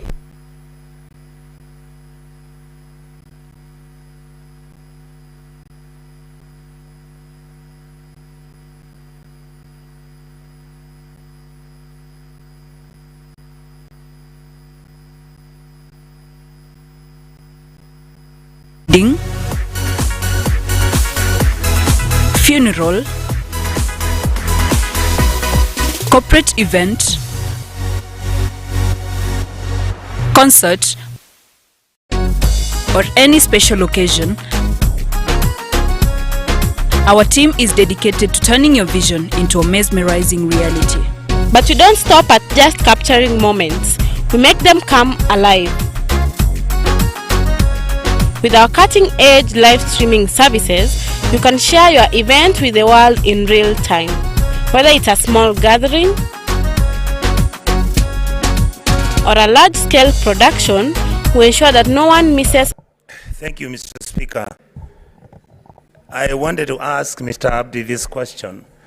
In your observation, maybe in just a paragraph, what do you interpret happened about this tender from its inception, in terms of the procurement, in terms of the management of the exercise and the conclusion, as an officer whose responsibility is actually to investigate if there was any breakage of the law, and if necessary, make recommendations to the DPP? What conclusion did you reach when you are analyzing this matter? Thank you, Mr. Speaker.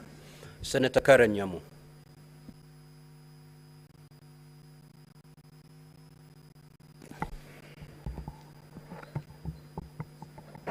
Thank you, Mr. Speaker. Dr. Mulwa, before this House, implicated the Deputy President in a scandal of the 3.7 billion KEMSA deal. In your own investigation, can you corroborate what Dr. Mulwa has claimed before this House? Thank you.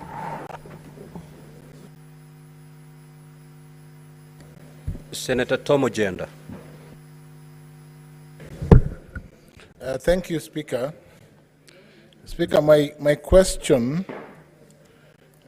is different. I want to ask the previous, the advocate who spoke or presented the Kenya Kwanza agreement, my learned friend, to clarify a few issues. Mr. Yes, Council, can you clarify from the agreement, the Kenya Kwanza agreement, whether there are any shares for the following counties? Please note this. This is important. Kisumu County, Siaya County, Migori County, Homa Bay County, Kitui County, Mombasa County, Vihiga County, Mandera County, Marsabit County, Trans Nzoia, West Pokot, Lamu, and Nairobi County. I just want to know whether, and this is important because the legal crinkum crankum, the twists and turns in this is that you will then interpret, Council, whether the agreement violates Article 210(2)(b) of the Constitution, inclusivity, diversity, discrimination, and the obligation of the President under Article 131. Lastly, Council, please just tell us whether, in your view, the relationship between the Deputy President and the President, because you played the two clips under Kenya Kwanza, has broken down irretrievably. That will help us. Thank you. Senator Essie Okenyure. Thank you, Mr. Speaker. I would wish to seek more information from Mr. Abdi on was it in order for the bid bond document to be released while there was an ongoing investigation? And secondly, did EACC clear Madam Terry Ramadan as the ambassador? Thank you. Senator Enoch Wambua. Thank you, Mr. Speaker. Mr. Speaker, a few things to clarify from EACC. One, did you find it necessary to record a statement from Crystal and Shobika in that probe? Because they had been mentioned. Were they entities of interest in the investigation? Secondly, has Shobika ever done any business with KEMSA or with Global Fund before the case on record? In your own investigations, did you find that? In your letter, I see you have recommended administrative action against the CEO, the acting director of procurement, and 2 procurement officers. I see no recommendation of any action, not necessarily by KEMSA, against Crystal or against Shobika. And I think that's in line with your own recommendation that in this case on record, there was no public funds lost, and eventually the bid was returned. So in your own investigation, what is at issue here? I thank you. Senator Mofaya. I don't know whether this, Honorable Speaker, I want to know from the witness from the EACC. I've listened to his evidence, and I would want to know, on behalf of the whole House, whether the contract for mosquito nets, which was drawn out of interference, because I have captured those confessions from him. So my question is, Honorable Speaker, can he connect the company associated with the DP, with the withdrawal of that contract? Number two, Honorable Speaker, I have also listened to Mr. Morwa, Dr. Morwa. One would want to know, is it normal for ordinary CEO to come and camp in your office for 5 hours? Senator Muma. Thank you, Honorable Speaker. My question to the witness is that we've been told by Dr. Mulwa that the people of Kenya lost money, they lost time, they lost the number of nets they were going to get, and services to people. Now, does EACC end at just saying you recommend administrative action? Now, who takes responsibility for the loss of all of that the people of Kenya did? And what responsibility is taken in respect of tinkering with the procurement in order to give it to the wrong person for it to be found not to have been correct? Honorable Speaker, one more question to Council. Now that Professor Ojenda has asked, I want to take opportunity to ask Council Macharia, you referred to the Political Parties Act, Schedule 3, as the instrument with which you allege that the shareholding, in your view, that was being spoken about is contained in the coalition government of Kenya Kwanza. Can you give us the exact provisions of Schedule 3 of the Political Parties Act that says that shareholding can be done on development projects in Kenya? Senator Mugu. Senator Mugu. Thank you very much, Mr. Speaker. I have a question for the Excellency Deputy President's Council as to whether the Deputy President, in his own conscience, realized that this shareholding narrative is really going negative, and what did he do about it? Or he just went all the way up to where things are now without he himself realizing that it is going the wrong way? Senator Jonyut. Thank you, Mr. Speaker. Very briefly, just want to ask the witness, Mr. Abdi. He has stated that as per their investigation, EACC, that the closing date was moved for this tender, particular tender, was moved from the 23rd of February 2023 to 10th of March in order for the process to favor Shobika, or whose local agent was Christo. Can you clarify, Mr. Abdi, whether this extension of the tender period was due to the late delivery of bid bond, because you said that the tender was also attached to a bid bond that was late? Was the reason the late delivery of the bid bond, or the specifications of the long-lasting net from a synergist, peronil, something like that, but side to pyrethrin? Exactly what was the reason Was it late delivery of bid bond or the specification? Number two, Mr. Abdi, you have indicated that the authority did not prefer any charges against the officers of KEMSA and the PS herself.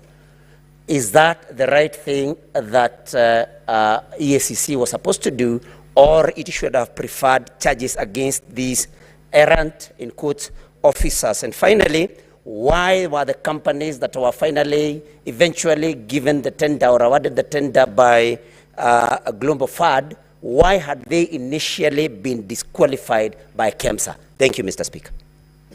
Senator Lelegwe. Thank you, Mr. Speaker, sir. I would like to seek clarifications from the Advocate of the National Assembly in reference to Ground 11, which pertains to gross misconduct bullying. You have alleged that that His Excellency the Deputy President exerted undue pressure on officials of Kenya Medical Supplies Agency in order to secure a tender for supply of mosquito nets to Crystal Limited, a company purportedly associated with him. Now, upon reviewing the documentation provided, I have noted that 17 companies submitted bids for this tender, yet it was ultimately not awarded to any of them. Given these findings, may I inquire from you whether it will be correct to assert that this particular ground lacks sufficient substantiation, considering that no award was made in respect to the tender in question? Thank you, Mr. Speaker. Senator Chimera.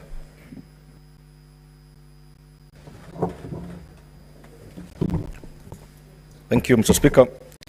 Three quick issues to the witness. I wish to refer the witness to page 17 of his own document. And I know he is a very serious investigator, Speaker, but the document on page 17, dated 16th July 2014, as tabled here, is so naked and so casual, and it's purportedly coming from the Pest Control and Products Board. There is no letterhead as to confirm the authenticity of this document, Mr. Speaker. I don't know how the witness intends to allow the Senate to authenticate this document. Secondly, Mr. Speaker, is on his allegation on the conflict of interest on the part of the DP insofar as this tender is concerned. Is it your contention that the mere fact Crystal Kenya Limited is the local agent of one of the bidders in this tender, then that will suffice to be conflict of interest enough on the part of the DP, because the owner of that company assigns to the DP? And lastly, Mr. Speaker, the witness has been cross-examined by my learned colleague, counsel for the DP, largely on contents of the Senate Standing Committee on Health report, as opposed to his own documents.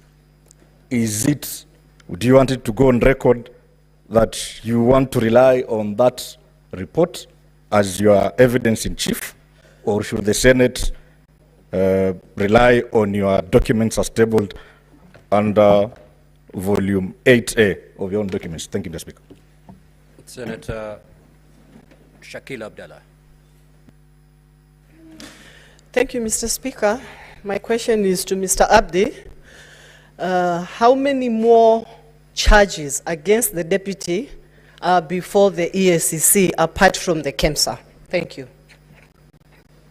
Senator Aaron Cheriot. Mr. Speaker, just a quick question to Abdi of EACC. This issue of the bid bond, Mr. Speaker, listening to the former acting CEO, there's something curious about it which I want Abdi to either confirm or help us understand. That there was something peculiar. You know, Mr. Speaker, when you hear about pagination, if you know anything about tenders, you know for a fact that if there's an issue on pagination, either it's not just an issue of forgetting to page or number the pages, Mr. Speaker, but that document may either have been added, later on after the tendering process was concluded, or, Mr. Speaker, it was defective. What was the real issue according to their investigation with regards to the bid bond that was submitted by this specific company? Secondly, Mr. Speaker, what in his assessment would he say is a reading of the donor community when you have such important programs interfered with as such that the donor communities themselves end up cancelling such important programs? And what are they recommending? Finally, Mr. Speaker, is to Advocate Ndegwa. He asked the witness earlier which of the report would he, that this House believes, that of the Senate or of the EACC. I'd wish to pose the same question to him. Thank you.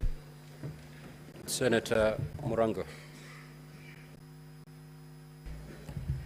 Asante sana mstahiki Spika. Swali langu litaenda kwa Bwana Abdi.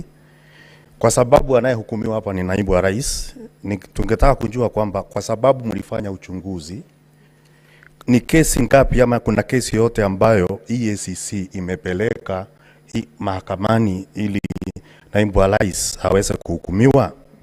Jambo la pili,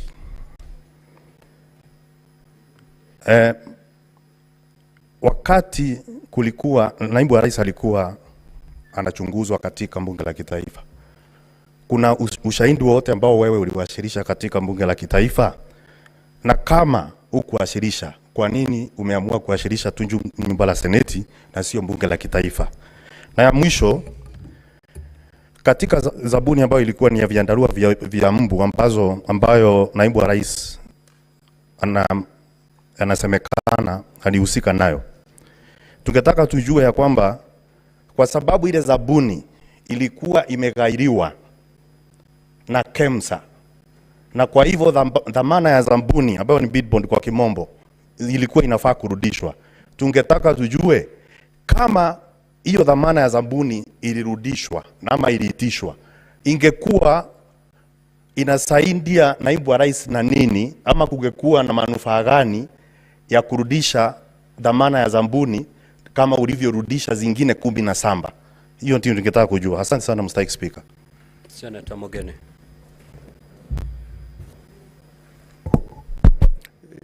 Yes, Bwana Abdi.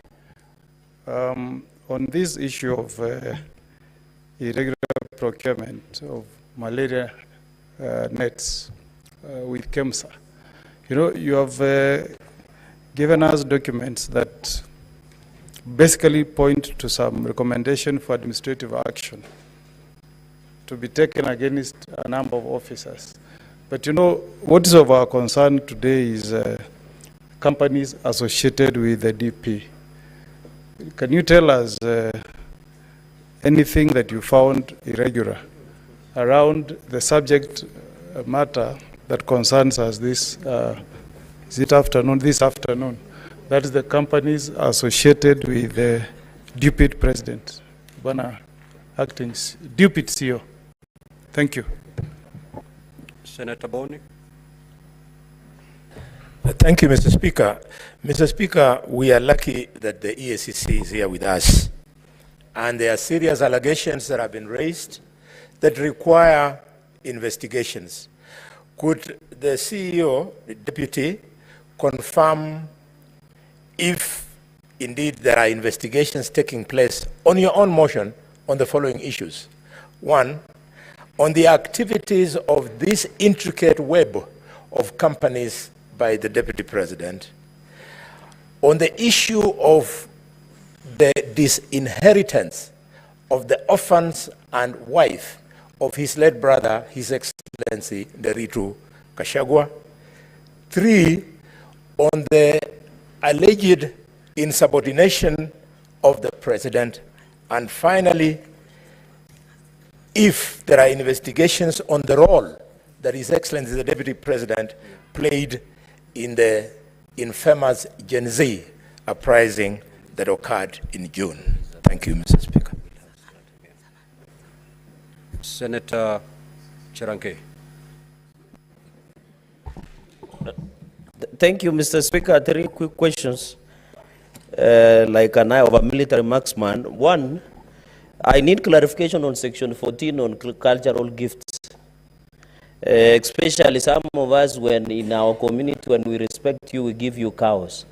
Does it qualify within the meaning of Section 14? Number two, I've seen administration action against KEMSA officials and ministry officials and KEMSA. Since you recommended administrative action, have you gotten feedback from KEMSA? And number two, did you recommend any action against companies? And finally, are there any active investigations by EACC against the person of Rigathi Gachagua or against the Deputy President of the Republic of Kenya? I thank you, Mr. Speaker. Senator Mutinda Tabitha.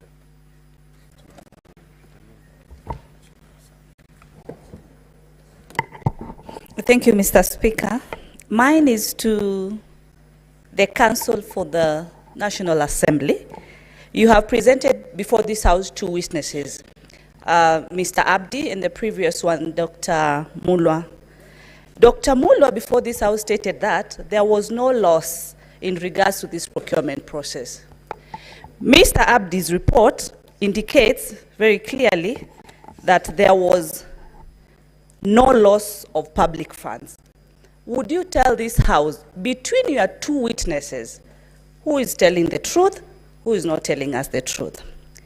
Secondly, EACC, as far as Crystal Limited is concerned, have you established any evidence that shows that the Deputy President of the Republic of Kenya benefits directly or indirectly from this particular company? And lastly, my colleague asked about the former CEO, Ramadan. You had recommended action to be taken. In your report also, you indicate that she violated Article 10. Does it end there, Mr. Abdi?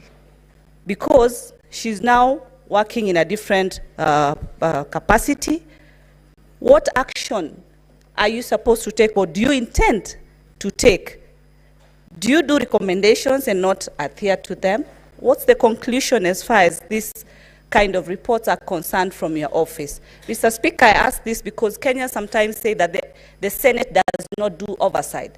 We do not really take action, but we recommend. And this is now the situation that we find ourselves in, that your recommendations that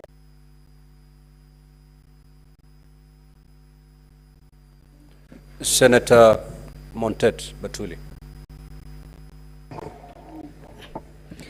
Thank you, Mr. Speaker. I would wish to ask the CEO, what did the EAC, what is EAC planning to, is EAC planning to press charges on any of these companies that you say that you've investigated and found that they had interfered either through their agents with this particular tender? And if not, are you planning to do it, and when are you planning to do it?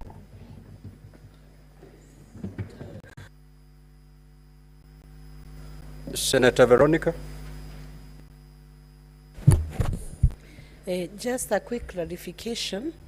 Can you confirm or clarify whether these investigations have been closed by EACC in respect of this procurement at KEMSA, and whether there are any further persons of interest whom you have sanctioned or issued any notices of prosecution or anything of that sort beyond the letters that are attached to the affidavit? And in the course of your investigation, did you bother to find out what was the content of the phone calls that the acting CEO of KEMSA said was used to intimidate or cause pressure to him? Did you investigate the contents of that phone call? Witness, you may now proceed to respond.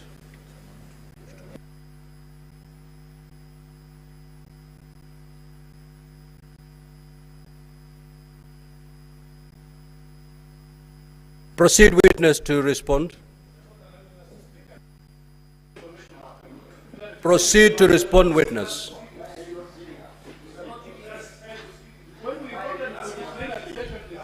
Order, honorable senators. If you have noticed,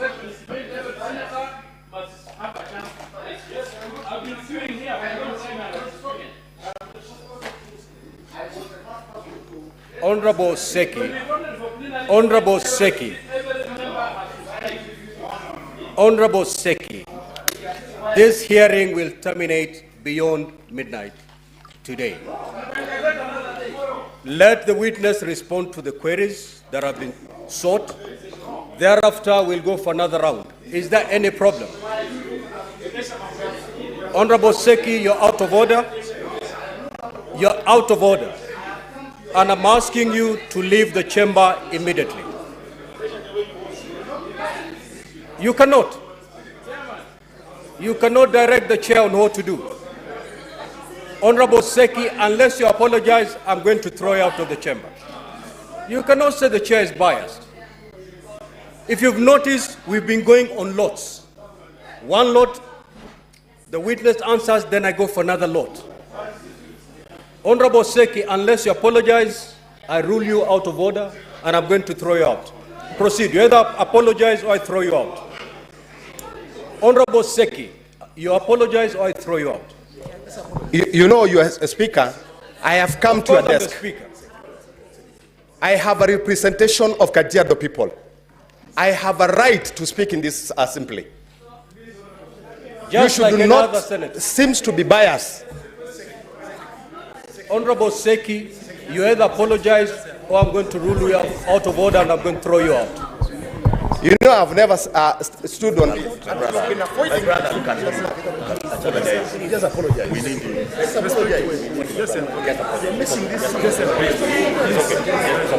Order, honorable senators, order. Let me just apologize.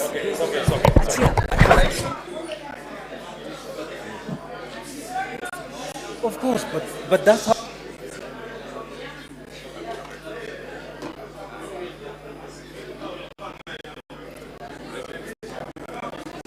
Honorable Seki, I have not heard the apology. Honorable Seki, you either proceed to apologize to the chair or you exit the chamber. Proceed. The floor is yours, Honorable Seki. I apologize. Take your seat. Now, Honorable Seki, Honorable Chute, and Honorable Omtata, you're totally out of order, pursuant to Standing Order 121, and I'm cautioning you. The first caution for the day.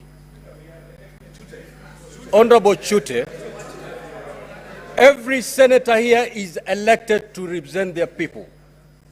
If you notice from yesterday, we are going with lots. There is no senator who is more important than the other.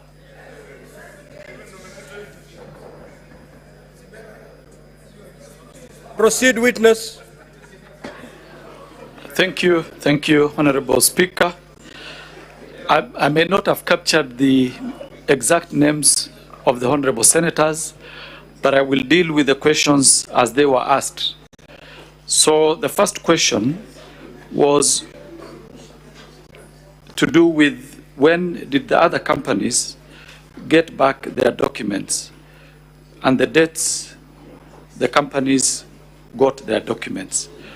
I'm not sure of the exact date when these documents were returned, but procedurally, we only focus mainly on the company that we are investigating either for procurement irregularities or certain issues. Like, for example, in this particular case, Shobika was the special company that we were looking at, and that was the reason why that particular one was identified, because the bid document actually had challenges, as I had indicated in my evidence in chief.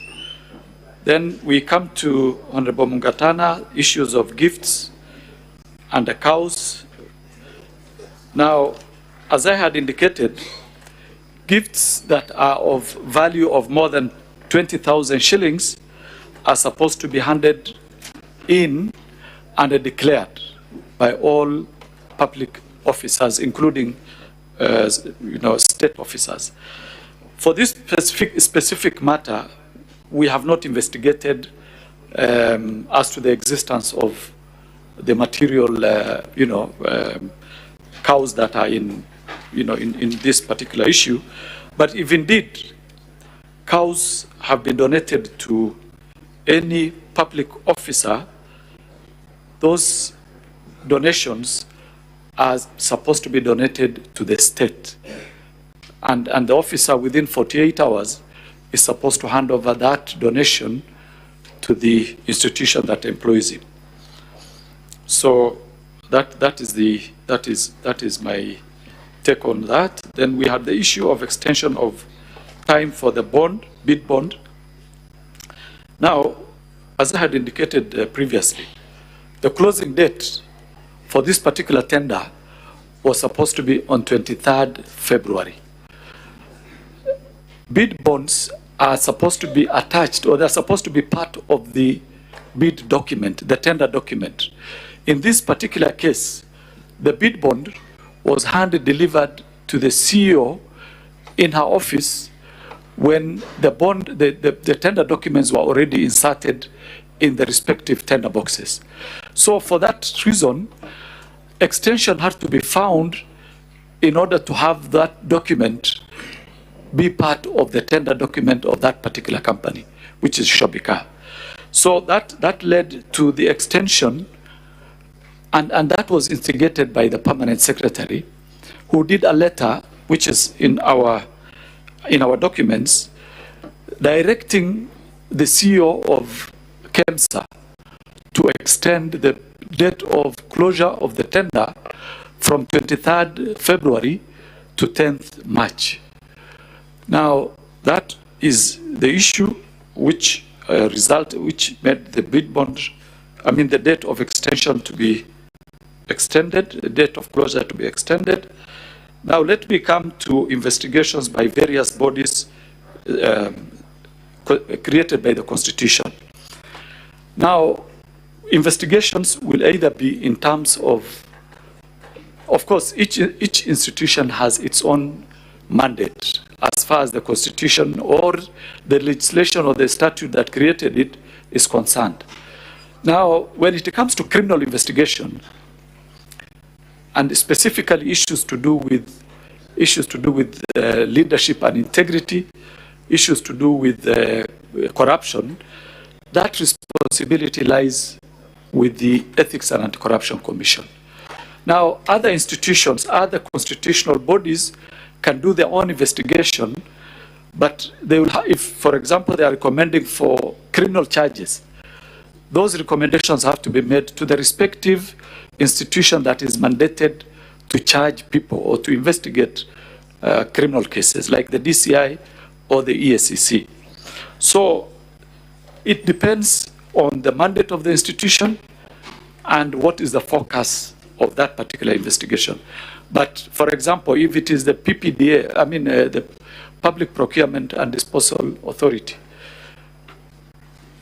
they do not have powers to charge people in court, or rather to recommend to the DPP to have people charged in court. What do? They have to do a recommendation to either the DCI or to the EACC to investigate the criminality of that particular issue. So I just want to indicate that it depends on the institution and the mandate of that institution. But when it comes to criminal investigations, there are specific institutions that are mandated to conduct criminal investigations. Issues to do with the declaration of gifts, I think that one I addressed in my earlier submission, that gifts that are more than 20,000 are declarable and they have to be entered in the registers. And after the end of every financial year, the institution has to actually declare to the EACC of the existence of that gift. Now, the issue of what was our finding or our conclusion when you look at the whole matter. and our perception, or rather, what would be our conclusion that we reached. Now, when you look at this particular tender, first, it is an international tender that was floated as an open tender to international companies. Companies bidded, but there is a specific company that has a local agent here, which is Shobika, that did not conform to certain procurement requirements as per the tender document. Because when tenders are floated, that tender has got specific instructions or directions to the people who are bidding. If, for example, you are supposed to do, if you are supposed to do pagination, it has to be indicated there. If you have to do, for example, in ink, it has to be there. So anything that goes outside what was provided for in the tender document is actually considered as irregular.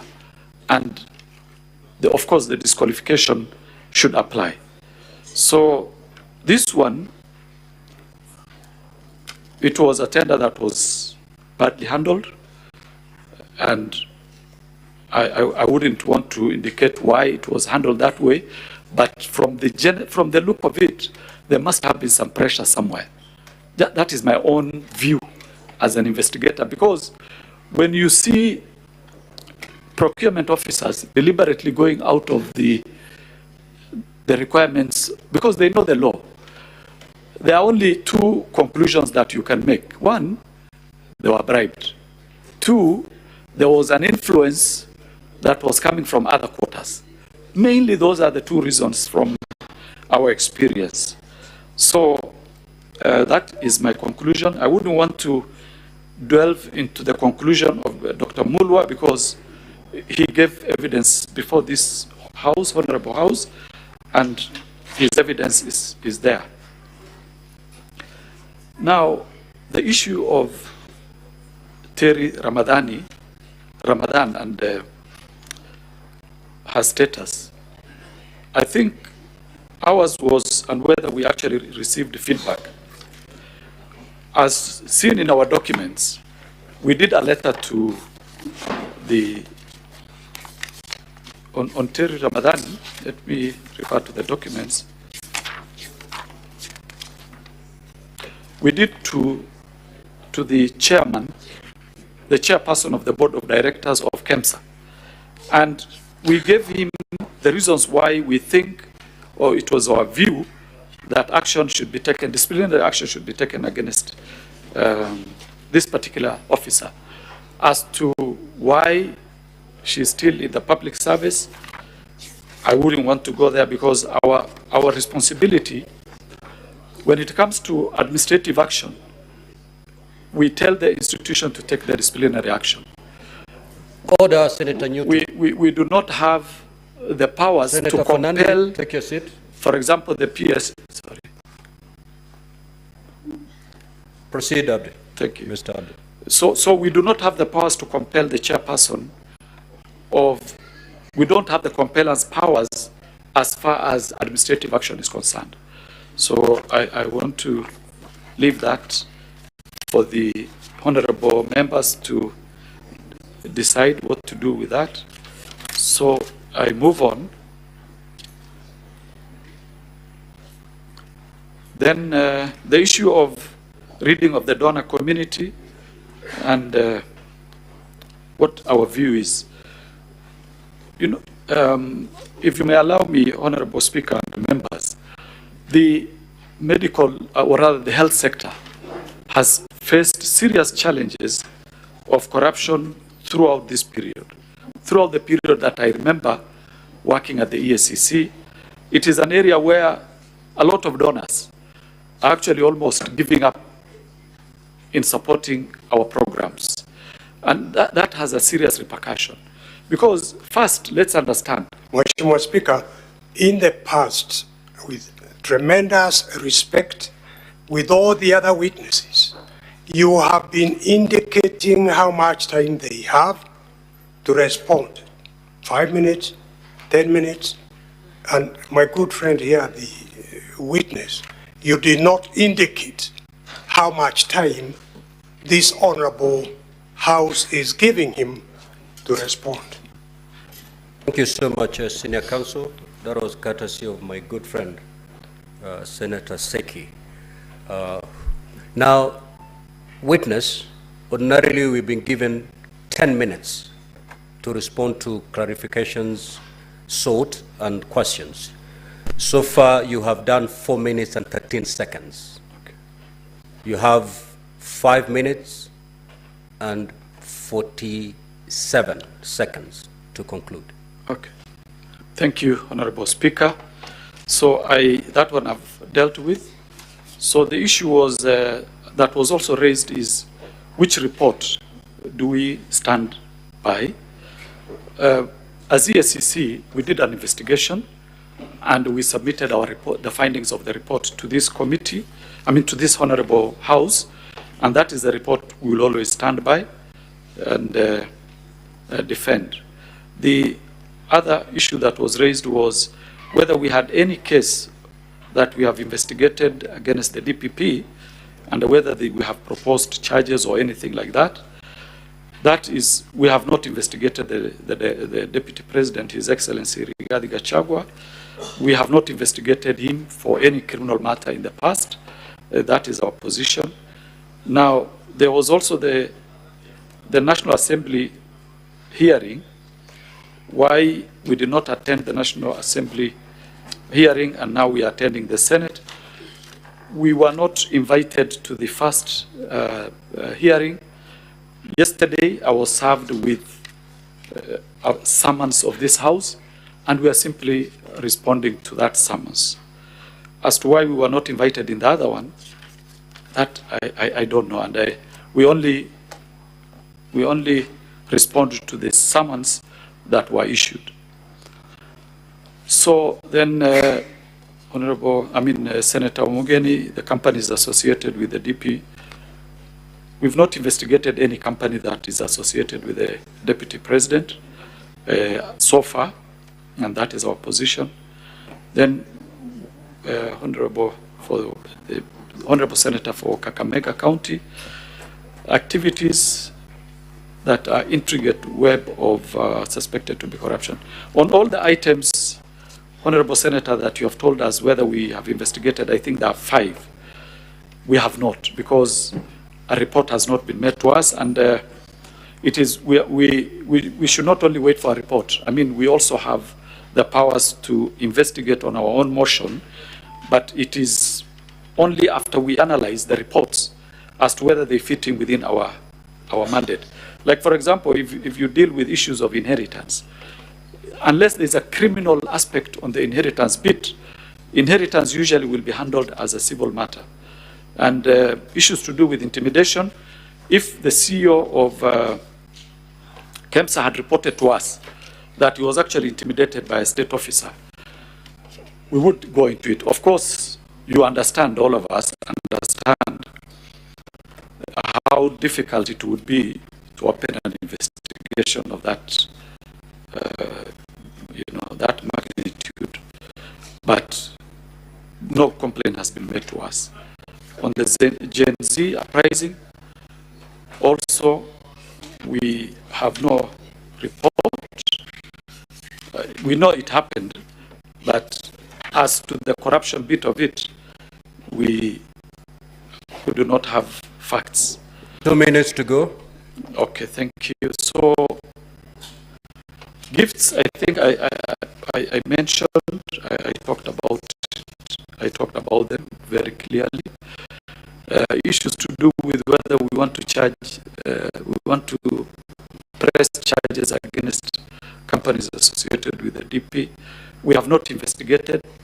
We can only recommend charges after investigation to the Director of Public Prosecution. That is our mandate. And the other one, of course, is intimidation by the CEO of KEMSA. I think I had addressed that one. Then finally is whether we want to prefer more charges or more sanctions against the persons involved, and on this matter, especially on criminal culpability.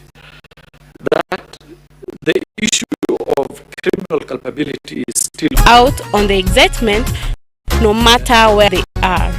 And let's not forget about our awe-inspiring aerial shots. Our state-of-the-art drone technology allows us to capture stunning perspectives of your event, all beautifully captured from a bird's eye view.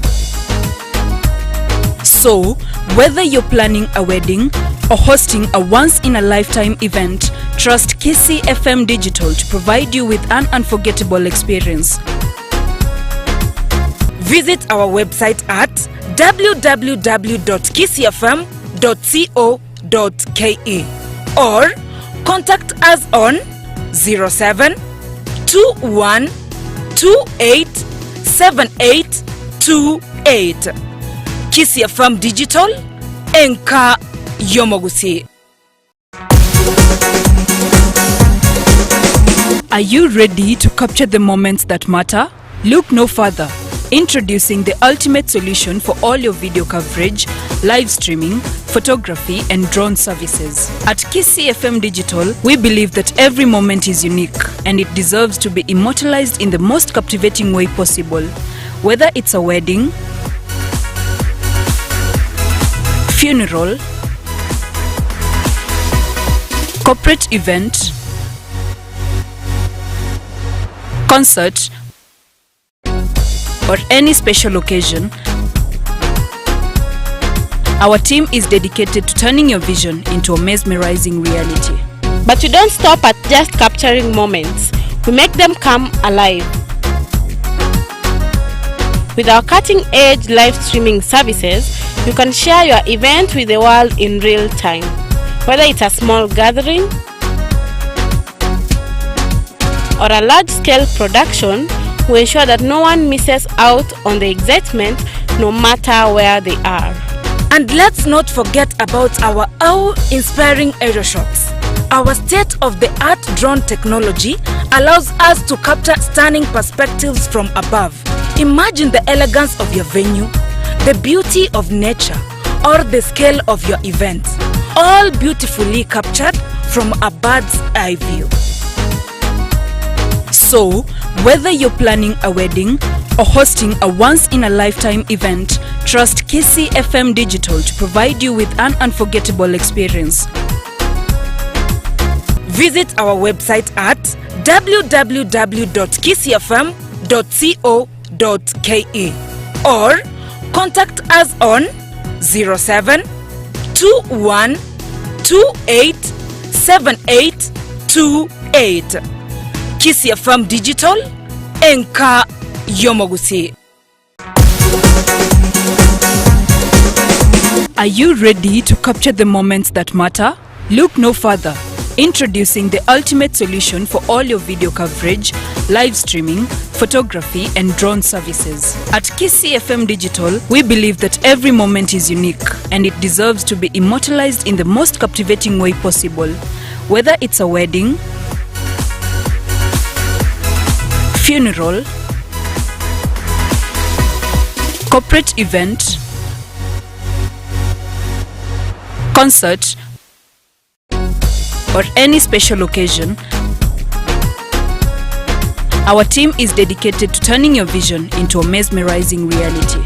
But we don't stop at just capturing moments. We make them come alive. With our cutting-edge live streaming services, you can share your event with the world in real time. Whether it's a small gathering or a large-scale production, we ensure that no one misses out on the excitement, no matter where they are. And let's not forget about our awe-inspiring aerial shots. Our state-of-the-art drone technology allows us to capture stunning perspectives from above. Imagine the elegance of your venue, the beauty of nature, or the scale of your event, all beautifully captured from a bird's eye view. So, whether you're planning a wedding or hosting a once-in-a-lifetime event, trust KISII FM Digital to provide you with an unforgettable experience. Visit our website at www.kisifm.co.ke or contact us statement, the National Assembly will be having their final opportunity to convince the House why they should uphold the impeachment charges leveled against the Deputy President. Similarly, the Defense Council and the Deputy President of the Republic of Kenya will equally be accorded 60 minutes to convince senators, this being last-minute attempts to convince the House why the charges against the Deputy President should not be upheld and why the Deputy President of the Republic of Kenya ought to continue being in office. After the completion of the closing statements by the two sides, we will be having a closed-door session by senators before the honorable members of the Senate consider and vote on the 11 grounds for removal from office. The Speaker of the Senate, Honorable Amason Jeffa Kingi, has already stepped into the chamber this afternoon. Allow me to hand you over for this live broadcast brought to you by the Parliamentary Broadcasting Unit in partnership with KBC. My name is Gladys Mungai. Enjoy your viewing. Na tuombe. Ewe Mwenyezi Mungu, tunakusihi tutazame kwa neema nyingi na baraka sisi watumishi wako ambao umeridhika kutuita kwa nyadhifa za uongozi katika jamhuri hii yetu. Tunakuomba tuwajalie tuyatende na kufikia mambo yote yatakayofikishwa mbele yetu kwa njia ya haki na uaminifu ili kustawisha amani, ufanisi na heri ya nchi yetu na wale ambao haja zao umezikabidhi mikononi mwetu. Amen.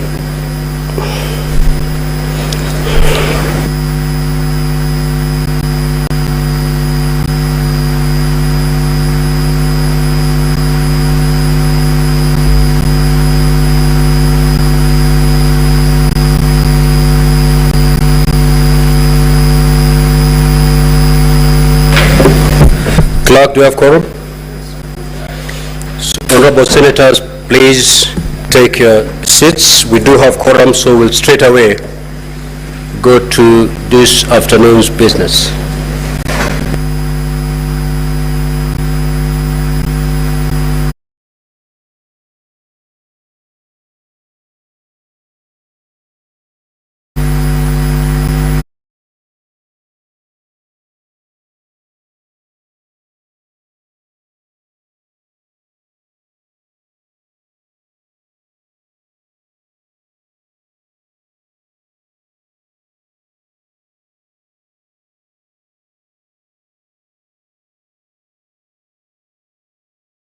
Number one, communication from the chair. Order number 2, hearing and determination on the proposed removal from office by impeachment of His Excellency Rigathi Gachagua, EGH, Deputy President of the Republic of Kenya.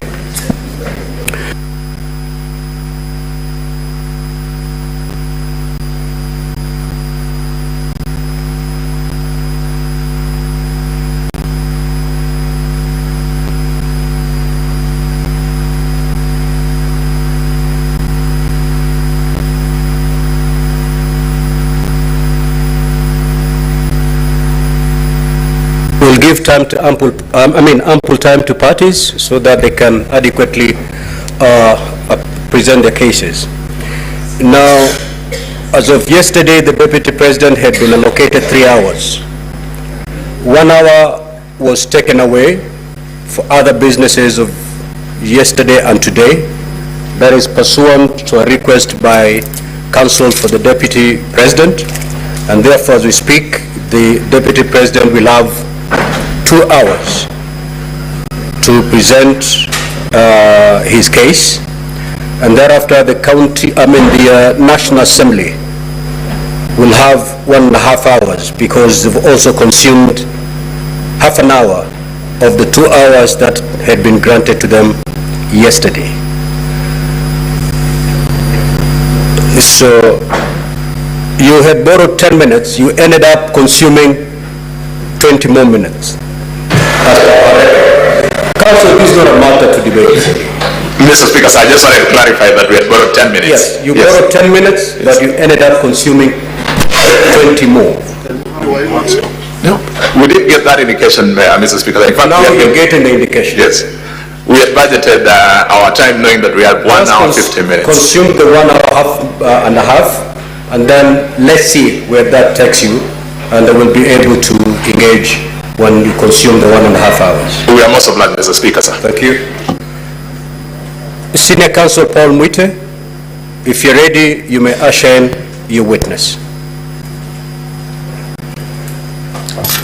Mheshimiwa Speaker, just to get clarification, I was under the impression that the National Assembly will proceed and close their case, and that then Counsel for the Deputy President will now present the Deputy President, who is the only one that we are calling as a witness, and that thereafter the National Assembly will make their closing speech, and we will have the opportunity at that time to also make our closing speech. So I would like to have clarification. Very well, Senior Counsel. Maybe I'll read the whole program all the way to the end. Thank you. You will proceed. Of course, for the record, I will ask the National Assembly to officially rest their matter to allow you usher in your witness. Once your witness takes to the stand, you have 2 hours to present your case. The National Assembly has 1.5 hours for purposes of cross-examination. Thereafter, the senators will have 1 hour to seek clarifications or ask questions. Once that is done, the Counsel for the National Assembly will have 1 hour to make closing remarks. Likewise, the team of the Deputy President will be given 1 hour to make its closing remarks. Once that is done, the Senate will move into a closed session as per our rules of procedure. So that is the program for this afternoon. I'm now very clear, Mheshimiwa Speaker, and I thank you. The situation is now clear. But just before my colleagues on the other side close their case, can I, through Mheshimiwa Speaker, ask whether the National Assembly still wishes to call a witness whose affidavit was filed, the governor of the county government of Nairobi, Johnson Sakaja. We have a copy of his affidavit. Is he going to be called or not called? Because if the National Assembly is not calling that affidavit, whose affidavit is part of the record and was availed to us, that affidavit, Mheshimiwa Speaker, contains allegations that are extremely injurious to the Deputy President. So if he is not going to be called, we will be making an application for that affidavit to be expunged from the records of this Honorable Senate. Thank you. Counsel for the National Assembly, you had listed quite a number of witnesses. Are you going to call all of them, or are you going to, for the record, are you going to close your case where we are? Mr. Speaker, sir, on behalf of the National Assembly, we shall close our case where we are. Mr. Speaker, sir, if you are with your permission, I could respond to the submissions by my learned senior, Mr. Paul Mwite. Please do. Mr. Speaker, sir, at the beginning of the proceedings that we are currently going through, this House did invite parties to give indications as to the witnesses they wanted to call. Mr. Speaker, sir, we gave the list of the witnesses whom we thought were relevant for purposes of clarifying what we needed to have clarified. If counsel for His Excellency the Deputy President did not do as much or did not take advantage of that window that was open, surely they cannot blame us for it. But secondly, and more importantly, Mr. Speaker, sir, yesterday, in the course of the deliberations in relation to one of the preliminary questions that have been raised, you gave a very clear ruling on the intendment of Rule 20 of the rules of this House.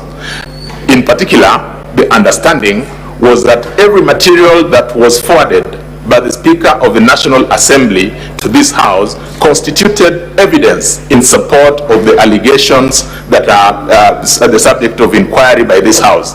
It then follows that if the application that learned senior counsel Mr. Paul Muita is making were to be looked at in its totality, he is actually making an application to amend or to remove certain aspects of the evidence from the record. Mr. Speaker, sir, that is an issue that you settled and rested yesterday. I don't think it's an issue that is open for re-intervention.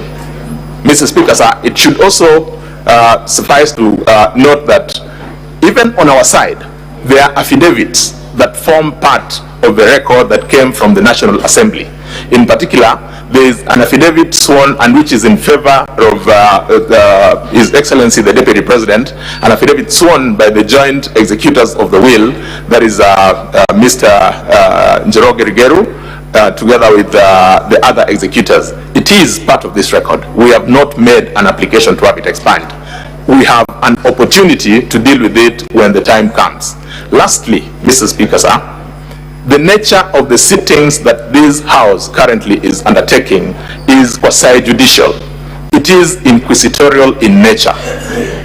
If that is to be the correct position, Mr. Speaker, sir, then the rules of evidence as we know it in the court would not necessarily bind the proceedings, because what has been presented is the subject of what the honorable senators are going to investigate. At the end of it, it is not a judgment that they will be giving, it will be a vote. I rest my case, Mr. Speaker, sir. Senior Counsel Paul Muita. Mheshimiwa Speaker, first and foremost, the affidavits that my colleague, my learned friend, referred to were sworn by the executors of the will of the late brother to the Deputy President. They were filed in the National Assembly, in the proceedings in the National Assemblies. They were never filed here as affidavits of witnesses that we proposed to call.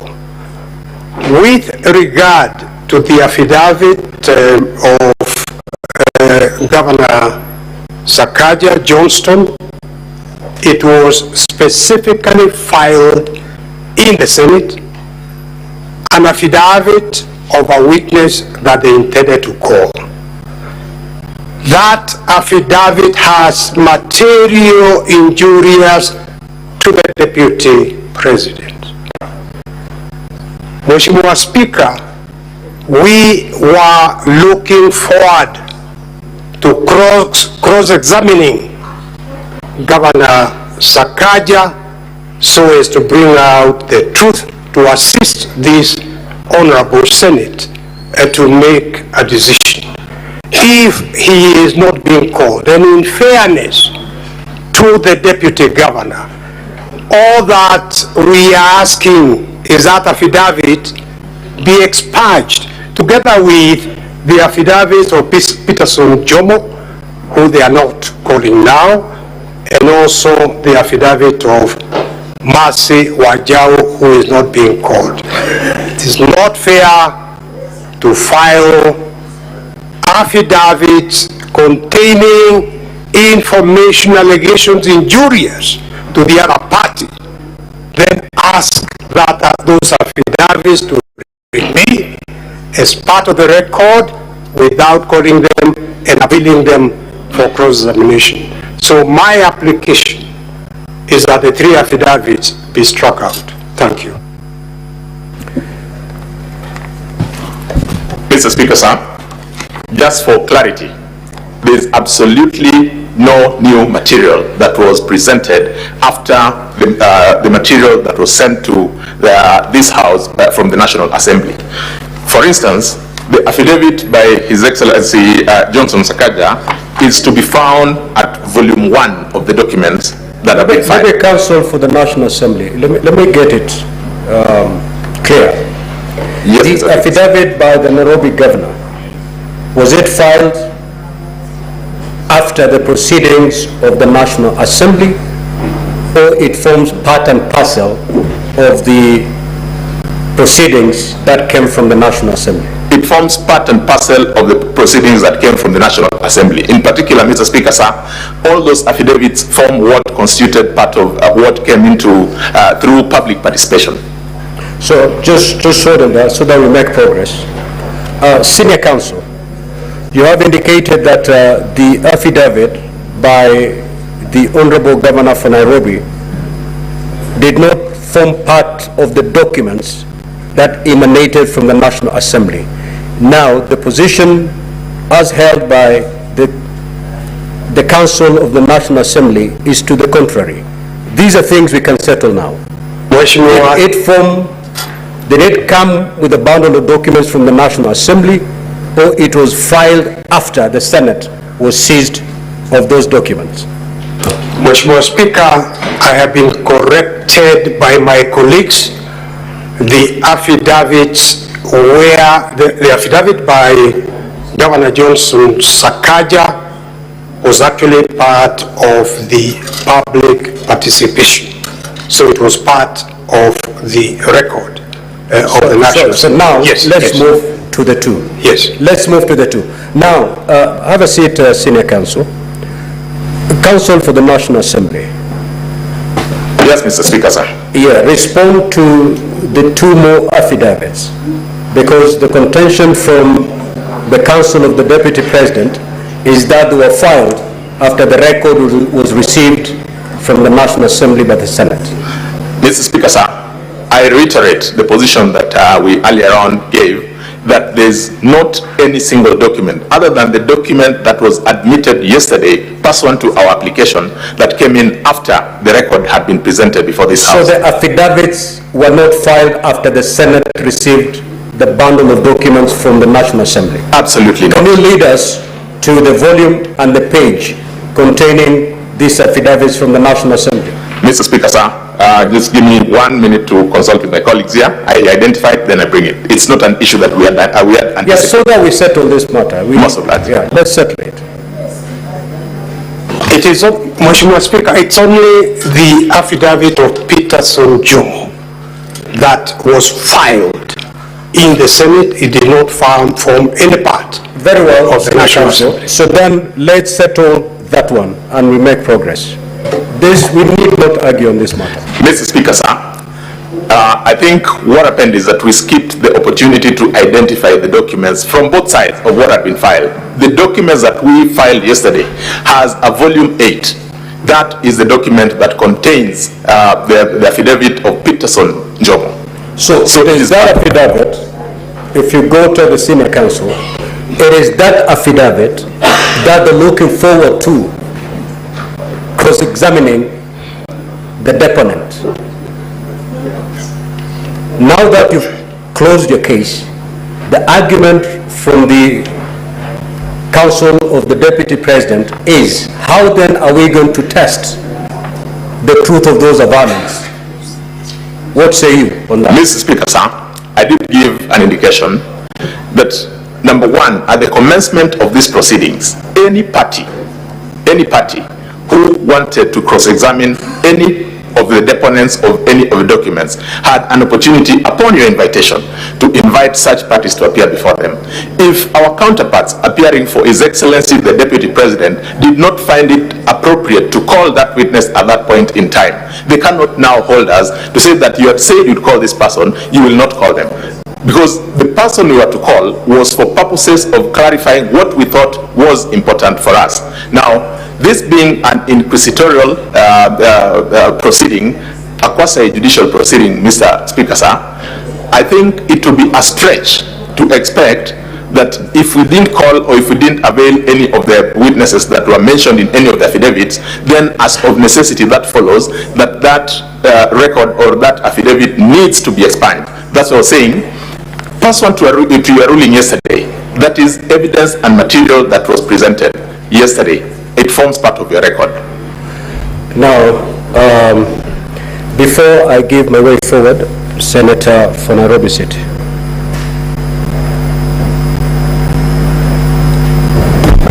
Honorable Speaker, the counsel that are appearing in this case are people that I hold in extremely high regard.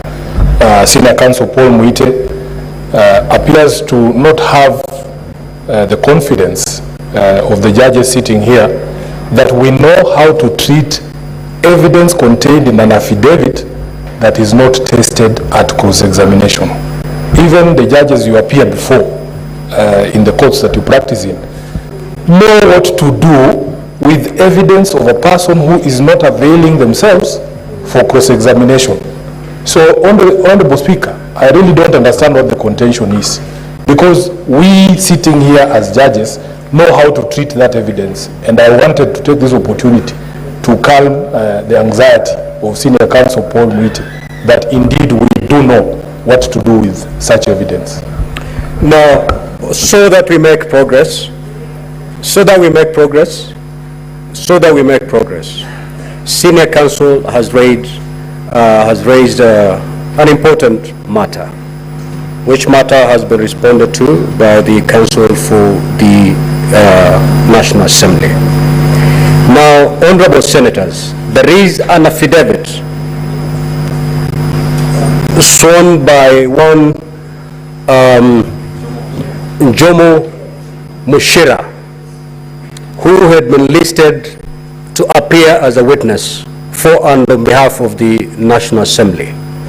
The National Assembly has closed its case without calling that particular witness, and yet there's an affidavit that the counsel for the Deputy President will not have an opportunity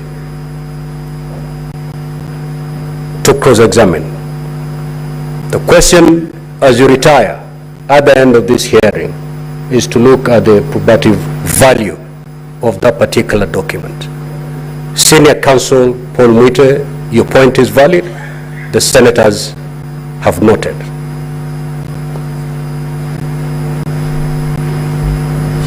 Because this is an important, very important institution whose judicial function, Court of Record, permit me to put on record that there is a slight distinction between counsel and the client. I have absolute full faith in honorable senators, including my friend the senator for Nairobi, but I am carrying out instructions of my client. Yeah, so I've given direction on this particular matter. Let us move forward. Having said that, Senior Counsel Paul Muite, if you're ready, you may now usher in your witness. Mr. Speaker, we are anxiously waiting for the Deputy President. My colleagues can stand here, can stand in for me. Let me make inquiries and find out where he's held up. We certainly wish to call him as a witness. Very well.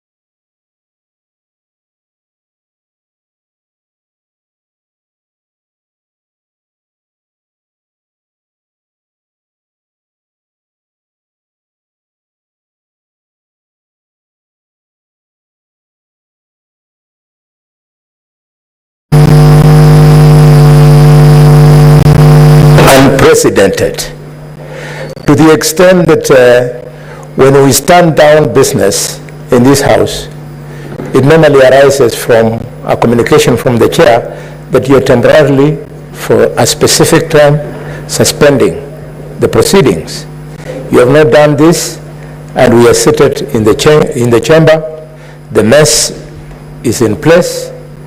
I do not know whether we want this to be the new standard, Mr. Speaker. Could you guide us? We have no idea how long we're going to wait. And time is running, Mr. Speaker.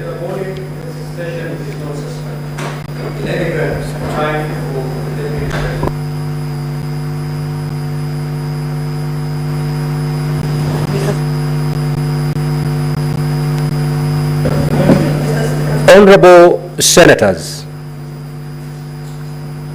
at the rise of the House at 1:15, I made it clear that upon resumption, the Deputy President was going to take the stand.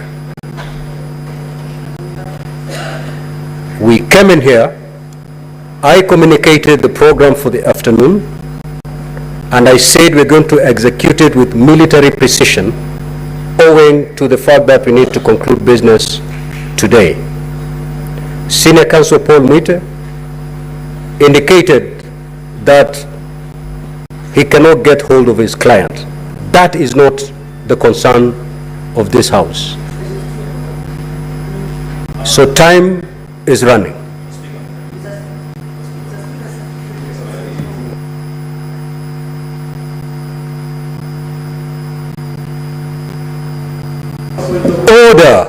Order, honorable senators. Order. The floor is available to the Deputy President and no other senator or no other enemy.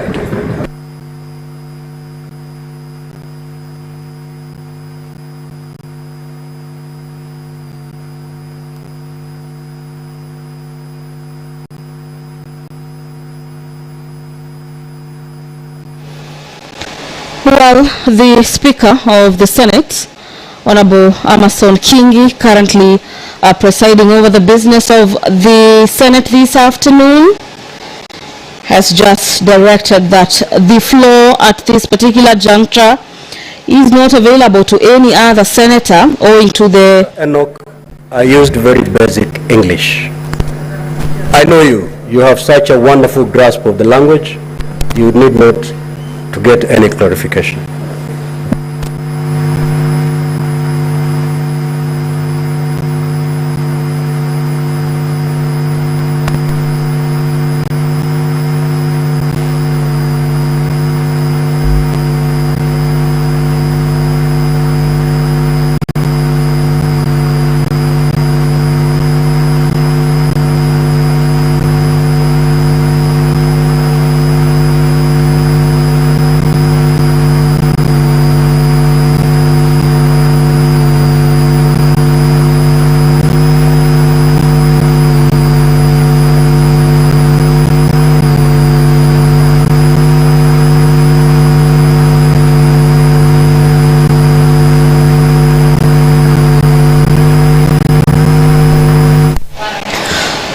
Exactly 15:04 p.m. this afternoon, being the 17th day of October 2024. The afternoon sitting of the Senate this afternoon was to kick off with the Deputy President taking the stand, bearing in mind the DP, His Excellency Rigathi Gachagua, is the sole witness in the case where the National Assembly, through the move of the motion, Honorable Mwengi Mutuse has leveled 11 grounds for impeachment of the Deputy President from office. We have already dispensed with the prosecution side, and during this afternoon sitting, immediately after the commencement of business, the council representing the National Assembly have confirmed to the House that they do not intend to call more witnesses in regards to this case. The counsel for the Deputy President had requested the House through the Speaker that any evidence where the witnesses are not appearing be expunged from the record.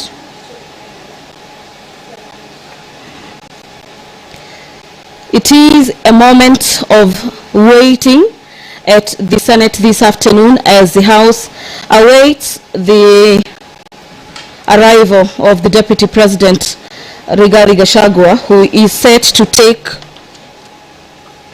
the stand at the Senate this afternoon and prosecute his case through himself as well as his defense, and convince senators why the 11 grounds listed for impeachment should be quashed by the House. Our dear viewers, the motion for the removal by impeachment of His Excellency Rigathi Gachagua, EGH, the Deputy President of the Republic of Kenya, has 11 grounds where the National Assembly is seeking to have the Senate uphold the charges, or at least one of them, to have the Deputy President cease to hold office. Today, the mover of this motion, Honorable Mwengi Mutuse, who also serves as Kibwezi West lawmaker,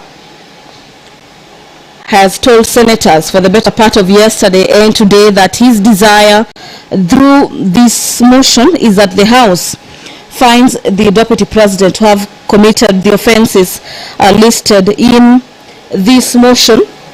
And this afternoon, the defense of the Deputy President, led by Senior Counsel Lawyer Paul Muite, will be seeking to water down those charges by the evidence that they will be presenting before the Senate this afternoon. And to just take you through probably some of the charges that the Deputy President will be seeking to counter this afternoon is charge number 1 on the gross violation of the Constitution and any other law. This is pursuant to Articles 150 subsection 1BI of the Constitution.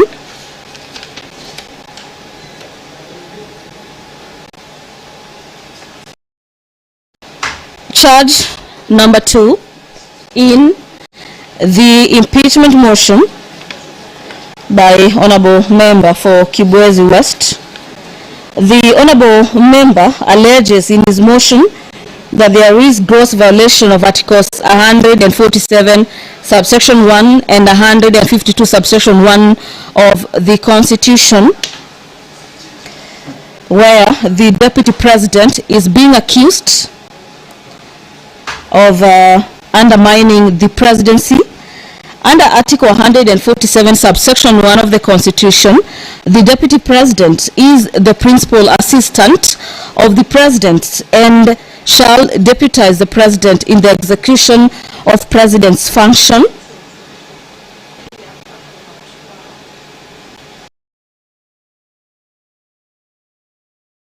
This motion, the Honorable Deputy President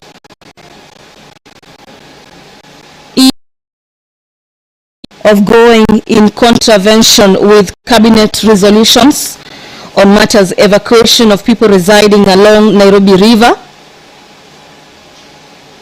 and that shortly after His Excellency, shortly after being in contravention with the cabinet resolution, the Deputy President made public a statement opposing the Nairobi River riparian execution orders.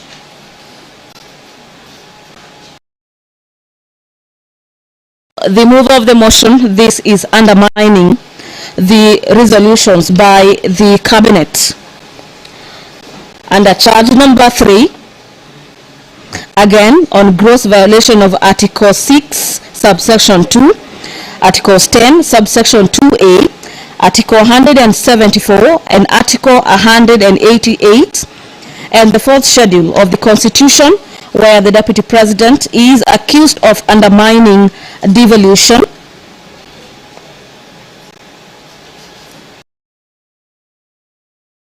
remover of the motion, in his motion states that on the 20th of September 2024, His Excellency Rigathi Gachagua, recklessly and mindful of the high calling and dignified status of the office of the Deputy President, unlawfully interfered with the running of the Nairobi County Government by holding a public rally in which he incited citizens against lawful directives by the Nairobi City County Government on the planning and relocation of markets.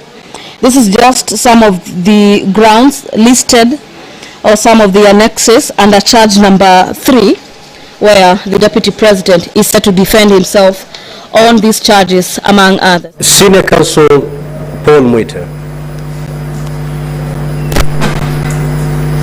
Your time started running. Mheshimiwa Speaker, may I... Let me just conclude, Senior. Your time started running at the time I requested you to usher in your witness. You indicated that you're getting hold of your witness. We'll give you all the time you need to get hold of your witness, but to let you know that the clock is running, and it's running on your client. You can take all the time, but his time is running out. After 2 hours, he's not appeared, the chair will make a ruling pursuant to the rules of procedure.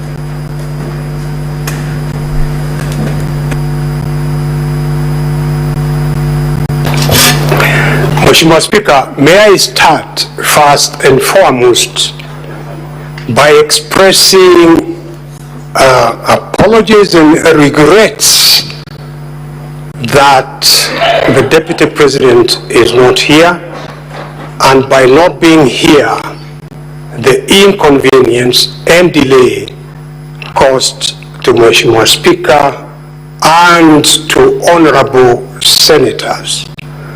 The position, Mheshimiwa Speaker, is that during that period that I went to try to find out why he wasn't here, because as Mheshimiwa Speaker knows, the Deputy President has been coming here absolutely punctually every day. The sad reality is that the Deputy President, the Republic of Kenya, has been taken sick, very sick, and as I address Mr. Speaker in this honorable House, senators, he is in hospital, Mheshimiwa Speaker. That is a sad reality.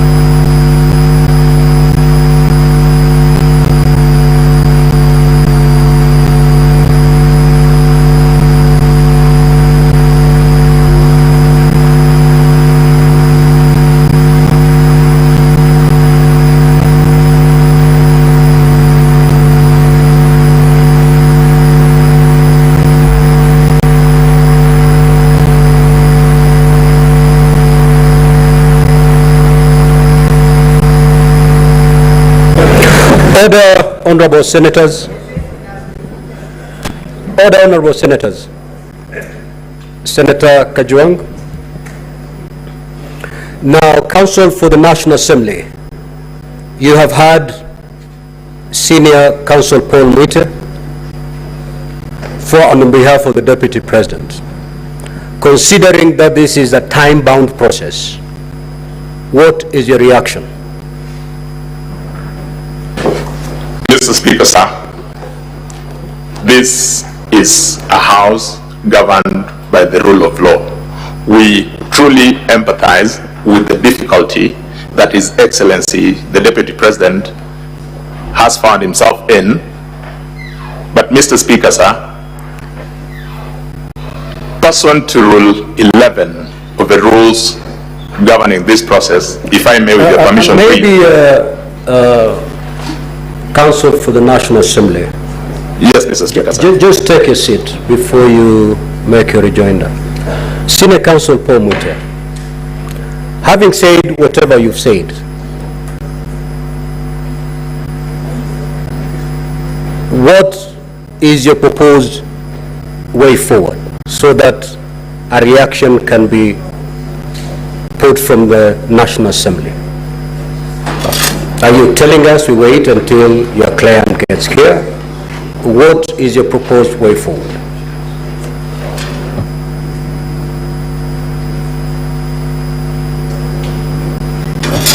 Mheshimiwa Speaker, I have just received this information.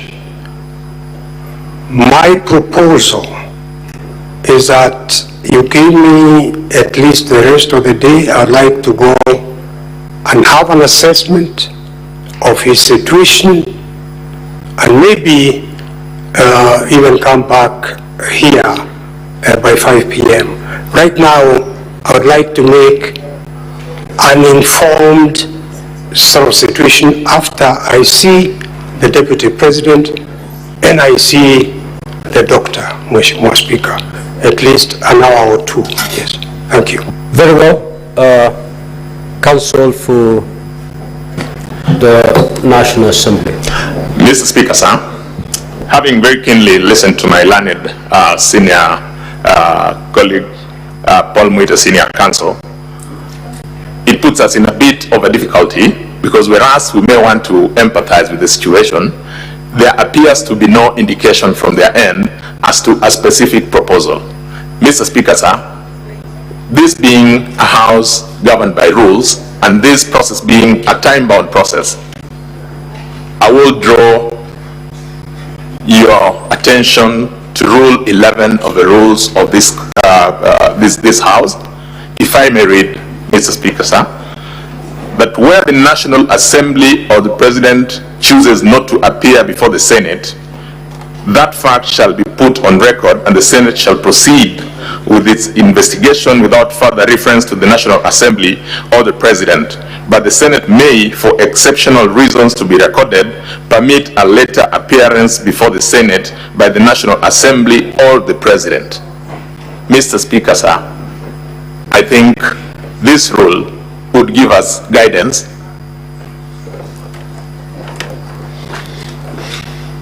We may proceed. If it becomes necessary, then any additional material may then be availed. This is a time-bound constitutional process, Mr. Speaker, sir. I'm most obliged. Let me pick the wisdom of my wonderful senators before I make my decision on the way forward. Now, I understand that all of you are wise men and women. Speaker, can I just say a word? Yes. I've heard what Senior Counsel Paul Muite has said, and Mr. Speaker, you have made it quite clear that these proceedings are time-bound. It's not so much about the situation in which His Excellency the Vice President finds himself. It's about the Senate complying with the provisions of the Constitution. That within that time frame, you must make a decision. Reading the standing orders that my learned friend, Mr. Rick Gumbo, has referred to, it would be useful to this House if Senior Counsel Paul Muite could probably give us a way forward in terms of the time limitations that the Senate has. I'm saying this because we don't want somebody to say that, that the Deputy President was not given an opportunity to be heard. I think the Senate will want him to be heard. But knowing the time limitation, what suggestions does the Senior Counsel have to ensure that we keep within the time parameters? At the same time, the Deputy President is given his space to defend himself. So we have two sides. We have the minority side and the majority side. I will only allow the two leaders to speak. If you need to consult in the next 1 minute.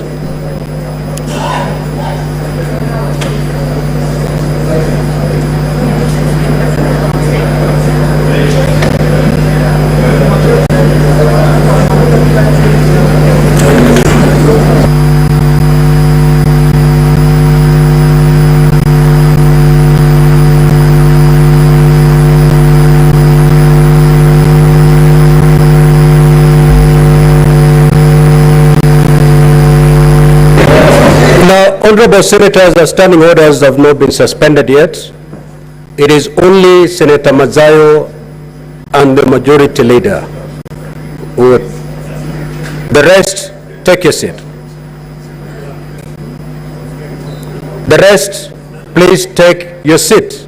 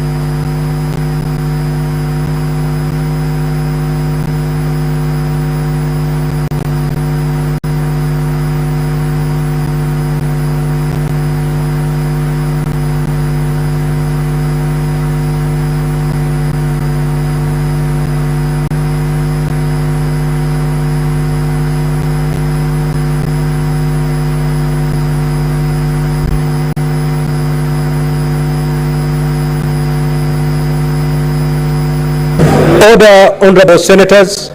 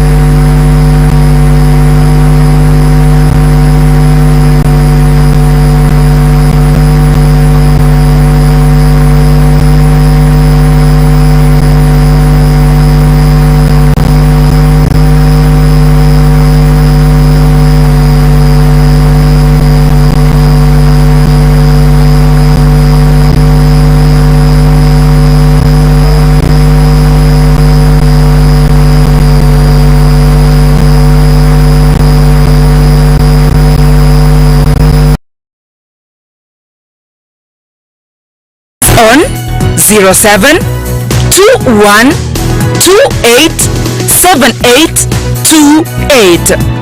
KISII FM Digital, Enka Yomogusi. The Council of the National Assembly, in response, indicated that this is a time-bound process. He referred to the Senate to rule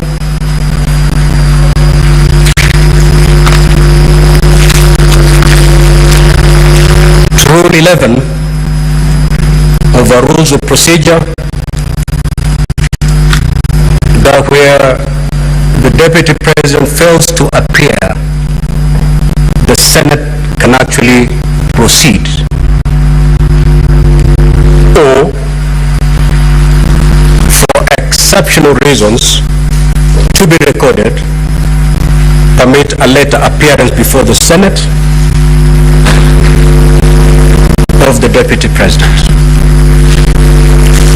Having considered the two sides,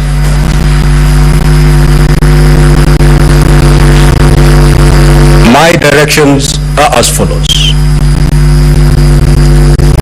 that we will suspend this sitting and resume at exactly 5.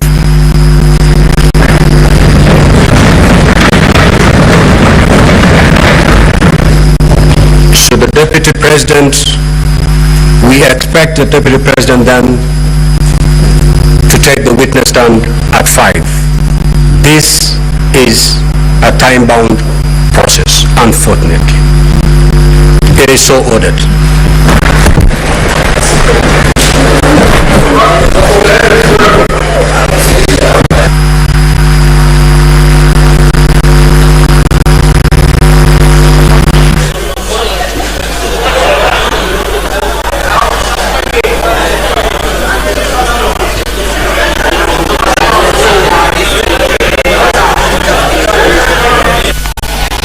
The Speaker of the Senate has directed that the sitting be adjourned for about a couple of hours to allow the counsel for the Deputy President to get hold of him. As it is, our dear viewers, at this particular juncture, the lead counsel for the Deputy President has just told the House that they could not get hold of their client, requesting for more time to get in touch with the client. Senior counsel lawyer Paul Moite has told the House the information he has is that the Deputy President has been taken ill. And so for this juncture, we'll be taking you back to the broadcasting house KBC. We'll be resuming these normal proceedings again at 5 p.m. My name is Gladys Mungai, and on behalf of the broadcasting team that made this possible, we will be back with this live broadcast at 5 p.m. this evening.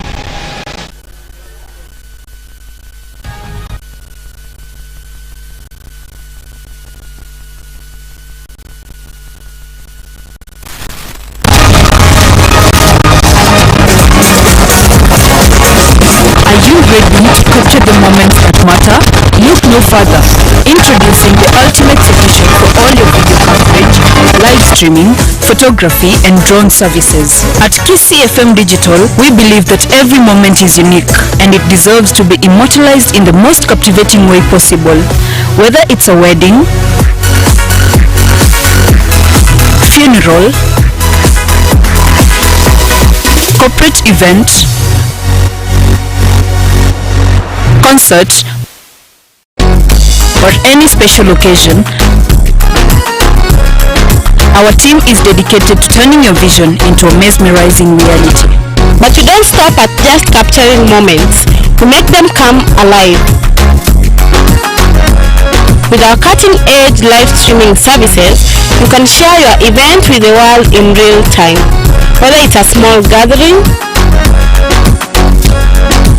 or a large-scale production, we ensure that no one misses out on the excitement no matter where they are. And let's not forget about our awe-inspiring aerial shots. Our state-of-the-art drone technology allows us to capture stunning perspectives from above. Imagine the elegance of your venue, the beauty of nature, or the scale of your event, all beautifully captured from a bird's eye view.